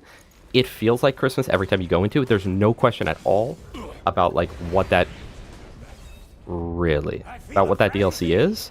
I can't say the same about the BL4 Christmas DLC. And like there wasn't even new enemies really. It was like the little toy guys, but those were just the bulkheads made smaller. Workshop support would be very nice. I like Hatterax. I do wish he wasn't such a gear check. I really do. It'd be great if I get my flame back up here. Also, since we're using the... oh, well, it's not going to matter because I'm on read only. Gonna immediately go back.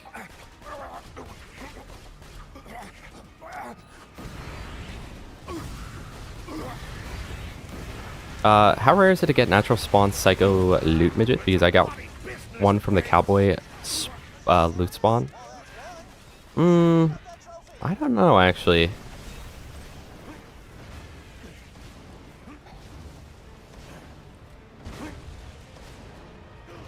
A psycho loot midget? Like not like a loot midget marauder? I don't know. I'd like to get my flame back up though. Do you know why no uniques and blues for mission rewards in BL4? No, I don't. But as you guys know, I'm best friends with Randy, so I will go ask him right now. That's honestly like one of the biggest disappointments with BL4. It's the first game in which there's a way to replay missions. Okay? To, you know, theoretically get mission rewards, and it is the first Borderlands game, I think ever, that doesn't have mission rewards. Period. Why? And it's stupid because it's the first game that requires you to play side missions, because if you want to level up, you unfortunately have to do them because of the stupid, whatever they're calling it, the stupid system where essentially you have to... I'm so cooked. Hold on. Because of the stupid system where you essentially have to do side content in order for the enemies to level up. Alright, this guy's just trolling me right now. I don't know. I really wish they would have brought back mission rewards. Hey, Benjamin, exclamation point Discord, you posted in there. But I have no clue. I have no clue.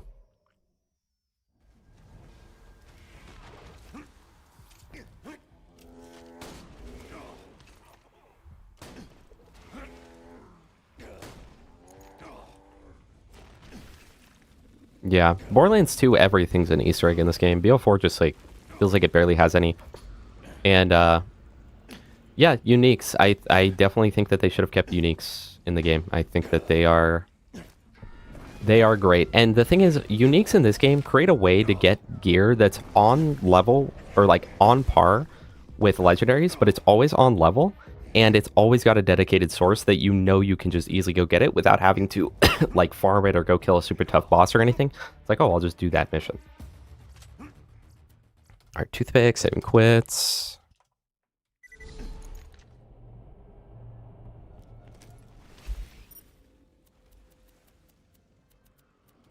We'll put this in here. So this gets me my toothpick and retainer. Then we'll get our explosive relic. I've been saying that for a long time. Maybe we actually go get the explosive relic. But I hate farming the relics, bro. From home movies. We got bladed. Shout out.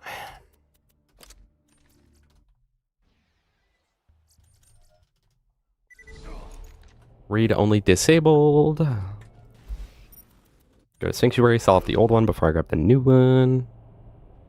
No TVHM. I don't know. I don't know, dude. All I'm saying, chat, all of the peak Borderlands games were ones that required you to play through TVHM. I'm just saying, I hate to be the bearer of amazing news here, but like BL1, BL2, BL1, BL2, and TPS all required you, sell that B-Shield, all required you to play through TVHM, and they were all peak games. Suddenly, BL3, BL4, and Wonderlands don't, and reception's worse for them. I don't know, I'm just saying. I'm not saying that there's a correlation, but read only disabled. Alright, let's go get Rough Rider, actually, real quick, because I forgot about that. Actually, is our stuff good enough to kill them? Yeah. Should be more than good enough. This is a relatively quick farm, so figure I'll do this. And I might just nuke him, honestly.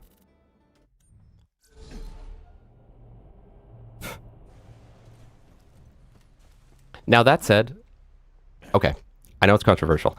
I think that you should be required to play through the game twice to hit max level. That said, I would not want that for BL3. That game is way too long, and the flow of the campaign is so bad. The flow of the main story is so bad that I would not wish TVHM on my worst enemy. Maybe some of my worst enemies, but like not all of them, right? As where like BL2, TPS, and BL1, they feel like they were made to be replayed. Borderlands 3, Wonderlands, and BL4 just kind of feel like they expect you to do like one playthrough and call it a day, honestly. But I really don't like...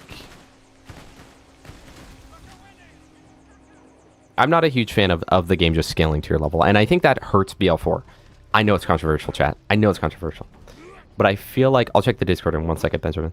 I feel like the fact that they wanted things to scale to your level for the most part, or like you can make them scale to your level if you do some side missions, I feel like hurt BL4 because they did the open world setting, right? And in a game like Elden Ring, I feel like the open world works because on one playthrough, you may do one thing. On the next playthrough, you may do another, right? And so, for instance, it may be that on your first playthrough, you start in Limgrave, and you go through like all the... and then go through like Liurnia and all of like the default progression of the game, right? But then on your second playthrough, you might be more confident, and you're like, I want to try going through Caelid first. And guess what? By doing that, it's significantly harder, like way harder, but the rewards are way better because they're able to make certain things better than other things. So there's a reason to go do it. Borderlands 4, it's like, well, all legendaries have to be good, so they're not willing to make any legendary just like insane broken or anything. even though some of them are. But it's like, there's no challenge for going to Terminus range first. The only difference, it literally feels like the only difference is just like, oh, it's slightly different order. But beyond that, it's like, it's the same playthrough. It's just the same playthrough again, with like very, very minor differences. And you don't get better gear for going to Terminus range first. You don't get any reward for going there first. It's literally just, I did it in a slightly different order. As where most open world games are done in a way where the order that you do it will significantly change how your playthrough feels and the difficulty of it. And Borderlands 4 doesn't do that because it scales to your level. I don't like things scaling to your level. I like it in BL2 because you've already been through 2 separate playthroughs and they're totally different totally different experiences to the game. Because in like normal mode and True Vault Hunter mode, they feel 1000% different from UVHM. Just purely off the level scaling. Nothing else, they feel different just because of that.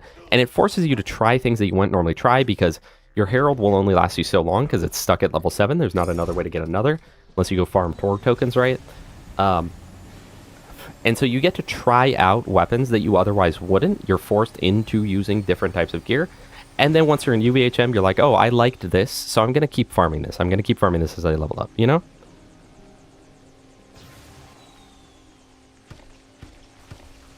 There's enough endgame content. If there's enough endgame content, another playthrough is not needed. We'll see once I fully beat BL3, but I would have preferred the game being half length and having a second playthrough, personally, in order to hit max level.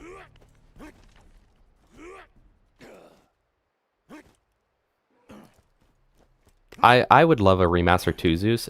The problem is this community is full of a bunch of babies, and so I can guarantee you, if they came out with a remaster for this game where they didn't change anything, right? They didn't change anything at all that they did was come out with balance, like some minor balance issues and some bug fixes, right? But like mostly nothing changes. Community's gonna complain that they didn't do enough.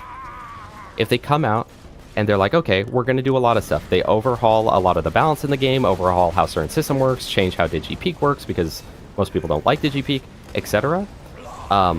Then the community is gonna complain and they're gonna be like, I'm about to lose my phone with the Firehawk, yeah. Then the community's going to complain and they're going to say that they changed too much and that they should have kept it the same. And if they swap it to being on like Borderlands 4's engine and Borderlands 3's engine, they're going to complain that the gameplay doesn't feel the same as it once did, and etc. And I would love to get a remastered BL2, but I don't think the world is ready for it because they will literally complain no matter what it is. And then Gearbox will be like, well, I guess what we did was wrong, so let's try something different, and they're just going to make it worse. Because that's what they have a tendency to do. So that's my problem with that. Maliwan TDR Hyperion. That's very good. We'll take that. 1.8 mil up to 2.9 mil HP. We will take that. What's the next thing we were getting? Anthony Schmathany. Hi. Congrats on launching the OnlyFans. Proud of you, big guy. Pay no attention to the haters. They're just jealous. Very true. Chad, I don't have an OnlyFans and I never will.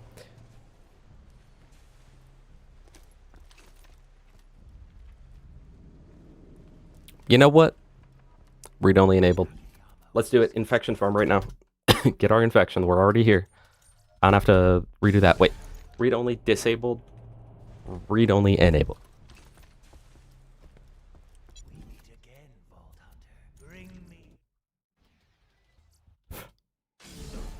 Hey, if they added the glide pack from BO4 to BL2, I'd take that, bro. I love that thing. That is so much fun.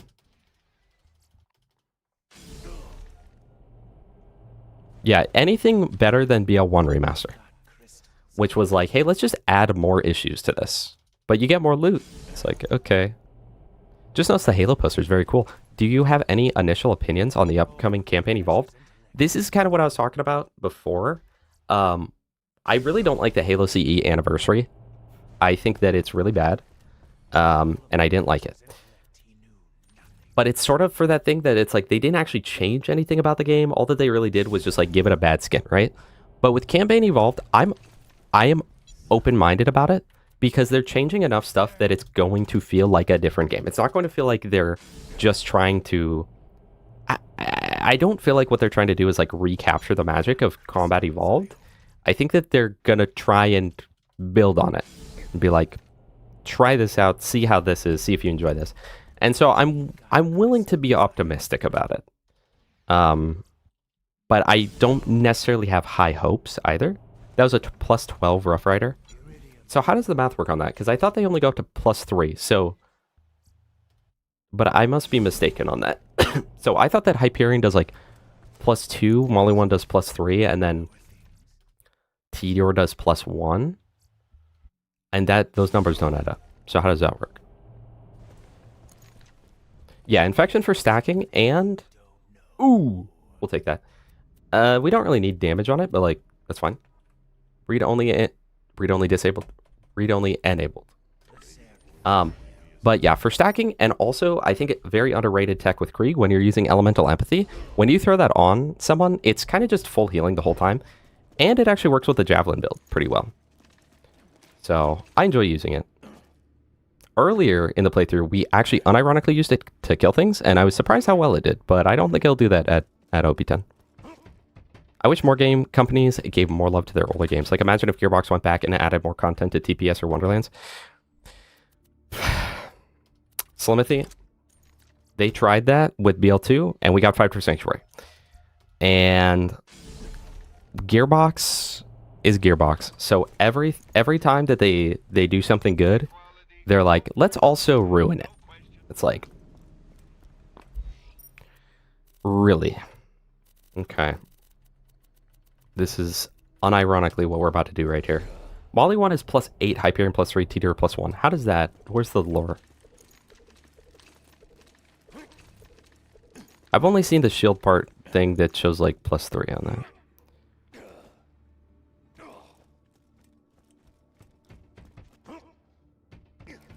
Chat, I like rep kits, but they were also a disappointment to me. Read only disabled. They were a disappointment to me. I don't like that they have offensive stats on them. I think that's bad. I think that having offensive stats on a defensive thing tends to be kind of harmful, because almost every time that just becomes the only thing to use. Why would you ever go and use why would I ever get like the damage reduction one or whatever when I can just one-shot the boss? And then I don't need damage reduction. I'm not a fan of that sort of thing. Warren devs try not to ruin a game while improving it. I know. Every time, it's like 10 steps forward, 15 steps back. It's like, you know, there's a lot of good here. Like, with Fight for Sanctuary, I think that if Fight for Sanctuary... That's not what I meant to do, but that's a good one. But...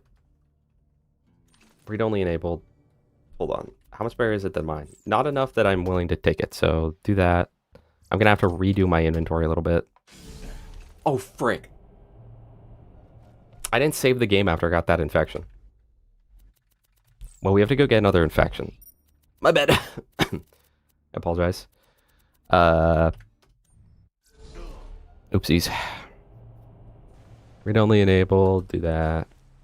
What was I saying? I got distracted when I ruined everything. Oh, yeah, Fight for Sanctuary. It would need rebalanced, and also, like, I really... Oh, look, we just got another one immediately. I really don't like that read-only enabled. I really don't like that in Fight for Sanctuary, everything drops so much loot. Because it used to be, with stuff like, with Tubbies, for instance, there used to be at least like 5 spots that it was like, oh, where should I farm Tubbies? It's like, oh, try one of these places. And it added variety to it, right? And it's like, okay, I'm going to try Tubby farming in the dust. Because then I can go get a Black Queen along the way and get Lyuda or Rook, do all that. Or it was like, well, if you just want like the most consistent spawns, then go ahead and go over to the Hollowed Hollow. It was like, okay, yeah, I'll do that. Let me go to the Hollowed Hollow, farm those elemental spider ants.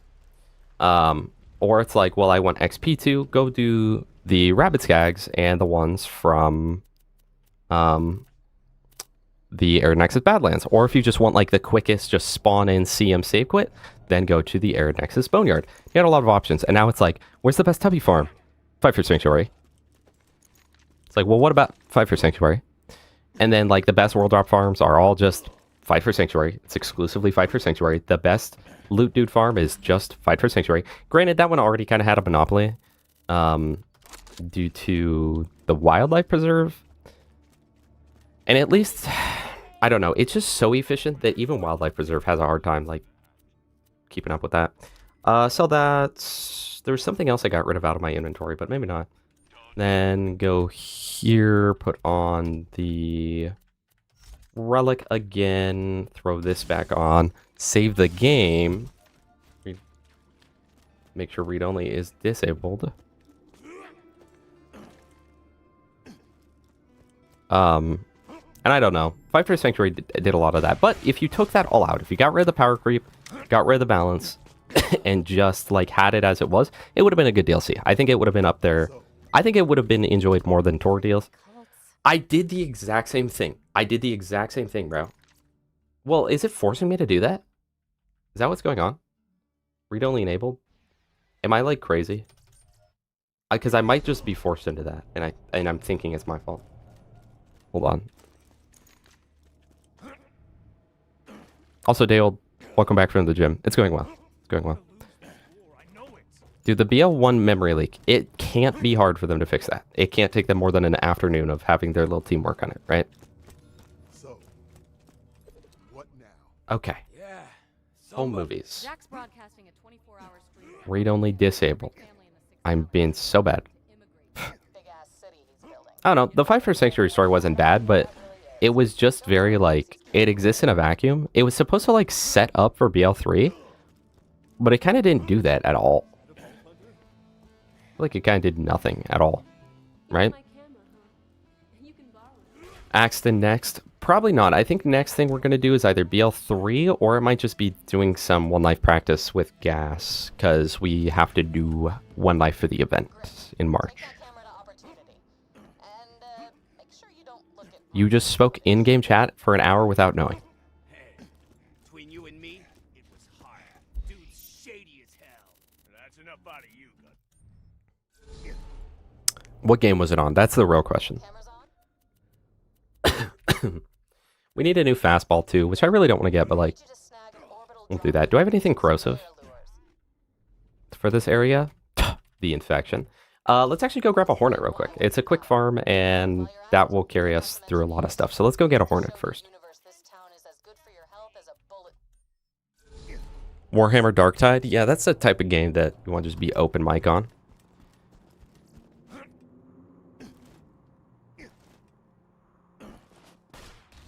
You know, I get why they would change the name of, like, midgets and stuff in the Borderlands series, but also I appreciated that Borderlands 1, 2, and pre-sequel, they were extremely inclusive games and yet also weren't afraid to be kind of crude and a little bit offensive. And I'm totally fine with them changing the name of it, but I feel like it kind of sets a little bit of a pattern.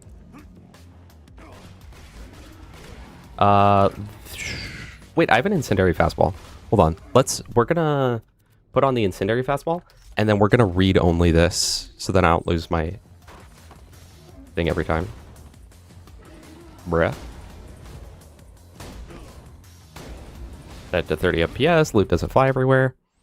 And by doing it on read only, I'm able to keep all of my ammo every single time, because I'm essentially just reverting the save to what I was prior to killing him.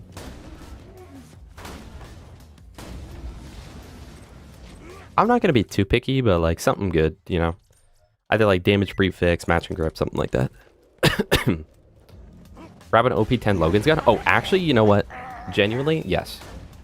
Once we get like something that'll kill Wilhelm quickly, we'll do that. But what should I get for that? What would be good for killing Wilhelm quickly? I don't know, Minchip. Honestly, I don't know. I've thought about that too. And like, they made them goofy because they have like big heads and stuff. And it's like, this almost seems more offensive. I don't know. BO4, didn't BO4 just get rid of them? Am I crazy? Or did BO4 just like straight up get rid of the tiny guys? No, they've still got some, right?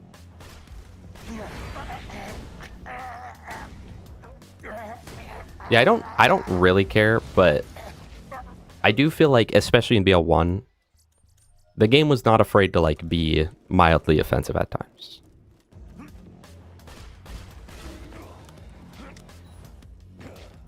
Yes, the Hornet does do splash. It does grenade splash. I think it's 80%. Maybe 80% grenade splash.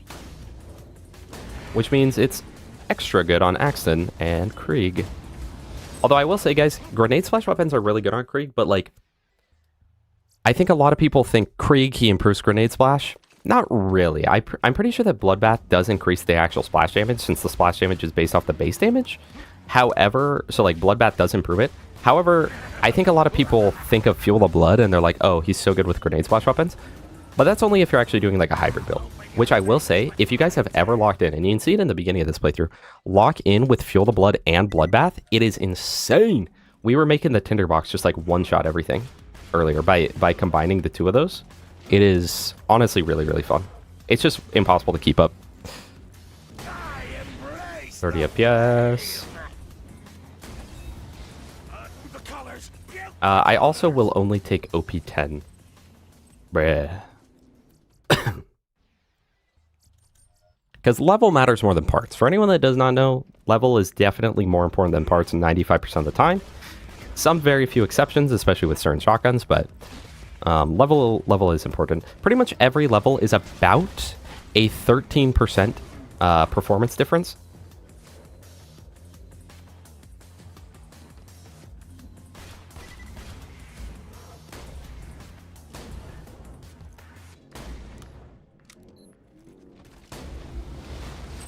And so, like, even if you were to get, like, damage grip, I think damage grip, so Jacob's grip on a pistol is, like, 12% damage, as where if you just get a, like, whatever grip, but you get it one level higher, it's the same, and then you can also get the bonus of having a better grip.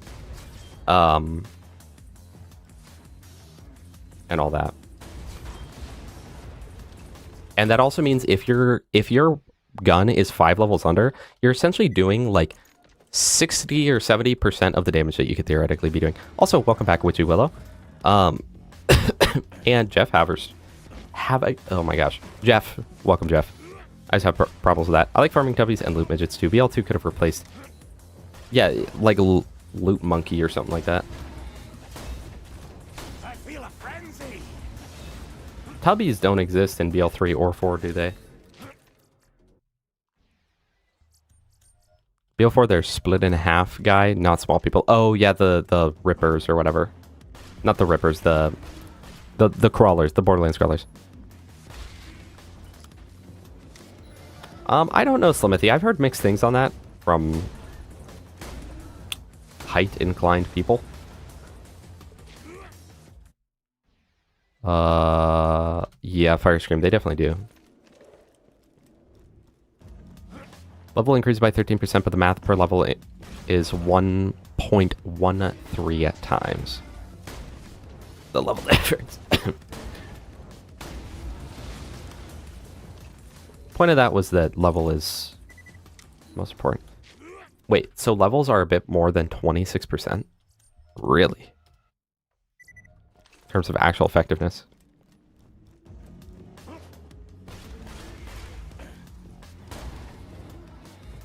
In 3 they exist. Oh yeah, I guess there's the loot tinks. Oh wait, I asked about Tubby specifically.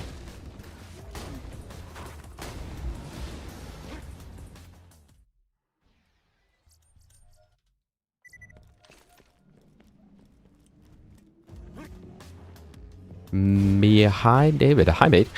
Do you know if read-only farm works on BL4? I think so. I think there is. I guess the only time you'd really use that, though, would be for the legendary loot vendor, Zane's loot vendor, and then maybe, like, crates? I think it's possible. I could have swore that I saw, like, Jolts do it on release for the Zane machine, which, low-key chat, I was really hoping we'd get over the days of read-onlying stuff. But we are still doing it. I could be wrong, though. I could be wrong. Borderlands 3 does have tuppies. Okay.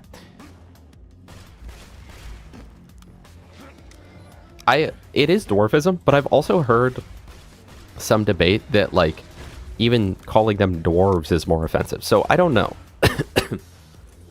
And then there's Peter Dinklage, who gets offended by everything. Guys, remember when Destiny came out and they were like, guys, we got Peter Dinklage to be the voice of like one of the main characters in this game. And everyone was like, oh my gosh, Peter Dinklage, Game of Thrones. And then we've got a perfect grog, by the way. And then it was like the worst voice acting performance of 2013. And it was like, what is this, dude? And they literally just straight up took him out of the game and replaced him with Christopher Nolan, which is Richtofen. If I'm not mistaken about all that. You can read only Farm and BL4. Okay. Ricarius always knows what he's talking about, so.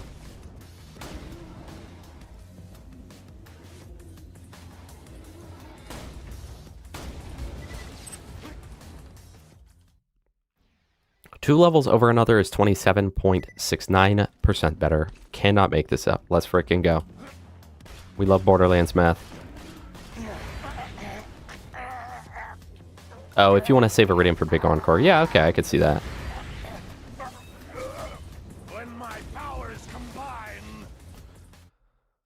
All I want is a on level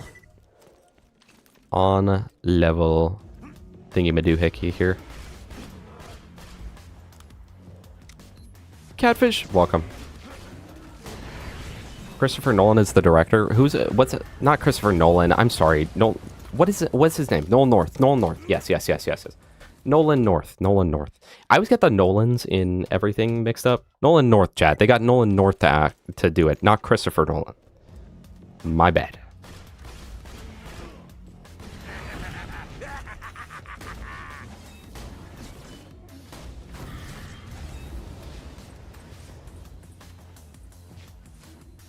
We got either accuracy or Deepa. Twin Hornet OP10.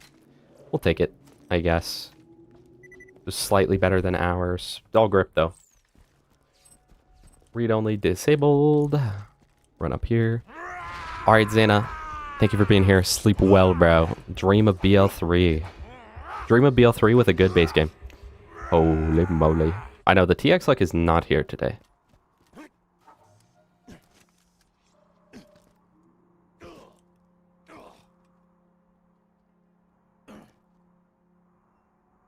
How much money to shave your head? That would literally be like thousands of dollars. Guys, you know what I couldn't believe? BL3 stream it, please. It will be one of the next ones. It should be. We'll see. You know what I can't believe? If you guys have ever like scrolled YouTube Shorts and then run into the YouTube Shorts live streams, there's nothing worse on planet Earth. There really is nothing worse on planet Earth than those. And the meta right now is like, play a looping video where the loop is like 30 minutes long or something like that, so you don't notice it. But it'll be like, I'm about to do X thing. Get ready. X thing is about to happen. Get ready, chat. X thing about to happen. Right? And it's so bad. I had seen them before, but like I never like sat around to be like, let me really see what goes on here. But the current meta, I guess, is like, it's like those like crocodile toy things where it's like you put your finger in it and like press a tooth down and then it'll do whatever. But they'll like do it with like tacks or whatever. So then it's like, oh, it's gonna be painful when it happens. And I sat there and I watched one and I was like, this literally can't even be legal, dude. There's no way this is legal. Because the entire time, it was like, guys, we are about to do it in 10 seconds. And they do the countdown. It's like 3, 2, 1. And as soon as one more person joins the chat and they press that gift button down at the bottom of the screen, click on the gift box icon. If they press that and then type in the chat, we will do it. Okay, 10-second countdown. 10, 9, and they get down to 1. And it's literally just sitting there saying, we will do X thing if we get X gifts. And it's like, this has to be just like actually like classified as a scam, right? Because it will never happen. This has to be classified as a scam. And then to make matters worse with it, right? Like, it's like, okay, you're just actually scamming people, and like, I really dislike everything you're doing here. But low key, I kind of respect the hustle because people are dumb enough, no offense, people are dumb enough that there's constantly gifted subs on there. And I'm like, you can't be kidding me. Like, the entirety of the bar is filled up with gifted memberships. I saw someone gift 100 to that channel. 100 gifted subs to a loop of some guy saying, if we get one more sub, I'm gonna do it. Like, it's so bad. That has to be a scam. But the only thing worse than the people running those is the people that are unironically buying the gifted subs thinking, yeah, he's really gonna do it this time. Like, the only way I could see someone doing that is if they literally joined the stream 1 minute ago and didn't know the hustle. And so they joined when it said, like, click the gifted. But I can guarantee that these people have been sitting in there for like 20 minutes waiting for the timer, waiting for the, we're really gonna do it this time, guys. We're really gonna do it. Guys, we're literally one off from doing it. Like, I couldn't believe it. And like, it wasn't like they were just getting like a gifted sub here, a gifted sub there. It was like just consistently getting gifts. I could not believe it. I could not believe it. And then it's always a loop. And that's why I literally, in my head, every single YouTube live stream is either not real, it's just a video that's playing, or it's AI, bro. I literally, these people have ruined the reputation where, like, when YouTube short streaming first came out, like just like vertical streaming in general, it was like, oh, that's interesting. But now it's just straight up like, this is horrific. Also, is double projectile better with Krieg with stacks? Technically, yeah, but I only took it because I don't want to farm it. But in my opinion, damage prefix is almost always better on Krieg than double prefix.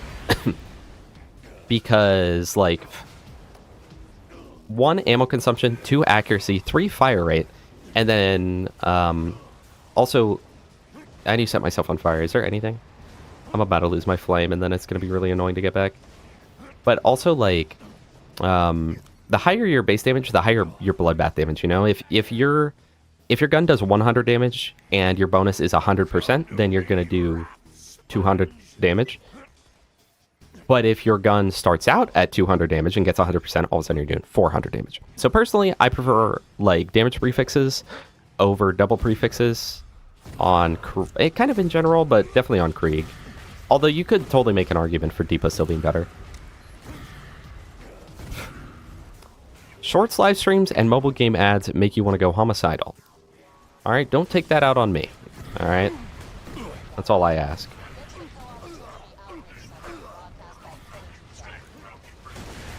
Also, bro, double prefix when you get a drunk stack feels horrible. Because your fire rate is just so bad.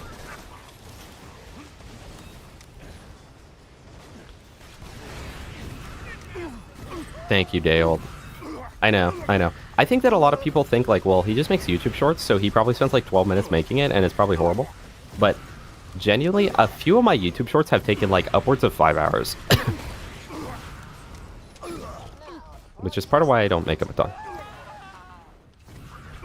This area has the ultimate constructor. Does he just spawn naturally? Because I know you're mentioning this for the bingo. Oh, no, it's that one over there. You said that earlier. Most AI companies are going bankrupt. Really? Okay, thank goodness. AI is great as a tool to assist in creative work. It is horrible as the thing creating the work. You know? Slimothy James with the subscription. Oh my gosh. Thank you so much. I appreciate that so much, Slimothy James, and that means you appreciate me enough that you wanted to sub. Enjoy your ad-free viewing, your emotes, and I think there's some other bonus. I don't know what. But enjoy all those. TX Luck in the chat, Cody Plays, etc. It is what it is. It is what it is. Thank you so much, Slimothy. I really do appreciate that. Am I read-only enabled, read-only disabled? Also, I want to go get... I don't want to actually farm the relic right this second, because that sounds boring. Let's go get a new fastball, which is arguably more boring. But pretty sure you could make up a TikTok stream of your health bar going up and down, like right now, saying if one more person subs, I'm gonna die, and people like while holding the grog.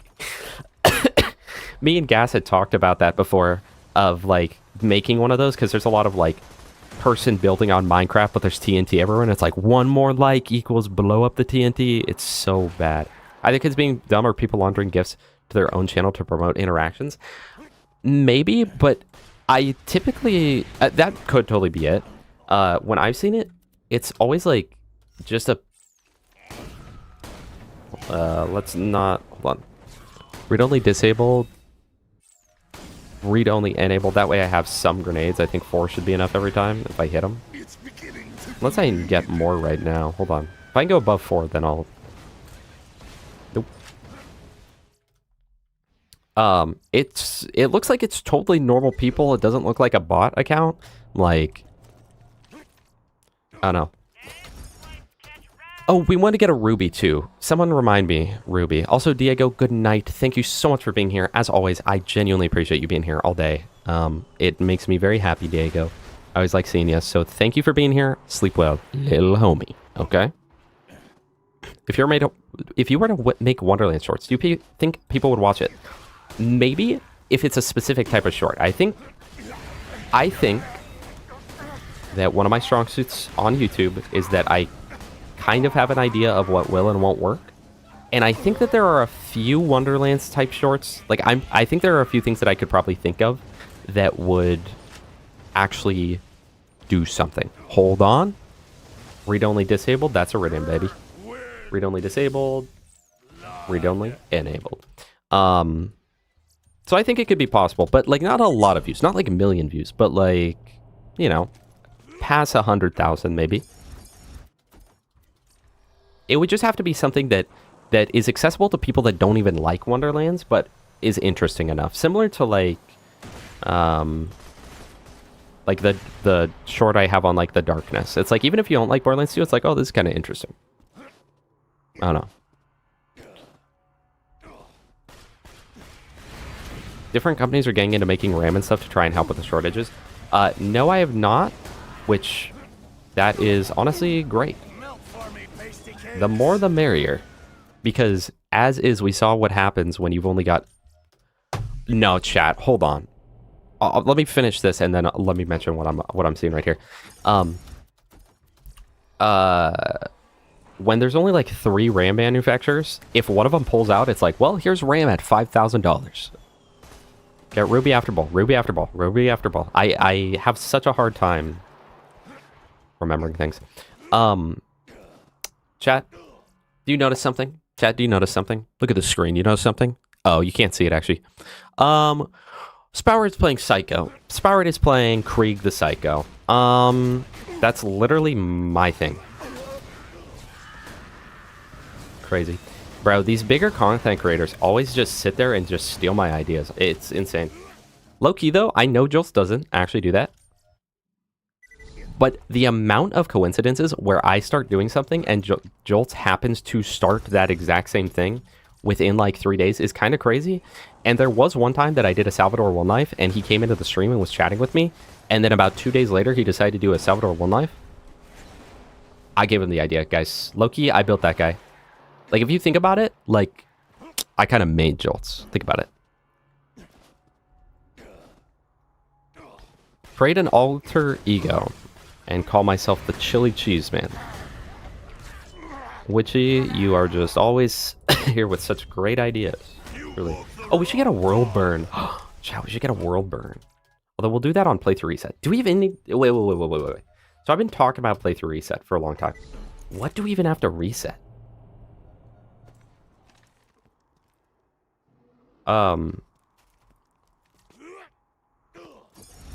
What would we play through reset for?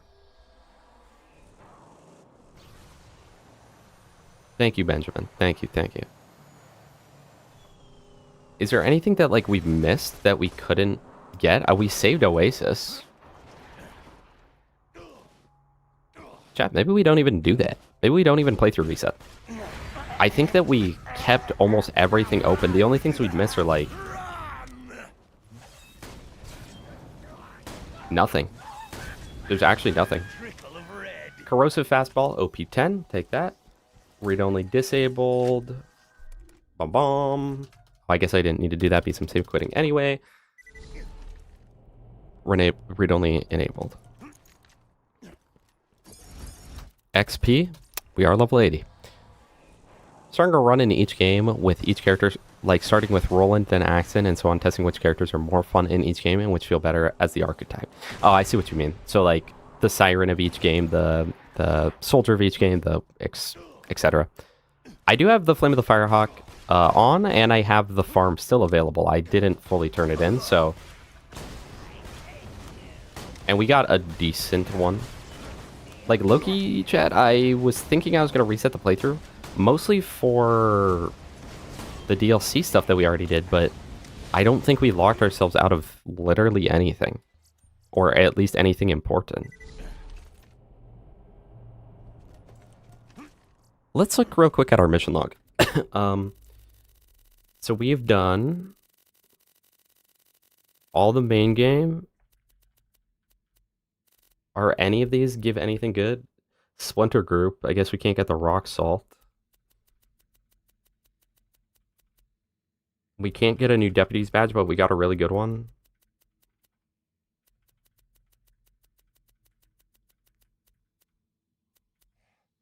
Those are new missions. Yeah, I don't think that we really... We didn't lock ourselves out of anything important. I guess Clan Wars, kind of. Oh! New Slaga. Let's get a new Slaga, too. Let's do the... Okay. Fastball, Slaga, Ruby.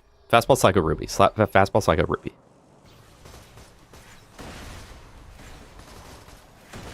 Which character would be the Berserker archetype, though? Brick, Krieg...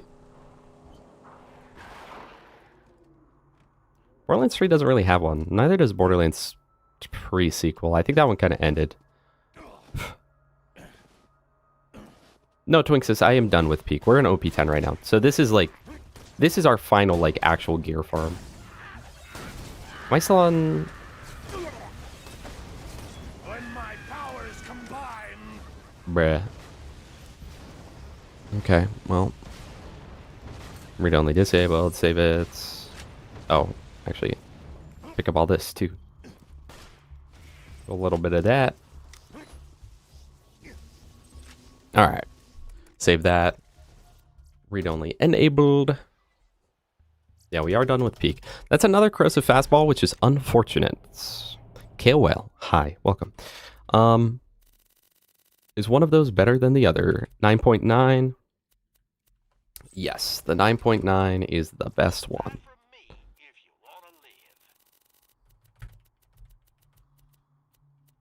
8.3, 5.1.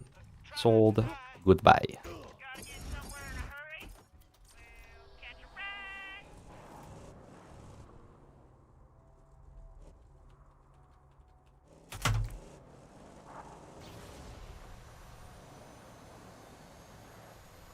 Brick Krieg Flak. I don't quite see the correlation, but I don't play that game enough, you know? Been playing a lot of Axon and TBH. I think he's my favorite. Yeah, after I finally like gave him a try, he kind of became my favorite for a long time. But for me, it's Krieg then Axon. Down the pipeline. Hey guys, you notice we're actually getting kind of lucky with the fastball. Normally we get really unlucky, and maybe I'm speaking too soon, but we got 2 already. 10 runs. Well, this is the 10th run, so 9 runs.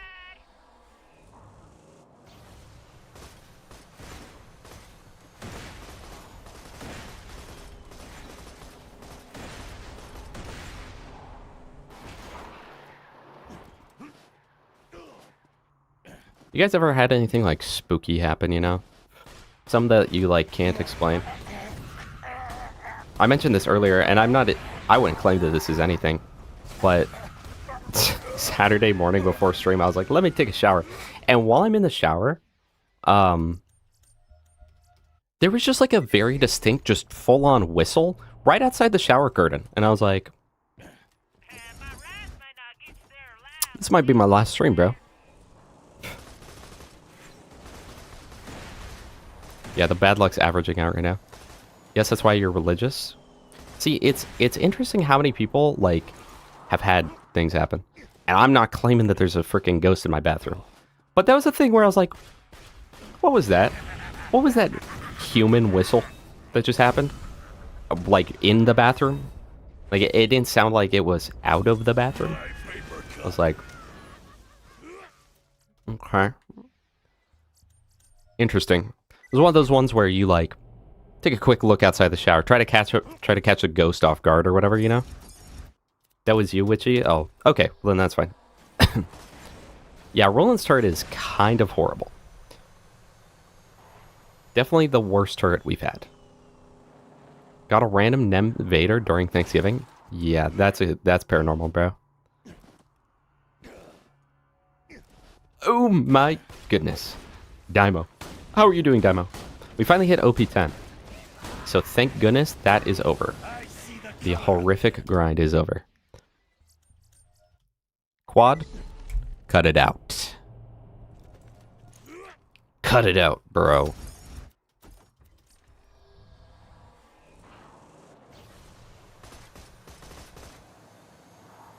Yeah, probably Black Flare. Probably. Level 71 now. You are on that grind. I'm sorry that it's so bad in this game. It really, really is. I'll forgive you. I'll forgive you, Quad. But as my manager would say, this is becoming a reoccurring habit. It's beginning to bleed. And disciplinary action will be taken. But in case you didn't know, you probably already know. You probably already know, Black Flare. But if you throw a longbow grenade directly at the base of Roland's turret, it duplicates it like 12 times and you get a crazy, crazy grenade jump.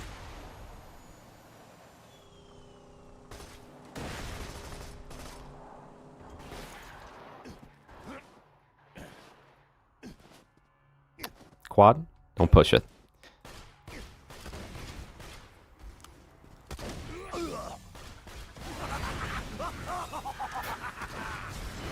Low-key chat. I don't know if I believe in anything paranormal, but I know a lot of people that do and that have had a lot of experiences, and it's very interesting. You know? It's very interesting. Oh, Real Ducky, welcome. Hello, TX. I just made the UVHM and now am getting the Grog nozzle. Good luck. 4 kings are standing between you and it, unfortunately.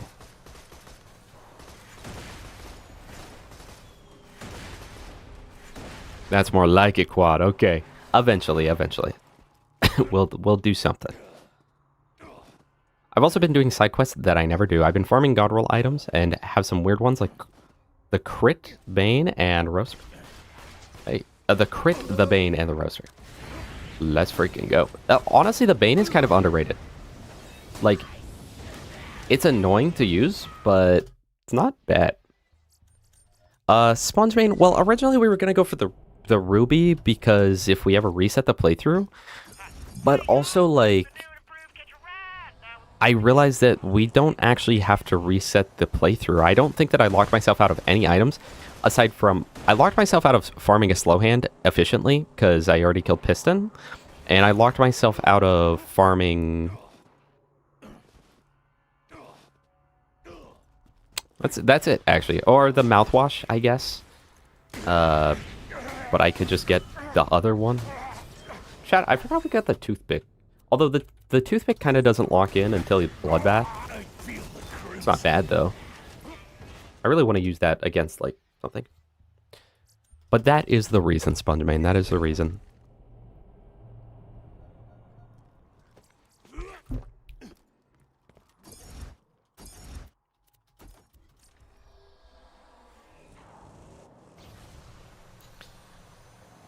See, the problem with the Soul stream, there's a few things. One, that would entail me doing a variety stream, so we'll get about 10 viewers max. A little unfortunate, right? Crazy Gamer lol.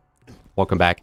No snow. No snow, like, literally at all. And it's a bummer because this was the one year that me and my dad went kind of all out on skiing.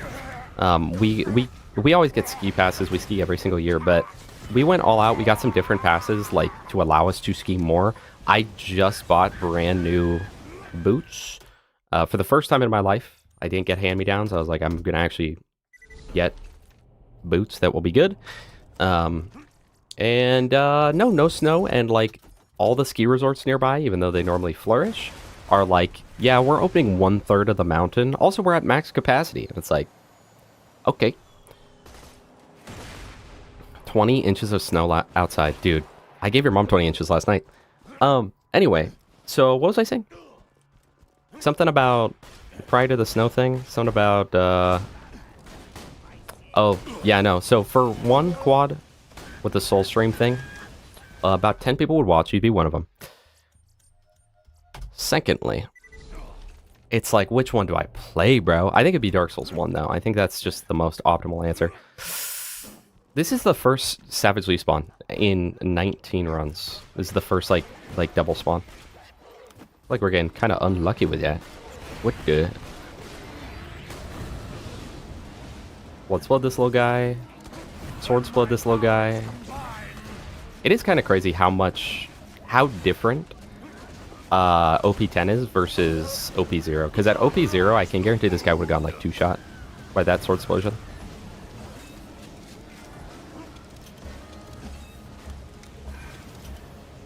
Am I the only one who has the stream stuttering a lot? Someone let them know, because I would like to know as well.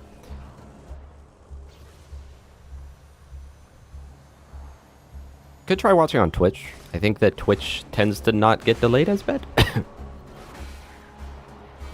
couple weeks ago, you had snow in Japan, not Japan.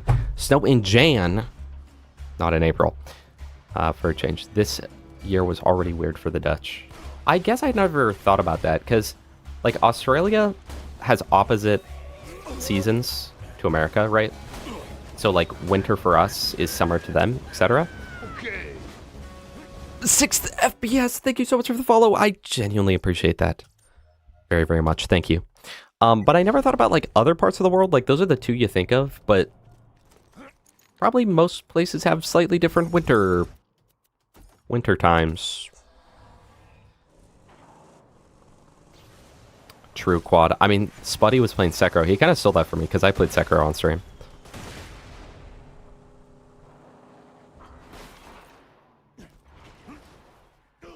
The other reason to play through Reset is so you could spend another 5 hours not getting the conference call. True. Oh, conference call. We did kind of lock ourselves out of that. Unless... Did we...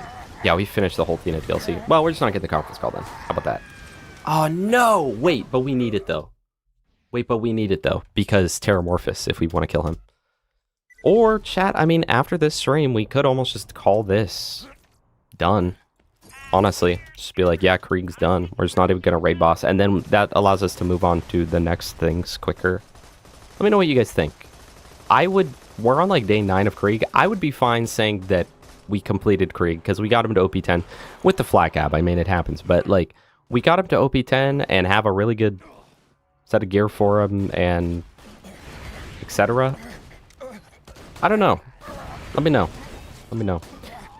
What are your overall thoughts on BL4 compared to the other Borderlands games?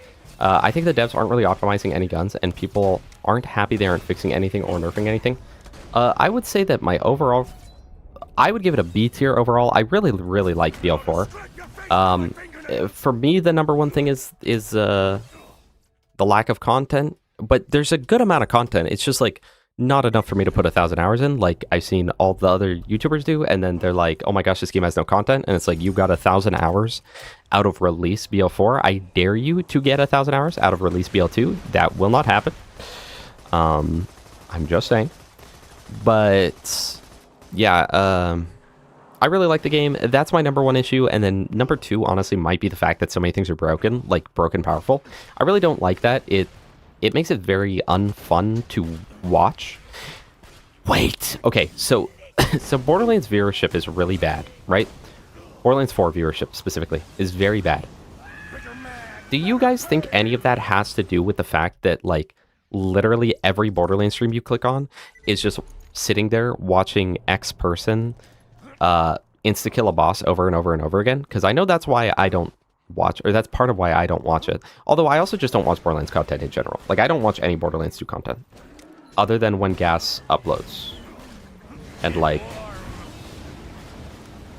and I watch most of Spower's stuff, and I watch most of Cashew's stuff. But like those uploads are like once every couple months in general, so like outside of that, I don't watch any content. Alfie Getty Soup. Hi.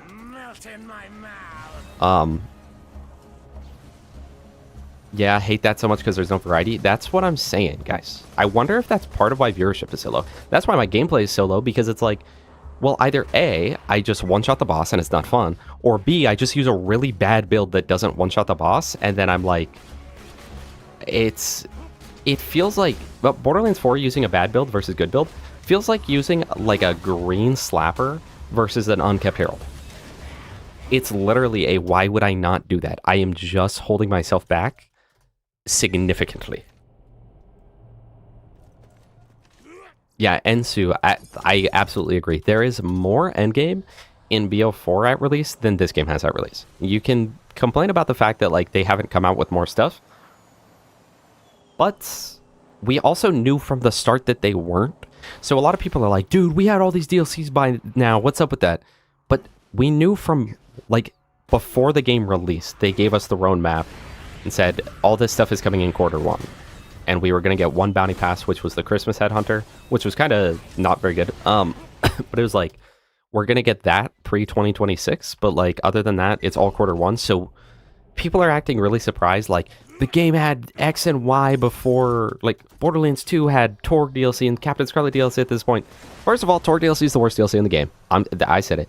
But it's like, yeah, they already had them, but they also didn't already make a roadmap of what they're going to do. And I could be wrong, but based off of the way that they have described the Ellie DLC, it sounds like it's going to be like an entire new map. The question is whether or not it'll be the size of like Terminus Range, or if it'll be the size of like Explosive Fastball. If it'll be the size of like Terminus Range, read-only disabled, or if it'll be the size of the entirety of Borderlands 4, or if it'll be the size of 2 of the areas, or if it'll be the size of, you know, etc., etc., etc. You know. Also, Alfie Get Soup, thank you so much. I do appreciate that. I think it's very interesting because my entire life I got made fun of for my voice, both online and IRL to an extent, but definitely online. And now I don't, though occasionally. It's not uncommon. Like, I'm actually surprised at the lack of haters that I get, aside from the Gauge players. How'd this go with an explosive relic? Then I'm going to have to swap back to in a second, because I honestly think matching element just does more damage here. Yeah, let's swap back to the incendiary. Anyway, I don't get like a lot of like haters that just hate for no reason, though there is one specific type that I get. And that is the, and I quote, "Why are you gay?" Or, "You sound gay." I'm like, okay. And I'm like, all right. That's interesting. And then almost every time that I've been like, that I'll like, I don't take it seriously, I don't care, right? But then I'll be like, oh, you know, if you want to know if I'm gay, like, ask your mom, I was with her last night. And then they'll be like, bro, I wasn't insulting you. I'm like, okay, you were just commenting like, you sound gay. It's like, okay, times have changed, I guess. When I was growing up and someone said that, it was like, you take that back. I'm closeted, bro. You take that back. But I just think those are funny. Someone had done that on stream while I was with Gas, and Gas was like, XYZ asked why you're gay or whatever. And I was like, I don't remember what I said, but I was just goofing around. I was like, say that to my face, blah, blah, blah. And he literally went on like this whole thing of like, hey man, I'm sorry, I love your channel. I was just asking. And I was like, yeah, like, it would have been one thing if he was like, hey, are you gay? I would have been like, oh no. But it was like, hey, why do you sound gay? It's like, I don't know. That was 8.9. That is 8.3. Again, I don't care. I do not care. I just think that's funny. My BA rank? I don't actually know. 290,000, apparently. Gotta get somewhere in a hurry? Well, catch a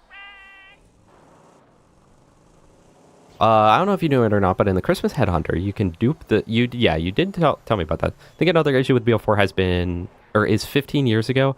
I had like 10 games on Xbox, now I have 100. I'm literally saying...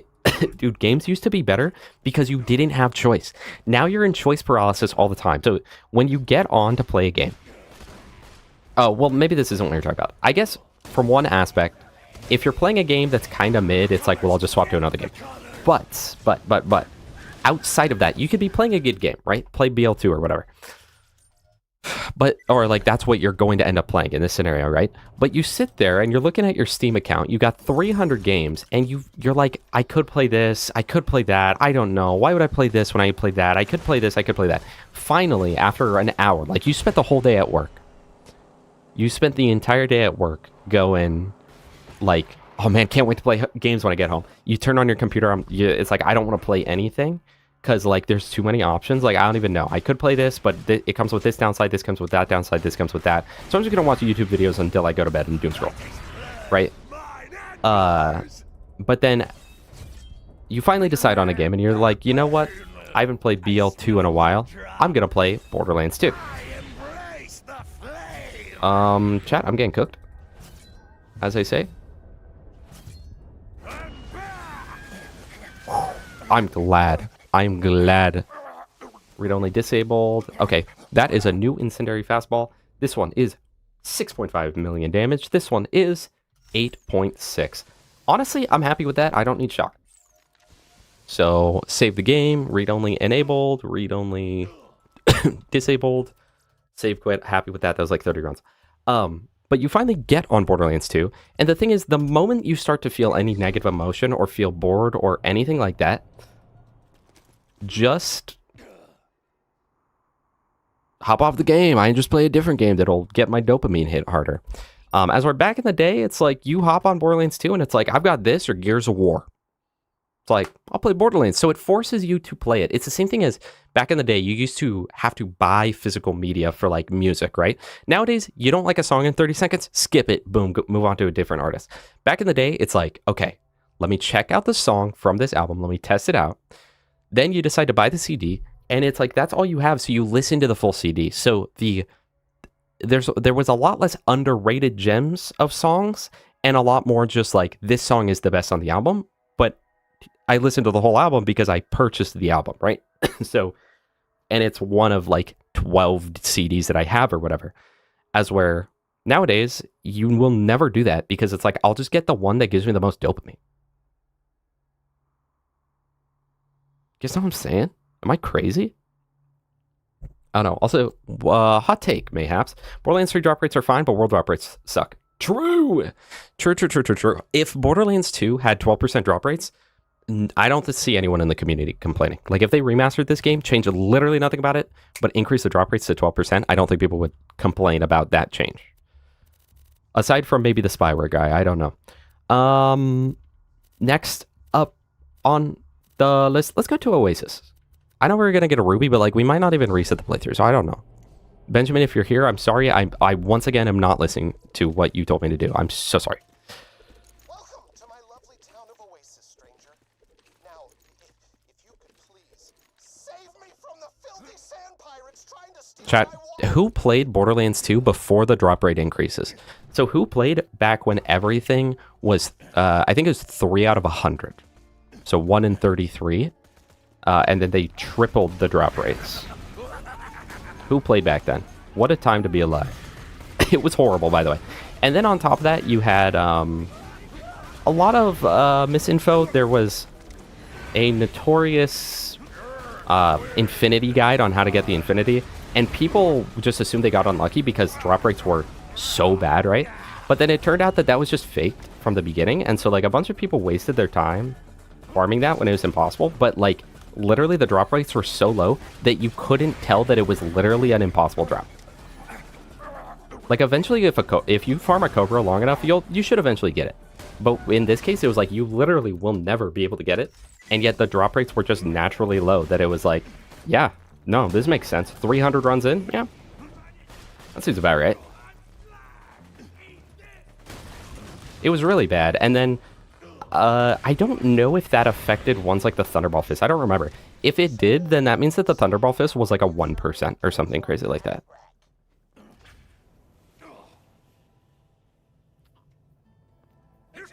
Oh,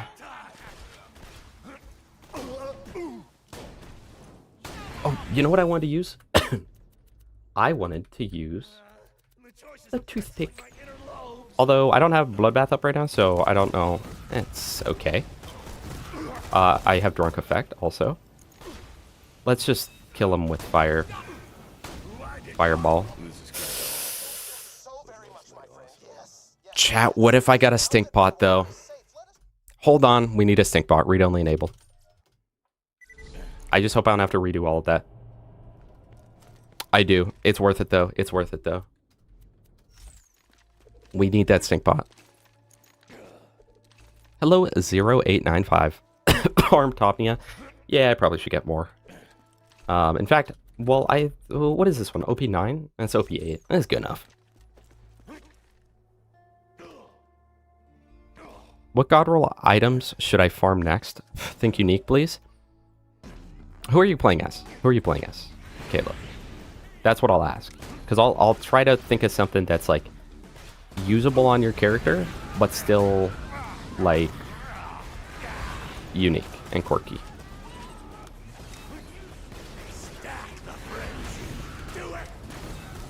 Okay, chat. If I wasn't using the Flame of the Firehawk, I think I'd just use the Slaga. But when you're Flame of the Firehawk, the build is kind of... I feel like Flame of the Firehawk build is kind of entirely based around the idea of a Moxxi weapon. So, also, chat, I will say, a lot of people will be like, OP10 is so unbalanced, you can't kill anything. And a lot of people say that Krieg is the worst Vault Hunter. I get a lot of comments that say, they'll say something along the lines of like, yeah, Krieg is really good in normal mode, but like as soon as you get him to UVHM... I ate my words. They always say as soon as you get him to UVHM, he's really bad. And they say his melee build's bad, and they say his gun build's bad. But it's like, literally he is one of the best characters in the game. You just have to be kind of good. Though, that said, he's horrible in the peak. He is horrible in the peak, chat. He's horrible in the peak.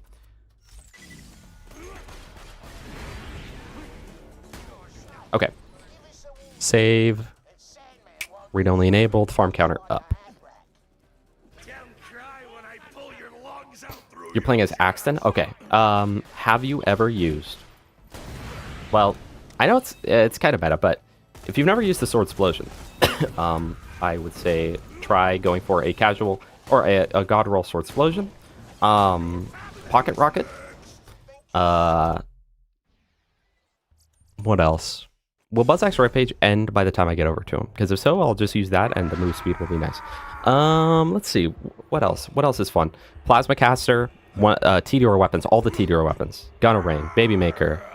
Those are kind of the only good ones. Omen, although Omen's kind of meta. Blockhead, I don't see many people use the Blockhead, and that's definitely a farm that'll take you a very, very long time to get. But it is really good, and not many people use it. I would say the Blockhead is one of Accent's better options. Chat, Fishman got back on Arc. I miss him.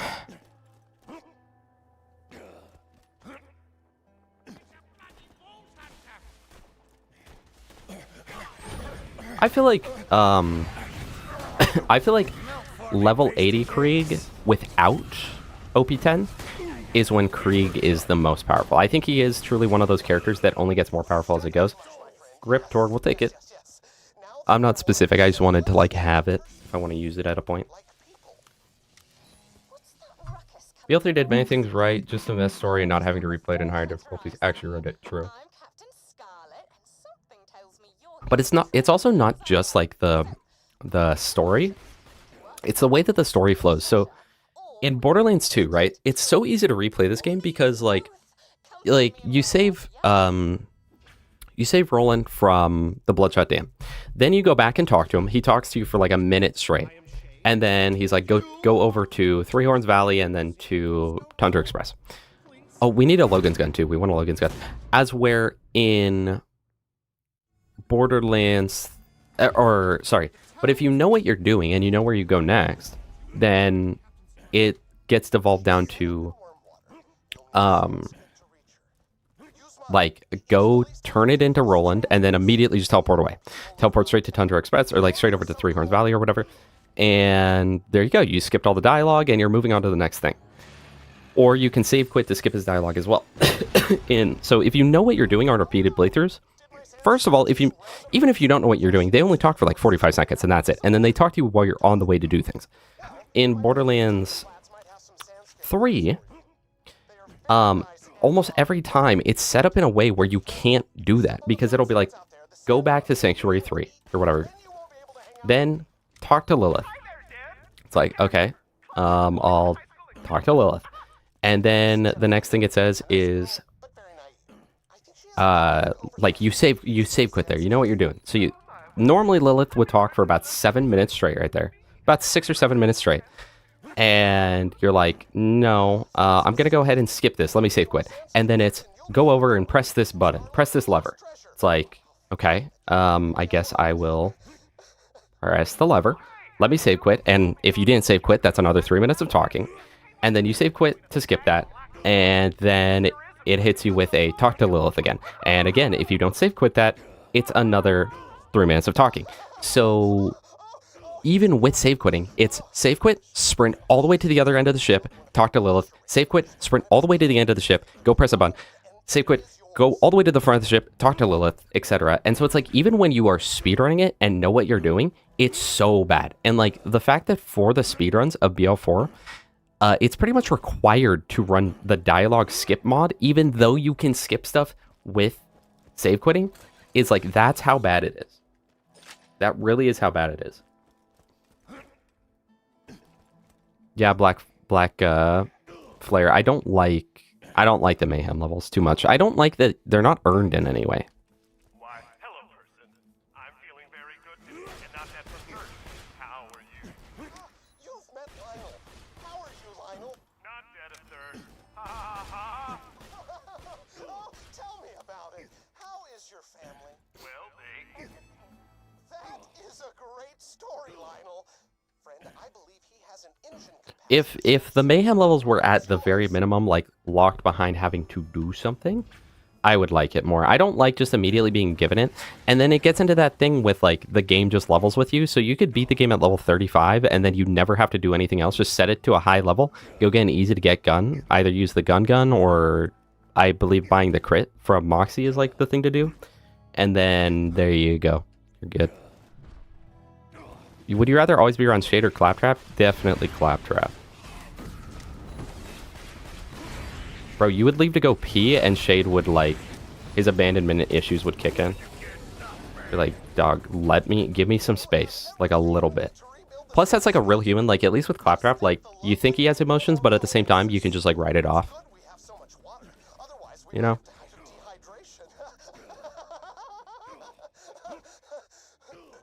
You meant doll abandon. Oh.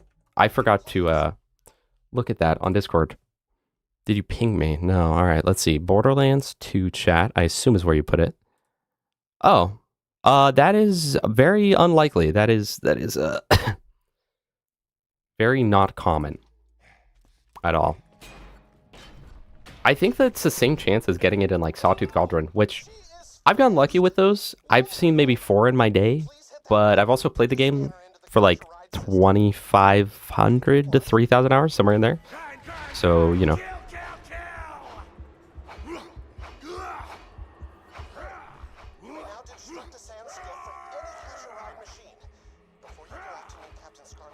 Yeah, the endgame of BL3 is great, which I haven't gone a character to like max level or anything. But the path to it doesn't feel earned. I felt that even without getting to endgame fully. It, like you said, it didn't feel earned. It didn't feel like I earned that. It felt like just sort of happened. I don't know. Chat, what do you guys think? Do you think that we should do another stream of Krieg or just get this stuff and then call it a day, because like we've pretty much gotten everything you would want.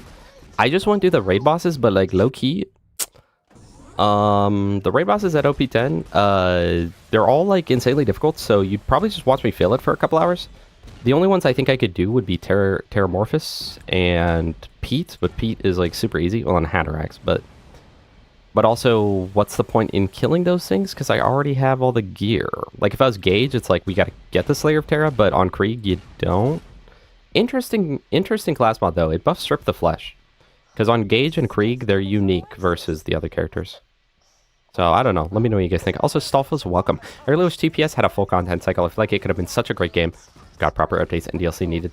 I also believe that. I feel like if Borderlands, the pre-sequel, had like 1 or 2 more big DLCs and then had like 5 headhunters, I think that it, and some people might disagree with me on this, I feel like it would be as played as Borderlands 2 is to this day. But TPS is just really repetitive in my opinion, because it's like you just do, it's like you do the playthrough, do Claptrap DLC. Do the next playthrough, do Claptrap DLC. Do the third playthrough, do Claptrap DLC. And then to XP farm, it's like the worst in the series, because it's like so bad and unfun. Call it a day. Yeah. I think so too. Let's go get our Pimpernels at least, and then we'll call that a day. You're a vault hunter, yeah? Never met one of you guys before. The guns, the power, it's all very striking. If you're looking for the Yeah, I thought about that too, Regards. I could give the stuff in, but it would be doing a whole stream just of me trying to kill Hatterax, which I'm not good at the game, but I feel like I could probably kill Hatterax on like the 5th try or something like that. And then Terramorphous, which is totally doable on Krieg, but a little bit annoying. Honestly, if we would have stopped at level 80 and not hit OP10, I would probably feel different about this. But I don't know. And we're on 9 days.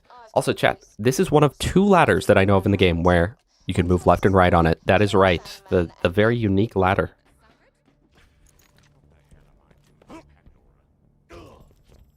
I do apologize a little bit about this playthrough. I kind of used Gun Krieg the whole time. It's just like I was just really having fun with it.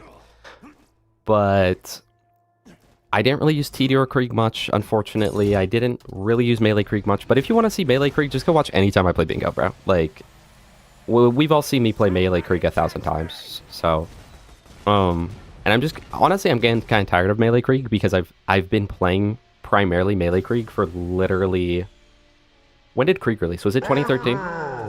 So I've been playing Melee Krieg primarily for 13 years, and he makes up probably about 60-70% of my total playtime, so.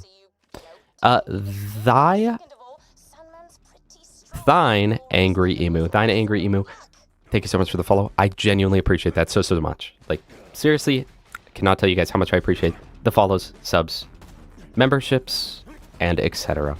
I really do appreciate you guys. TPS is either Darksider farming, or, even worse, it is like the most efficient. The Mick Zafford farm of that game is replay through the beginning until you get the Dinky Shield from Jack. And you just do that a bunch. At least please do Hatterax, because you still need Peak Opener. Well, then I need Sandhawk. So I need to do this. Surprise! Oh, sorry, I hacked into your Echo device shortly after we met, so I can see everything you can. I'm gonna swallow your throat. TX, the Release the Beat skill. First of all, buddy, it's Release the Beast. The Release the Beast skill is annoying, because every 2 swings, my axe, he hits himself. Well, to be fair, that's from Silence the Voices, okay?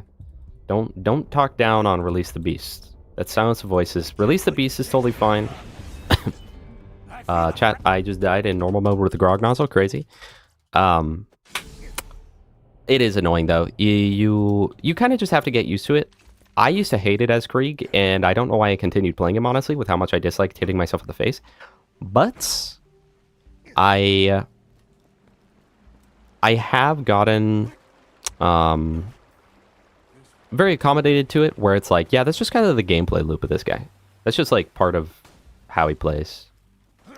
So you either just gotta grit it until you get through it, or I know some people will play without Silence of Voices and just use a Roid Shield instead. At OP10, that definitely doesn't work, or at least not well. But I think that'd be fun at level 80. You could try that. You could try taking out points from Silence of Voices and do that instead. I really wish that with Silence of Voices, it had a prevention system where, like, I didn't pick up Grendel. Bruh. I really wish there was a prevention system where, like, every time you hit yourself in the face, it decreases the chances of it hitting again. So instead of a 12%, then a 12%, then a 12%, then a 12%, if it was like 12%, then the chance of getting a second one is 6%. And then if you happen to get that again, the chance of another one is 3%. Because then you wouldn't get those annoying chains and it wouldn't be too bad. And then maybe if like after, maybe if they could add like a slight cooldown, maybe, I don't know. Because I'm not totally opposed to it chaining. Sometimes it's kind of funny. The Grendel. Sometimes it's kind of funny, but it gets really annoying, and especially when you hit like a 5 chain, it's really bad. Also, keep in mind, chat, that is the same chances of getting a legendary in BL3. GG. Makes me sad thinking what TPS could have been, but I totally agree. I got 100% achievements in it last year and had to give it to max level because I couldn't stand grinding. I found out that the second farm out, just said GG, I'm out. Yeah, no, it's so bad. I think on like on Borderlands 2, normally I'll find like fun ways to level up that are like kind of cheating but kind of not, right? So with this playthrough, we blood sploded Bad Maw with the 25 times spawn, right? So it's like we still farmed to max level, sort of. We still did something to hit max level. We didn't just gib it in, but we still kind of cheated to make it easier. But then meanwhile, when we were doing Athena on TPS, literally everyone just agreed. They were like, just give it, bro. Just give yourself level 70. Like, yeah. Fair. Fair. And then since you have to do it that way, you cut off all of your loot farms. So now you have no way to get loot that's level 70. Like if you did that all the way from a low level, it's like you literally have nothing. Also, do you have a channel on Discord where you share custom fun builds? Yeah, I think there's like a build discussion, but honestly, I would just put it in BL2 chat.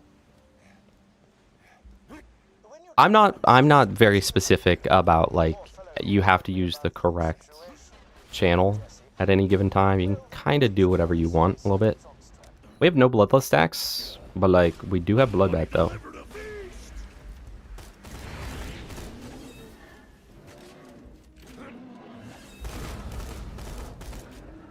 Yeah, people sleep on this gun. I'm telling you.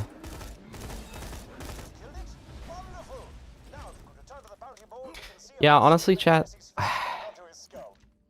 Like, there's a little bit of stuff that I'd want to do on this character, but I think after today, Krieg is done. And then either A, the next streams, I mean, tomorrow's stream, we're doing bingo. Against the viewer team, the one you all know and love. And then after that, either A, we're doing the Borderlands 3 playthrough, B, I decide, you know what? Let's frickin' play 0, because I've really been hankering to play 0, but I don't think I'll do that. I'll probably just do that off stream, I don't know. Maybe not, I don't know. Or C, option C. We might play with gas and do the prep for the One Life event.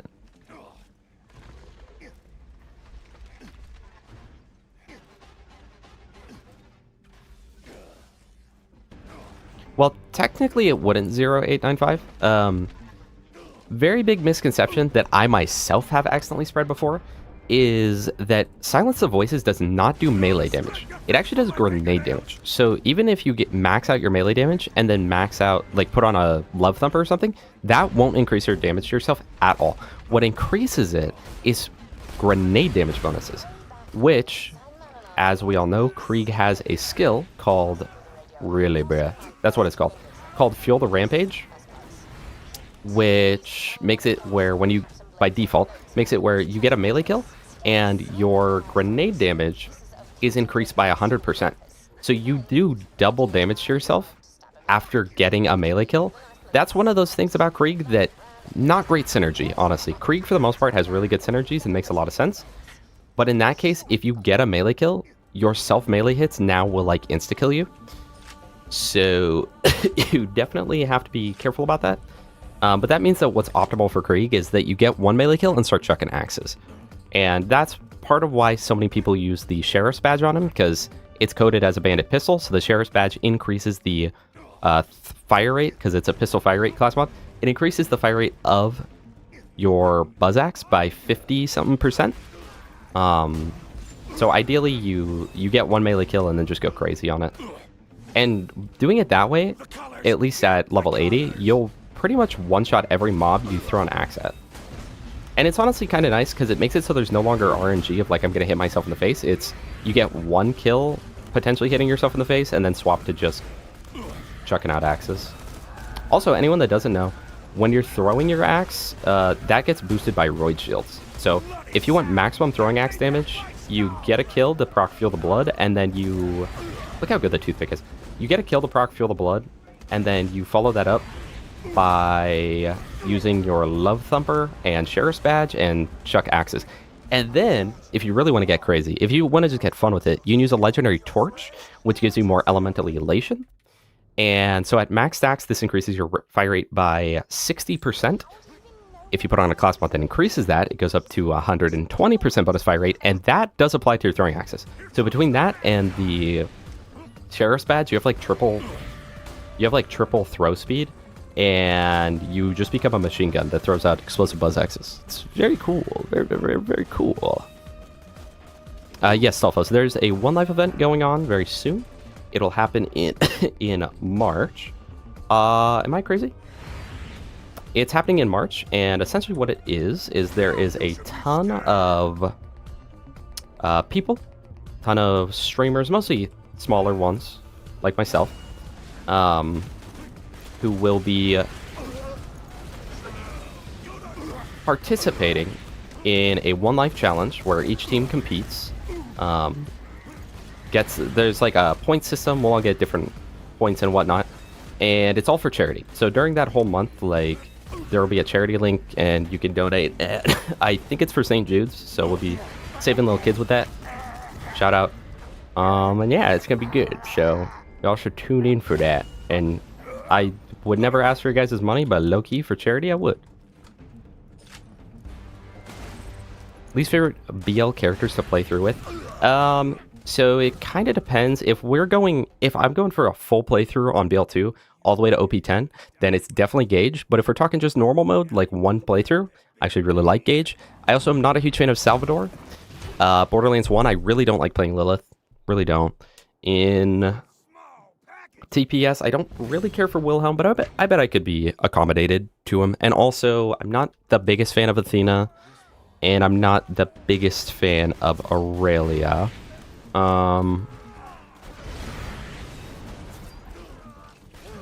What else? Who else? Borderlands 3, I really do not care for Amara at all.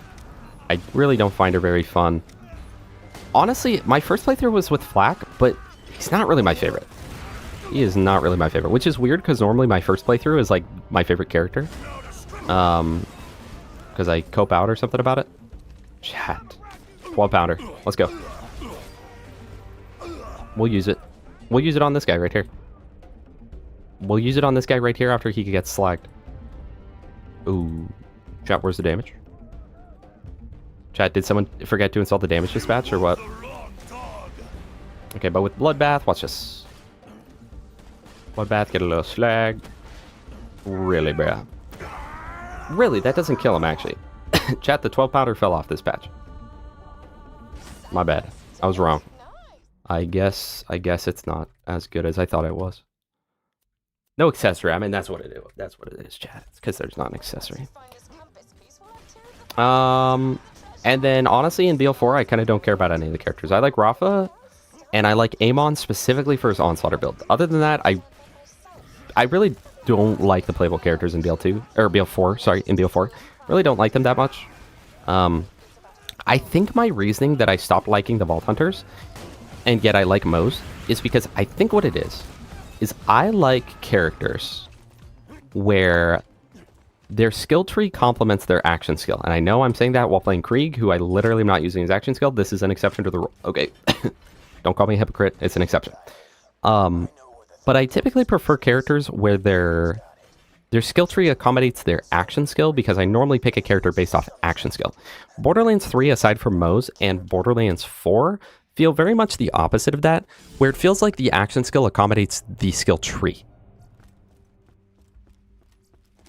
Founder, I hardly know her. Good one. Trog, goodbye. Thank you so much for being here. I always appreciate when you show up. I really, really, really, really, really, really do. But you guys know what I mean? Like, and I'm about to play Zane, which to my understanding is pretty much that. It's a lot of like using his action skills just to proc things in his skill tree. And that's kind of how it feels for most of the characters, and that's definitely how it feels in Borderlands 4. Borderlands 4 really does not feel like, I never got that explosive relic. TBH, I don't care. Borderlands 4 just doesn't feel like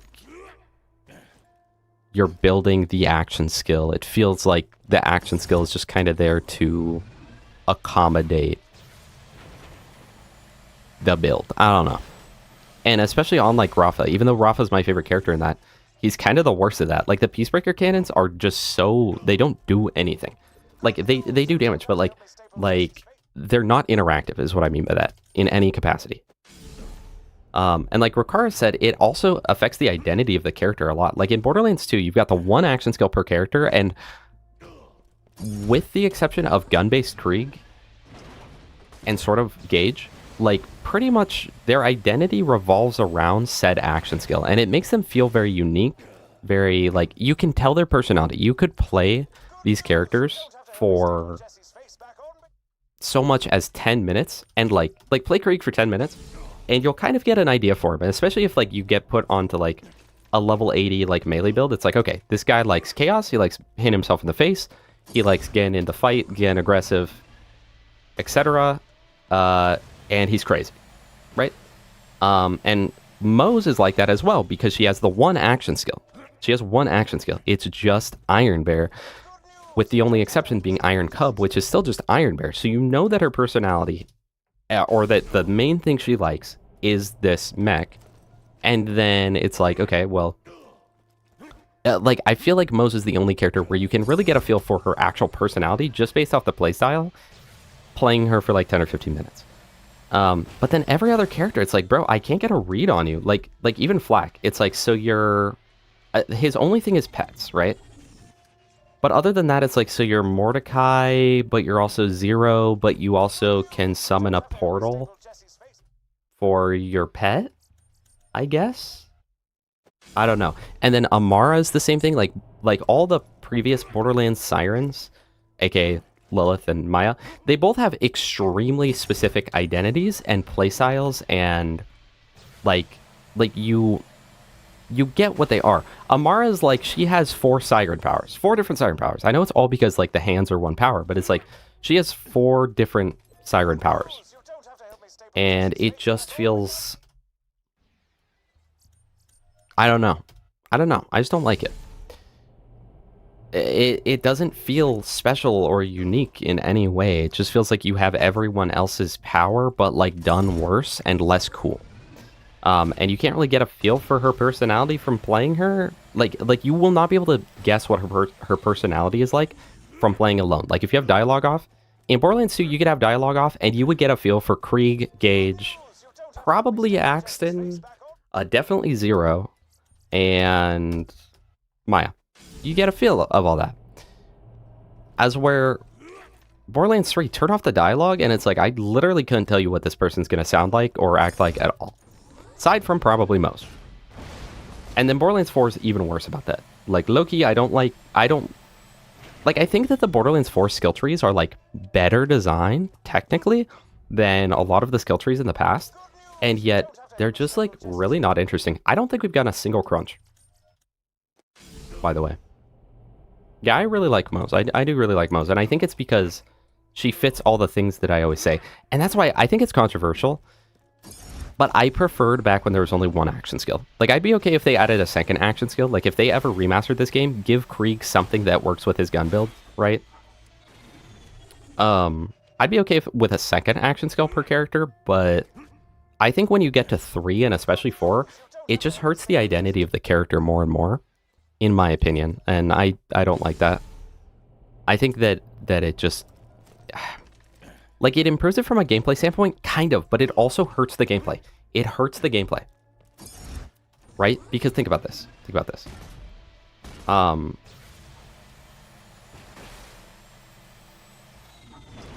Well, not... Okay, Dominic. Yes, she has the arms so she can do all the other stuff. But I don't think that Maya and Lilith were choosing to do that, because Maya's only power, or at least it used to be her only power, was just phase walk.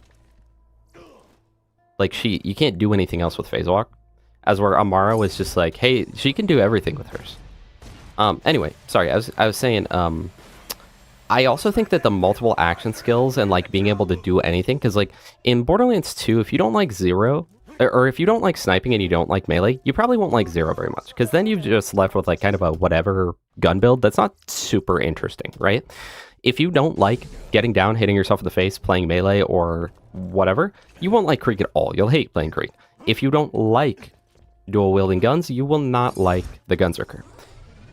Borderlands 4 and 3, but especially Borderlands 4, is very much like, well, if you don't like this on the character, try this on the character instead. You'll surely like one of these, which is good and all, but it also makes it so... Okay, the crunch doesn't exist, by the way, but it makes it so, like... what was I saying? What was the train of thought there? Oh, it makes it so, like, every Borderlands 4 character feels the same. It's like none of the... It feels like none of it matters. It harms the personality, but also, like, every character in Borderlands 4 can achieve everything. They all kill the bosses in the same amount of time. They're all just as invincible as one another. They're all etc.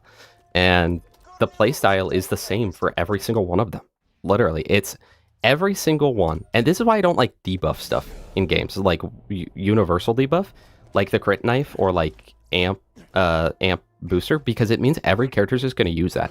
So literally, like, the only difference in it is, like, half the characters use a spread launcher and the other half use other broken item, and that's all it is. I don't know. Guess what I'm saying? I've ranted about this about 1,000 times now on stream, but it's just true. Also, we literally have not gotten a crunch class mod. I'm not even going to be specific. I just need explosive on it. Stop with BL3, did not even finish it. Because the Vault Hunters did not hook me. Haven't tried Moser Zane. Yeah, Flak didn't hook me at all. And Amara, I'm not a fan of. Though Mose did. When I went through and played as Mose, I actually had a lot more fun. I enjoyed it a lot more. But the other problems with BL3 were really plaguing it and hurting me. I'm hoping that by playing it on stream, it'll be better. Basically, accessibility doesn't equal fun. Yeah. I think that more specialized stuff, and it's kind of like it in life in general. I mean, you think about it. You go to a restaurant, right? And who do you think is going to have better burgers at a restaurant? A restaurant like Olive Garden or something, where you can, or like Cheesecake Factory, where you can get kind of anything you want there. I think Olive Garden has burgers. I'm pretty sure that they do. It's like you can kind of get whatever you want there, and they've got 1,000 different options. Or do you think that just like a high-end burger place that only sells like 8 burgers, like 6 or 7 burgers, different types of burgers, which one's going to have a better burger, right? And that's how I feel about the Vault Hunters, where it's like, yeah, there's less options with Krieg. There's less options with, like, Maya. There's less options with Gage on, like, what you use. And yet, at the same time, that's what makes them fun, in my opinion. And, I mean, especially with the whole, like, personality thing, it creates cult followings. Taste of Blood, crazy. It creates cult followings. So, like, because people get so attached to the characters and to the playstyles, like Zero, that if you like sniping and melee, he will be hands down your favorite character in the entire game. In the entire series, he'll be your favorite character, right? And there's no better proof than that, than Gage, okay? Because Gage is the worst designed character in all of Borderlands. You can't tell me otherwise. There's not a single character that is worse designed than Gage.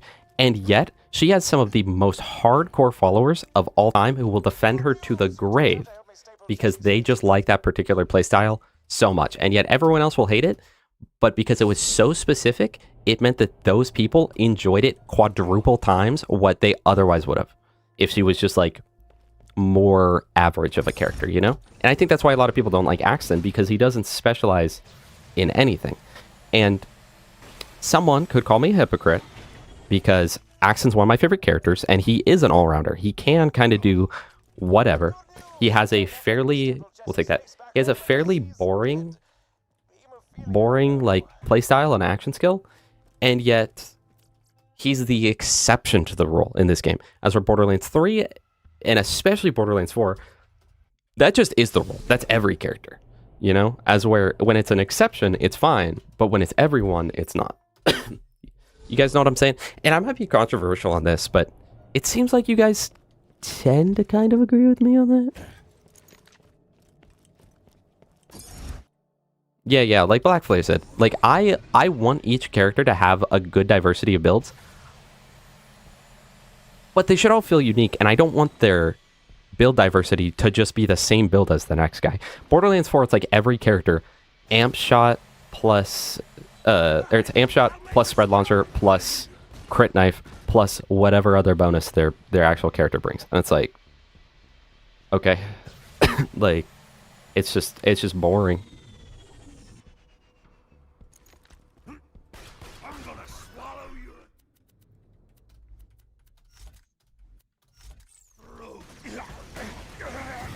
Bruh.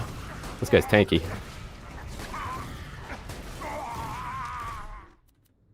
Also, let's put on this Hornet.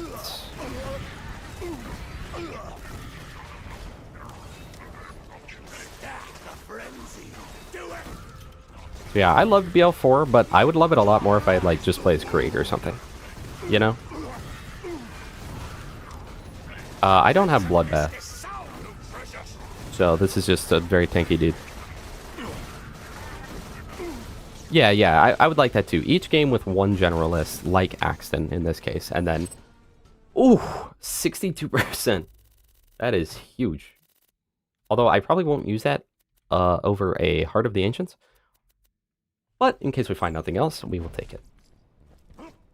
I think it's good to have a generalist, but not every character be a generalist, as it feels. Gage is going to be the only character you don't take to OP10. She's the only character I've never taken to OP10 either. I do not like her. And yet, the people that do, respect to you. They love that character, guys. She has such a following. It is wild. How did I get full rocket ammo? Did I buy that? I don't remember buying that. Read only disabled.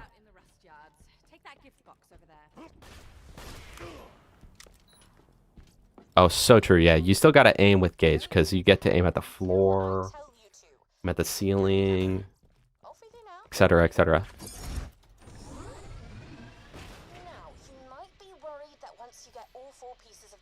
How do Hyperion's weapons work on Gage? They're interesting, but it makes your... I feel like it makes your sway and everything even worse. Like, it's horrible. I'd love BO4 if I could play it. Maya, oh wait. Yeah. Rest in peace, bro. The different playstyles also help with the replayability. I haven't played any other BL3 or BL4 Vault Hunters because they all kind of feel the same. Yeah. That's what I'm saying, dude. Like, that's why I'm so excited for Cash, because it really seems like with Cash, it'll be like, here's a character that is entirely unique, and if you don't like gambling, you won't like this character. I'm really worried that they're gonna just baby out of that, though, and be like, no, we need to make it so everyone can like this character, because then people will buy it. Like, no. Literally the best characters. Like, I would say the biggest, like, fan favorite characters in BL2 are Gage, Krieg, and Zero. Obviously, people love Sal, people love whatever, but there's, like, cults for... There's, like, borderline cults for Krieg, Gage, and Zero. As where a lot of people still play Sal, a lot of people still play Accent, and a lot of people still play Maya, but it's not, at least from what I've seen, it's not the same. People enjoy it, enjoy those characters a lot. I'm going to save quick to get my shield back up and health. People still enjoy those characters a lot and love playing those characters, but it's not to the extent. And I think it's because they kind of just use whatever, and they feel a lot more kind of generic. But again, with that, with those really unique characters, you do create situations where it's like someone might not like a character at all. But I think that, you know what it is? It's the whole saying of like, if you try to appeal to everyone, you won't appeal to anyone. And I feel like that's how it goes with like the BL4 Vault Hunters, because I don't know a ton of people that are like, oh my gosh, these are the best Vault Hunters of all time. A lot of people seem to like the actual skill trees, but there is like obviously subsets. Obviously there's people that are like, I love Amon, or people that are like, I love Rafa, or whatever, but I don't hear it talked about nearly in the same capacity that I do with Borderlands 2 or TPS.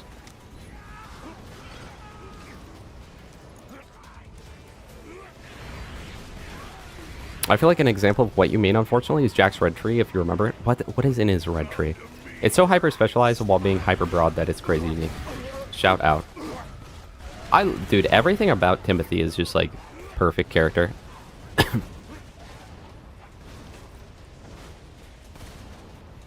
The soup issue?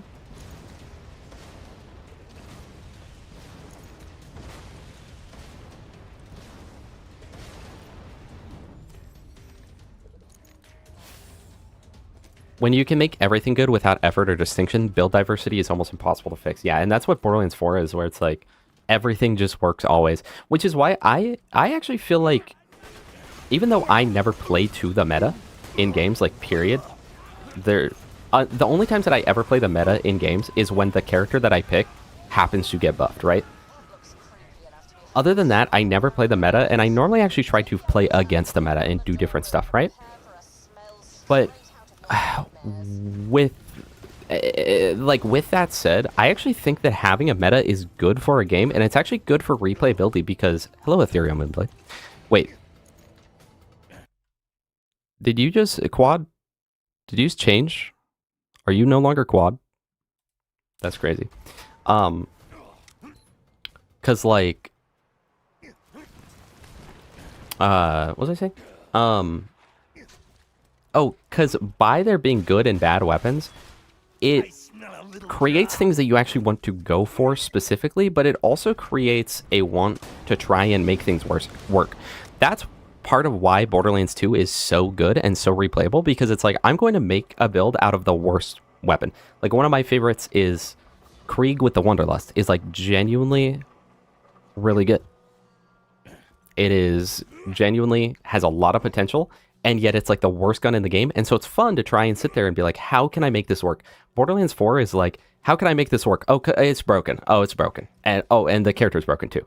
Okay, I don't even have to try. All right, the boss just go one shot. It's like, or like, even with the guns that can't really make a good build around it, look at all of Gas Mask's videos. How interesting would Gas Mask's videos be if it was, can you beat Borderlands 4 with the spread launcher?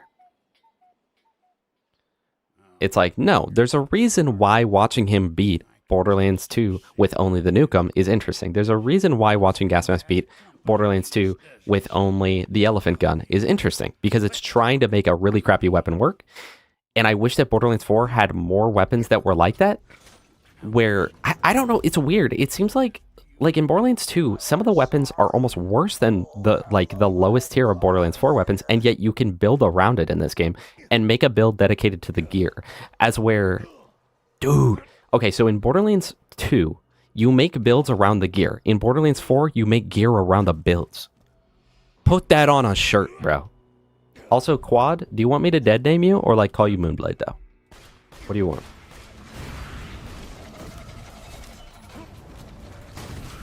My experience with Mr. TX01, he dead named my Twitch chat, my Twitch channel. Gallo Gatu 83. Thank you so much for the follow. I genuinely appreciate that so much. Over 521. Recently found out that the BL2 Sawblade cars can proc spike from a spike shield. just because I forced myself to use it. It can proc a spike from the spike shield. I knew that it could proc Love Thumper. Are you talking about like Roid shields or spike shields? Because sometimes people will accidentally say the wrong one. If you're talking about Roid shields, I did know about that. It's kind of crazy. All of your melee damage increases the Saw Blade technical, so you can actually make it do like really, really, really good damage. I made a short about that once a couple years ago. Hey, little TJ. Okay, I will get a hydrate. Love letters as quick as you can, sorry.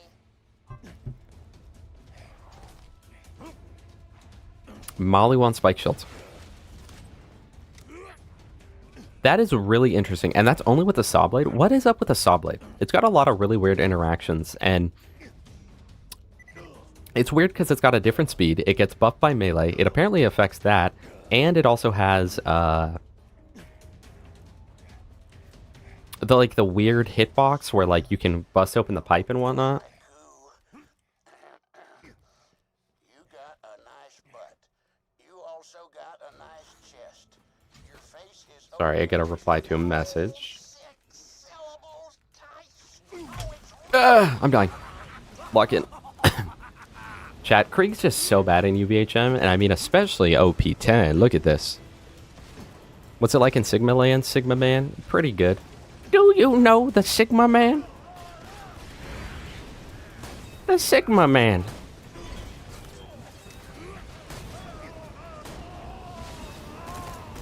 Chat, I love Krieg. People will really look at this guy and be like, yo, he's so bad. Though, I can't lie. In the peak, he is horrible. He is horrible, chat, as we have learned. I can almost guarantee we would have shaved at least 4 hours off of the peak grind if we were playing as other character named Axton. I'm not gonna lie. Or even Maya, or Salvador, or Zero. Not Gage, though. I think Gage would have doubled that time. And yet, I've heard Gage actually isn't too bad in, like, one life. Hey, don't kill me.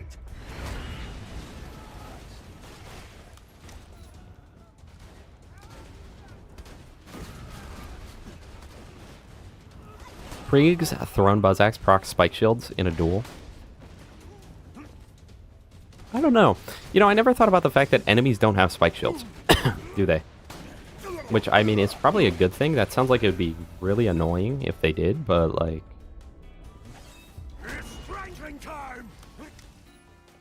Chat, I am enjoying using the toothpick. I don't think I've really ever used it, and it makes sense with Krieg, because it's got so many projectiles that are all getting boosted by Bloodbath. Like, is that not crazy, or what?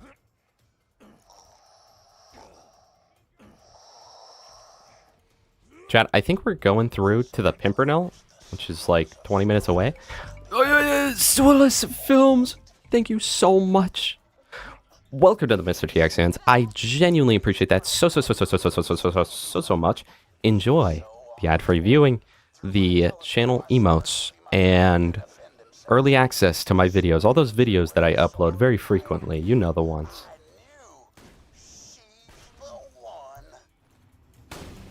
What was that? I feel like there's something else I wanted to get here, but like, low-key chat, I think I just get my elemental pimpernels, and that might be it for Krieg.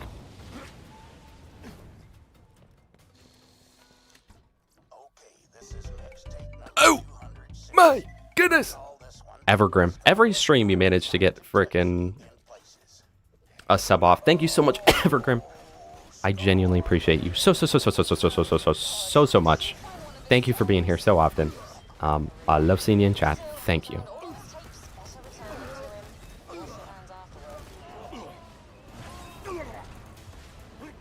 Do any more bingos with gas or any other BL2 or BL creators? We're doing bingo tomorrow, but we're doing versus viewers, so it's gonna be me and Gas versus viewers again. The specific viewer team. So that'll be interesting. Borderlands 2 forces you to play around when Borderlands 4 everything works. That's not bad, but different. Yeah, and for someone like me, I don't like that. I don't like that in Borderlands 4 it's like everything works always. For anyone that doesn't know, like Dominic said, kunai does get roid damage. So if you have like if you're running a high to Terra, your kunai does like crazy damage. Do you have to press this button before you save quit, or does it automatically do it? I appreciate you, Evergrim. Thank you so much. And again, Suelis Films. Thank you. You missed all that? Okay. Well, I was saying thank you so much, and that I really appreciate you. And chat, especially, and this isn't dono baiting, especially since I have put in my 2 weeks at my job without another job lined up, I extra appreciate the support in the current time. Thank you so much. I do appreciate you. I pretty much just said that you have ad-free viewing emotes, and you get early access to videos, but like, when do I ever upload? So, TBH, you know. Yeah, Dominic, but I don't like that they're doing the same thing as Borderlands 3, where it's like the fix to everything being broken is just increase the health, and it's like,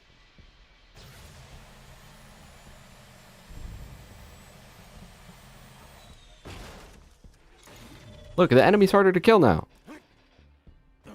That's what I like about Borderlands 2 Endgame. It is very difficult, and especially OP10 is like probably more difficult than the other endgames. And yet, your potential damage, like this is more damage than I would ever do in normal mode. Unless I'm killing like under-leveled enemies or something. But like to on-level enemies in normal mode, this is more than I would ever do to them. You know? As where it just doesn't feel like that at all in other Borderlands. Like the end game of the other Borderlands games just feels like make enemies tankier and make it so you just need a very specific build to do more damage. Like Borderlands 3 I know is a lot of anointed spams. Granted, I haven't experienced it. I haven't done it yet. But I know that it is a lot of anointment spamming and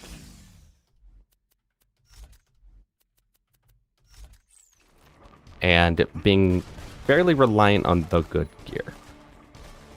That's where I feel like Borderlands 2 is more reliant on your build than the gear.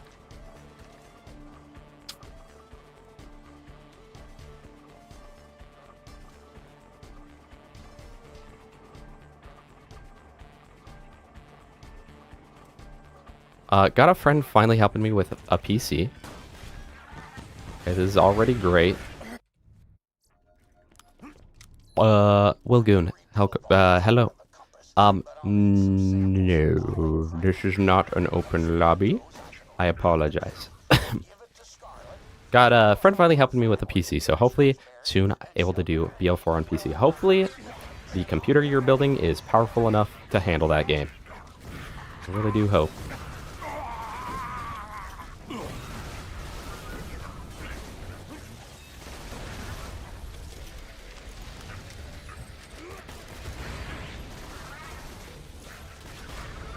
Chat, I've got a certain hater, if you know, you know, and he tends to test things in Washburn Refinery, and he'll make fun of me because I get down a lot, but also, like, I clear out Washburn in literally half his time. I've timed it. I forgot to buy ammo. Let me go buy ammo. Still can't run BO4. GG. Yeah, they did not optimize the game perfectly. Or well, at all. Really.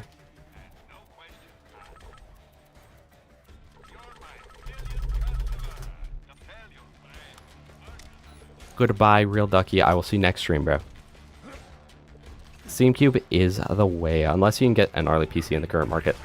I forgot about the Steam Machine. They released it and then kind of haven't dropped any news about it, to my knowledge. So, in my mind, it just didn't exist anymore. yeah, Witchy. Lower your ping in BL2. Not... sort of. If you're on PC, you can do like virtual LAN where you set up like Hamachi with someone, but you got to be careful with that because that requires giving someone just your direct IP address. So you have to really trust the person. But if you do that, it feels a lot closer to just playing split screen, like in terms of latency, instead of Borderlands 2's notoriously horrible multiplayer. Which is so funny because all of the Borderlands games have been built up on this idea of like, oh, play it co-op, but then like the co-op experience is almost always like really bad. Yeah, you're not a premium gamer ever, Grim. The game's for premium gamers though, bro.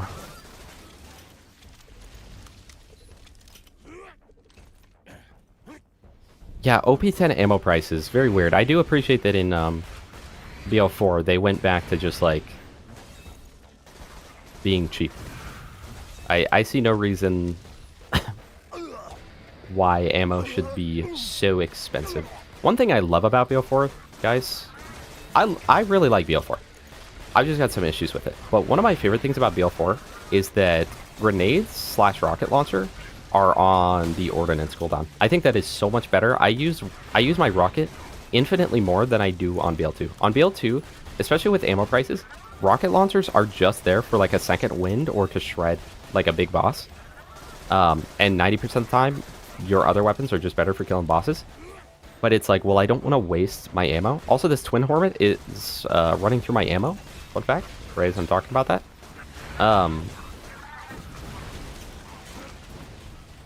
I missed him. Let's go.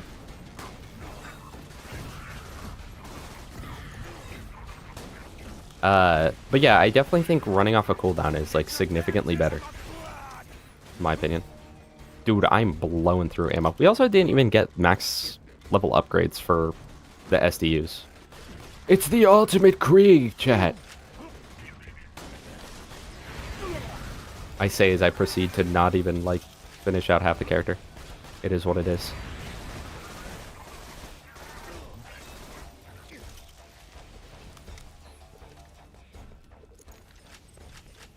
All right. Shinigami, thank you so much for being here. Have a great, great night.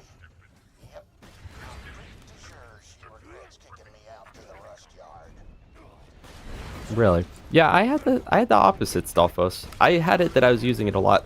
Though they did, in classic Gearbox fashion, they did not fully land perfectly.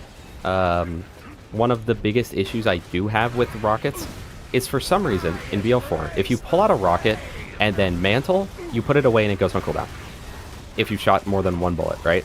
If you have your rocket out and then you go to melee, you put it away and it goes on cooldown if you shot one bullet. If you look at it wrong, it goes on cooldown. Everything makes it go on cooldown, which is really, honestly, pretty stupid. This flacker is not leveled up.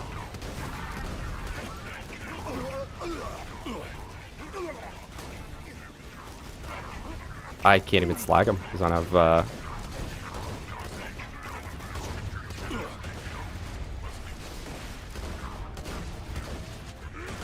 Guys, I'm getting beat in a corner right now.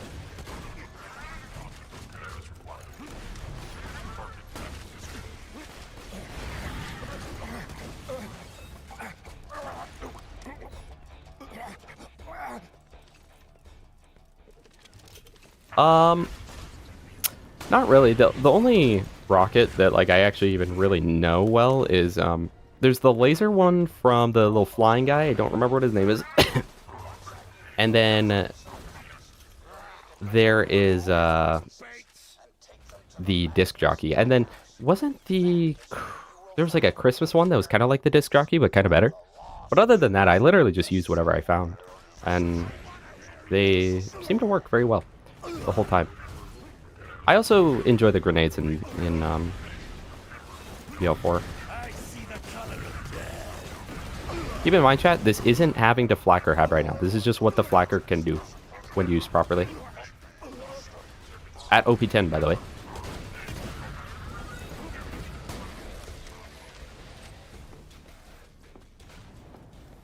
At OP10, by the way.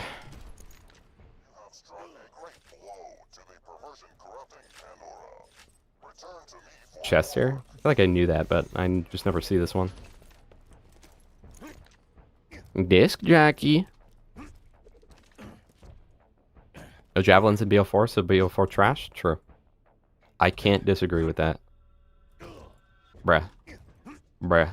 I'm not gonna have a kill skill for Hurley, chat. I might not make it. We all know how many times I've died to Hurley, so... You know. I like to enjoy the slow progression, slowly getting stronger and slowly getting better gear. I think a big part of it is the journey. Maybe that's just me. No, that's definitely me too. literally, that's why I'm thinking I'm going to end this, because the joy for me in a Borderlands playthrough is getting to that point and not necessarily actually being at that point. I don't really care for playing this game with hold on.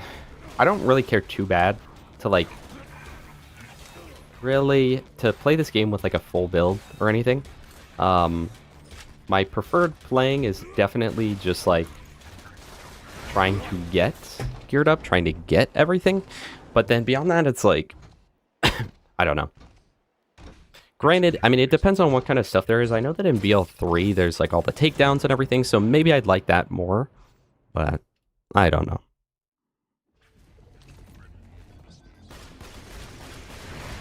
Chat, we might die to Hurley because we have no nades to heal.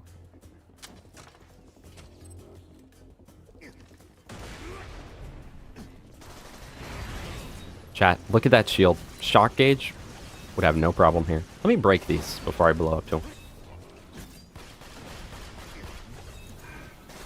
I think we just go flacker mode.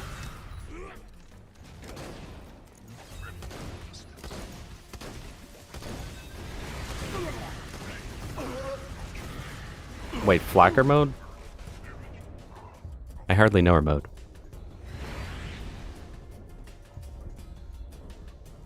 Wouldn't it be funny if I died to Hurley right now? After talking all this good stuff about Krieg.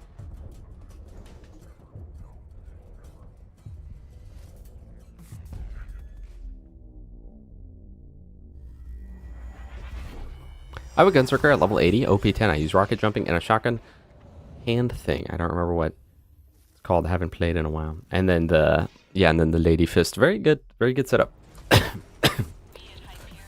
That didn't count.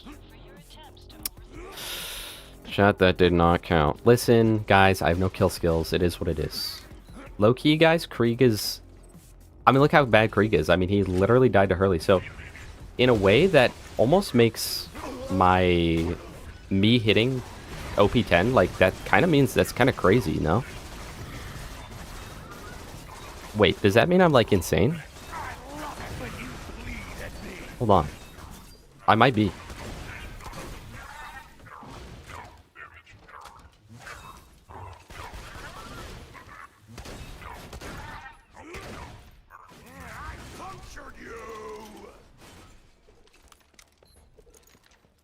If you ain't died to Hurley, you ain't playing the game.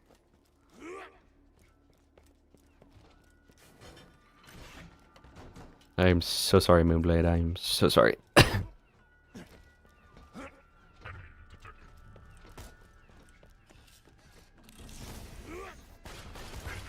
I'm pretty sure that out of all the times I've died, yo, skill issue shines. Crazy time to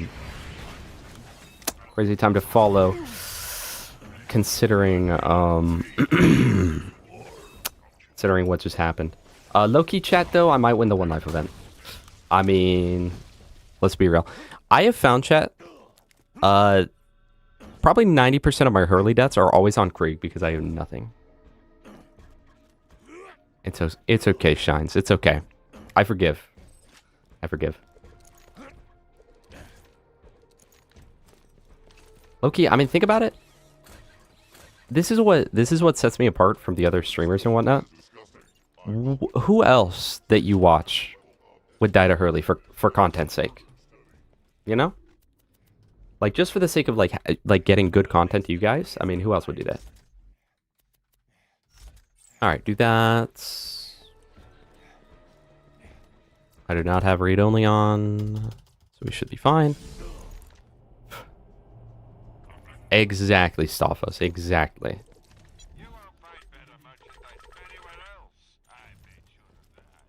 I do have some Hurley deaths. In fact, I just had a Hurley death right this second. It is what it is. Dolts do. Welcome. Storm is the most underrated pearl in the game. I am not a huge fan of the Storm, but Sun Death Mode has some videos on his channel about what's possible on Krieg with the Storm, and it's kind of crazy. It just requires like the most convoluted setups of all humanity. But with the right setups, it's kind of crazy. It is kind of crazy. Nah, chat. See, and this is what I'm saying. I'm fine if you guys make fun of me dying to Hurley. Fishman's chat is just like he breathes, and they're like, "Hey, you're worthless! You're worthless! I hate you!" They're like, "When's next stream, though?" Like, that's so weird. I wonder why he doesn't stream more often. Yes, Fishman gets more love in our chat than he does in his own. That's crazy. It's like he's got abusive parents. He's in an abusive household, abusive parents, but he hangs out with his friends, and it's like their parents are so much nicer. That's literally what it is, chat. Correct me if I'm wrong. Did that guy not take damage?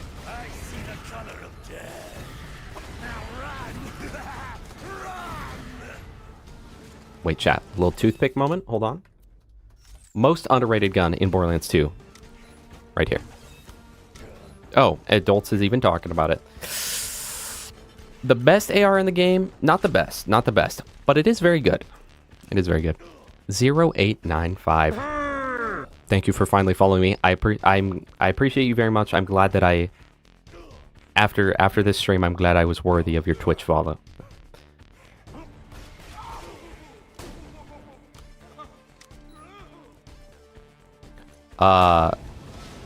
Yeah, Adults, I would say that Electric Chair might even be top 1. I mean, it kind of... I don't know. I almost would say that the Electric Chair is better than the Fastball. But it's kind of hard to say. But you can kind of do more with it, and it does about as much damage. Do I need to activate the mission? I grabbed it, right?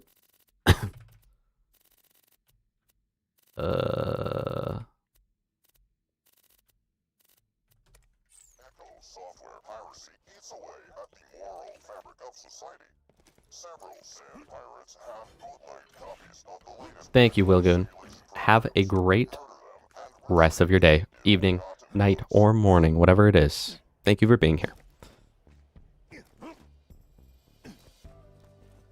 Toothpick is like if the peak opener was good. That's so real. You guys think they're gonna spawn dudes? Oh, they're already there. He's just not locked in, I guess.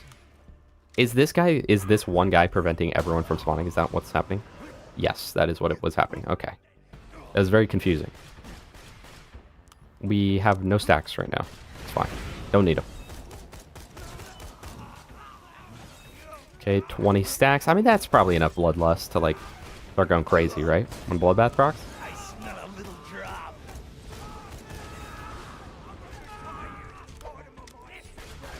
You know what, chat? I'm tired of abusing the grog. Take it off.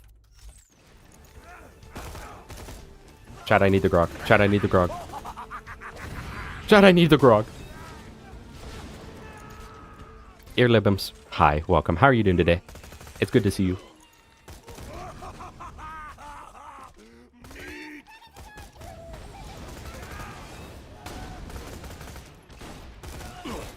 Whoa. Lock in, bro. Lock in. Lock in. Hold on. Why is this guy breaking me? You guys notice? This is why I don't like the argument. I've gotten some people on my Gauge shorts that are like, well, actually, shock should be used for shields. Bro, I unironically didn't swap off fire the entire time that guy had his shield up. It didn't matter. It didn't matter, bro. Yeah, I don't know why people sleep on the Stalker. It's kind of just like a good pistol. It's up there with like an anarchist. So read only enabled. Let's get one of each element. I don't know why I'm shooting that guy. Okay, I know that I just said I didn't want the grog, but like for this specific case, it makes sense to have.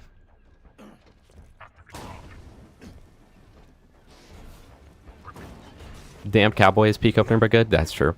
I didn't end up getting the Ruby because I realized I didn't need to reset the playthrough, Dominic. You can page up missions, I believe. Not scroll through. We'll go for match and grip. We'll go for match and grip, and then I kind of don't care beyond that. It's the Pimpernel. It's always good. Finally got some holidays again. I had to do stuff for Oh, as in like little vacation days. Studies since the beginning of October while working night shifts on the weekends. I'm sorry. But hey, glad you're here. I embrace the flame. Now, I will say, adults, as much as I hate Gage, she is actually very fun in normal mode and true. She is powerful in OP10. She actually is really powerful.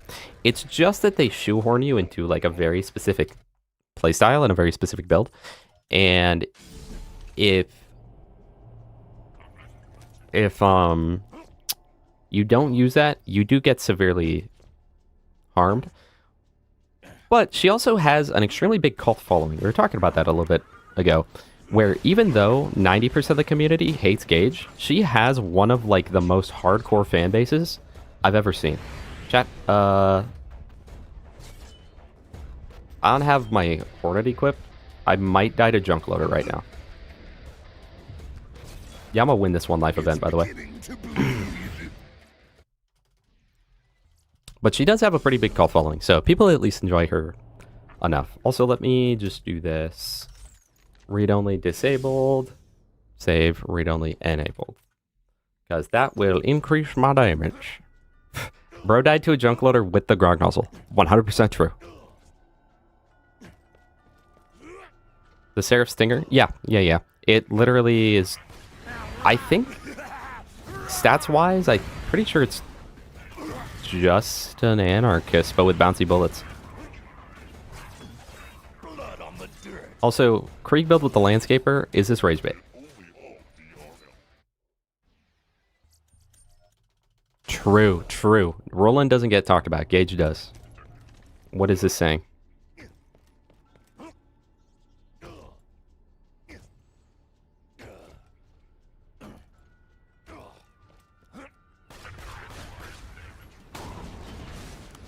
I could have swore that I saved after getting the corrosive fastball on, but it's okay.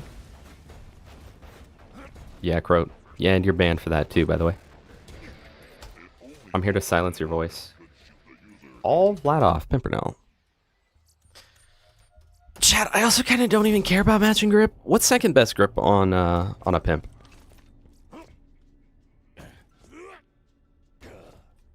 Who's getting banned? Everyone. All of you. All of you.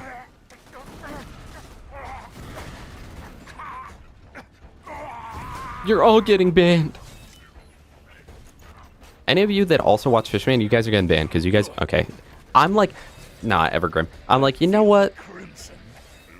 I've been working hard on this stream. I've been harder than a 9 to 5, TBH.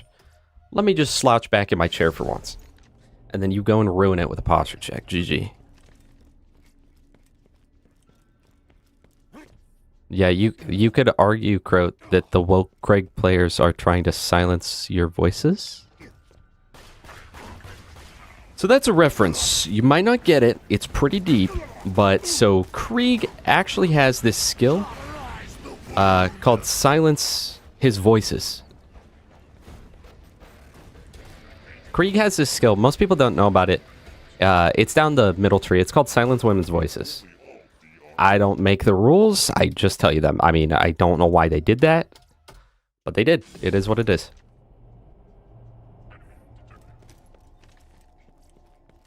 Can confess, I'm a Gage cult follower. Still hate the Sax build. I like experiencing heavy problems in fights using any other strat. Maybe I'm a masochist. And see, if that's what's good for you, that's what's good for you. I will say that the whole argument of hating Gage because pre-stacking, I see a lot of people say that. And I'm in agreement with Stereo Lotus on that, where that's definitely overrated. You don't need to pre-stack for every single interaction in the game. That is definitely optional. You definitely don't have to do that. And honestly, max stacks is more detrimental than anything. I would say like 150, 200 stacks is kind of perfect. Also, Dominic, goodbye. Sleep well. Sweet little prince. Have a great slumber. I will see you hopefully tomorrow on tomorrow's bingo match, where you'll coach me and Gas Mask to victory, because we've never won against the viewers.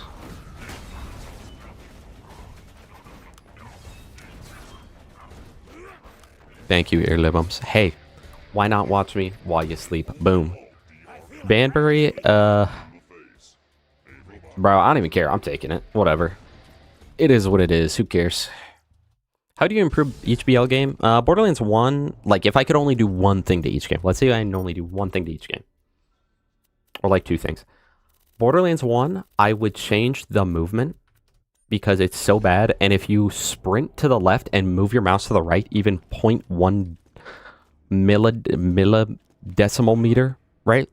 You stop sprinting. I would change that, and I would change the online system because it's the worst game to play co-op. It is so bad. Borderlands 2, I would set the game back to level 72, OP8, and I would probably just do a... What would I do?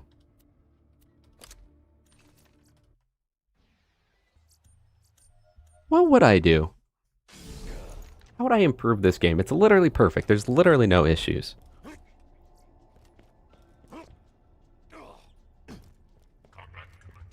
I'd probably fix the issues with Fight for Sanctuary. I'll count that all as one thing.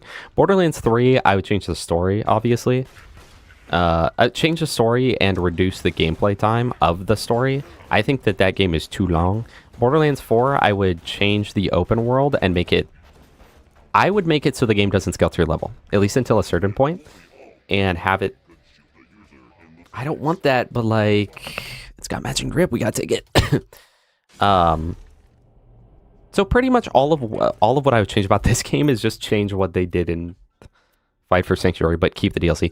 Borderlands 3, I would reduce the playtime, and I would reduce, or I would fix the story. Borderlands 4 would make the open world better and give you more of a reason to go back to the other playthroughs, or not the other playthroughs, to the other areas, because in a game like Elden Ring, you go to Caelid because it's very difficult early, but you get better gear out of doing that. Chat. I guess I'm getting rid of this in my inventory. That's going to get deleted by the Void. It is what it is. The Void from Warframe? TPS, I would add... this isn't, like, I guess, changing something, but I would add more DLCs. I think TPS with 1 or 2 more full-size DLCs that is accessible from level 15, specify, and then, like, 5 Headhunters, that game is peak, and I think as many people play that as BL2. Just saying it. This was a Warframe mention, Stalfos. I've been trying to get into it.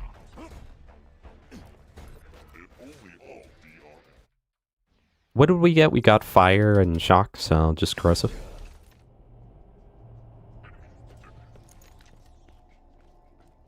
Yeah, I wouldn't change slag at all. Also, Christian, oh my gosh, I didn't even see you. Hi. Hi, how you doing? We're doing good. You're kind of here on the tail end of stream.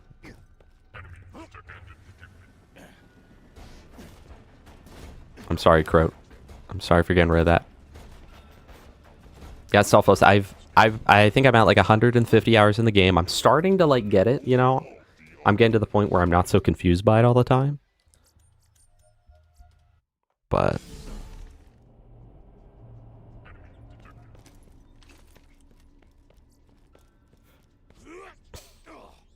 I mean, the Sentinel, the Invincible, technically is a raid boss too. If you really want to get technical, then like, you do have EOS and Sentinel, and then if you want to get a bit less technical, at least back at release, everyone seemed to call Irajira a raid boss. I don't know that I'd agree with that, necessarily. I would definitely count EOS, though. I think EOS is good. He just has too much health. If he didn't have so much health, I think he'd be a good boss. Do you guys remember that the EOS fight we had on Athena? It was the first one we did, and literally, it was like a 20 or 30-minute fight, and somehow we didn't die a single time. But we got like black framed multiple times, where you bleed out fully and get it on the last possible frame. I do, Rango, I do. It hasn't been the game I've actively been playing, but my friendship with League has not changed. Dude, where the frick is Corrosive? That's all I want, dude. A little over 450 hours. Oh, so you're new to the game? Oh, so you're new to Warframe? Evergrim! Oh my gosh, Evergrim. That's a sub on Twitch, and the continued support of the Mr. DXians on YouTube. I genuinely cannot tell you how much I appreciate that, especially with the recent quitting of my job. It is extra meaningful. And I am very blessed to have you guys here. I really, really, really, really, really appreciate you so much, Evergrim. Even just showing up to stream is more than enough. Thank you.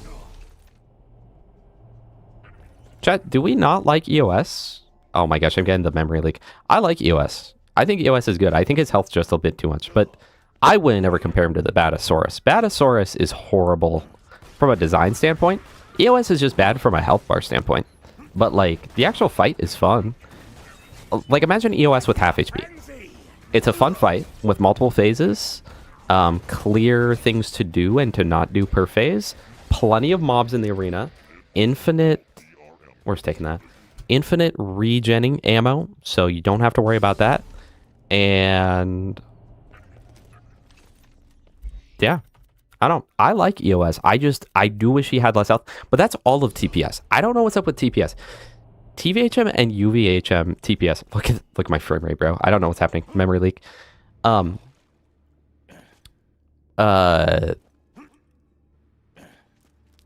TPS in True Vault Hunter mode and in UVHM.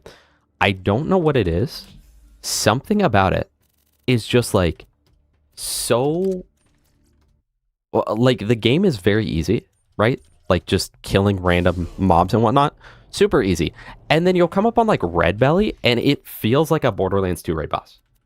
Like, it feels impossible to kill. I don't know why, but something about the scaling is just really, really weird.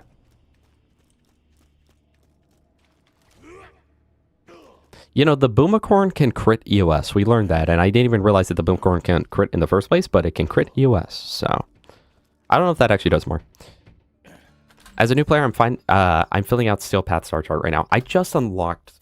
on, like, the last time I had, like, a decent play session is when I just unlocked, Steel Path. Or, I don't know. Maybe, like, a week ago, I guess.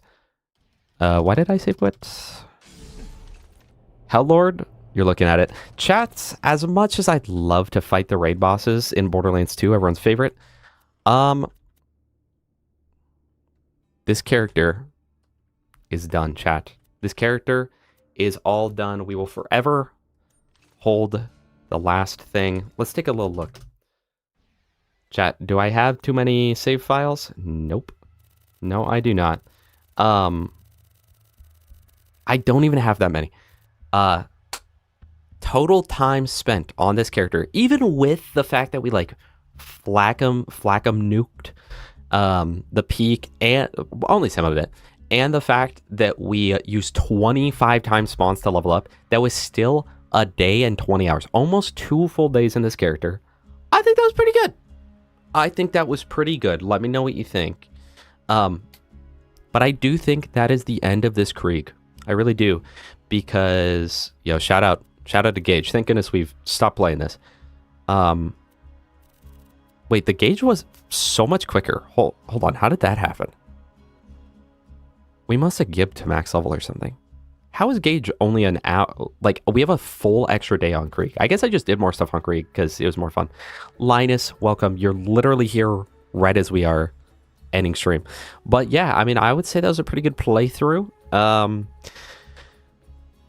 We could come back at a point and do the raid bosses, but TBH, I'm not gonna lie, I think the only raid bosses that me as a player would be capable of beating are Hatterax, aka Easy Baby playthrough, or Terramorphous, because Krieg is actually good at Terramorphous, or like Pyropetes. I can't Bloodspill Dragons in OP10. I've tried. I cannot do it. I can't do Devora. I'm just not good enough. Hyperius, we ain't killing. Master Gi, we just gate crush, but we can't get there because we can't kill Hyperius. And yeah, they kind of ruined the game with that update. That's what I'm saying. What's the card do? That was 3 minutes ago. Literally, Batasaurus is bad from a fundamental design standpoint. Insta-kill nukes, no cover, no ammo. The only ammo is if you leave the arena, which I don't think they intended for you to do. Bullet reflection on everything, bad hitboxes on everything, and will always healthgate you with every one of his attacks. The only upside to that boss is that there's second wins from the nukes, which is so rare for a boss to even have second wins. But yeah, so we could do that. There are, Let me look at the inventory one more time. There are a few extra things we could get, but it's like, do I really want to eat up another 8-hour stream? No, not really. We could probably get a better rocket. We could get a better Topnia. We could farm a better Flame of the Firehawk. We could farm better Bones of the Ancient. We could farm a better Explosive Relic. But I ask you this. If I'm already powerful enough to like with all the loaders, I'm already powerful enough to kill him in one burst of the Hornet. I'm powerful enough to kill pretty much anything with my other existing gear. I'm powerful enough to one-shot everything with rockets. What's the point in getting a 5% increase on my incendiary damage relic? What's the point of min-maxing when endgame in this game, like literally this is my typical playthrough. I get to this point where I'm all maxed out and then I quit playing and then I swap to a new character. So, you know, it is what it is. We got some good toothpick usage. I also, again, I kind of apologize. We honestly didn't use as many builds as I intended to. But I mean, Krieg's, it's just gun build or melee build. Because the whole time we've done Hellborn gun. But also, anyone who's watched my bingos knows that every time I pick Krieg, I just do melee build anyway. So if you want to go see some melee Krieg, go watch that. And yeah, I mean, I don't think there's anything else to that. So chat, next time you see me will be tomorrow at 10:30 PST, I want to say. Around there. You should see me. Maybe aim for like 11 PST, you know? So that's 2 East Coast time. We will be playing Bingo versus, me and Gas will be playing Bingo versus Trog, McGillicuddy, Dark Elite, and Bad Deck Guy. It's going to be very riveting, very epic. You guys have never seen it before. Just kidding. That's who we verse every time. It is what it is. Low-key, we should get some new viewers in. Not because I don't like them, but just because, like, it'd be cool to get some new viewers in. I don't know. Just like a whole new team. But they have been training. They might win tomorrow. Don't know. What else?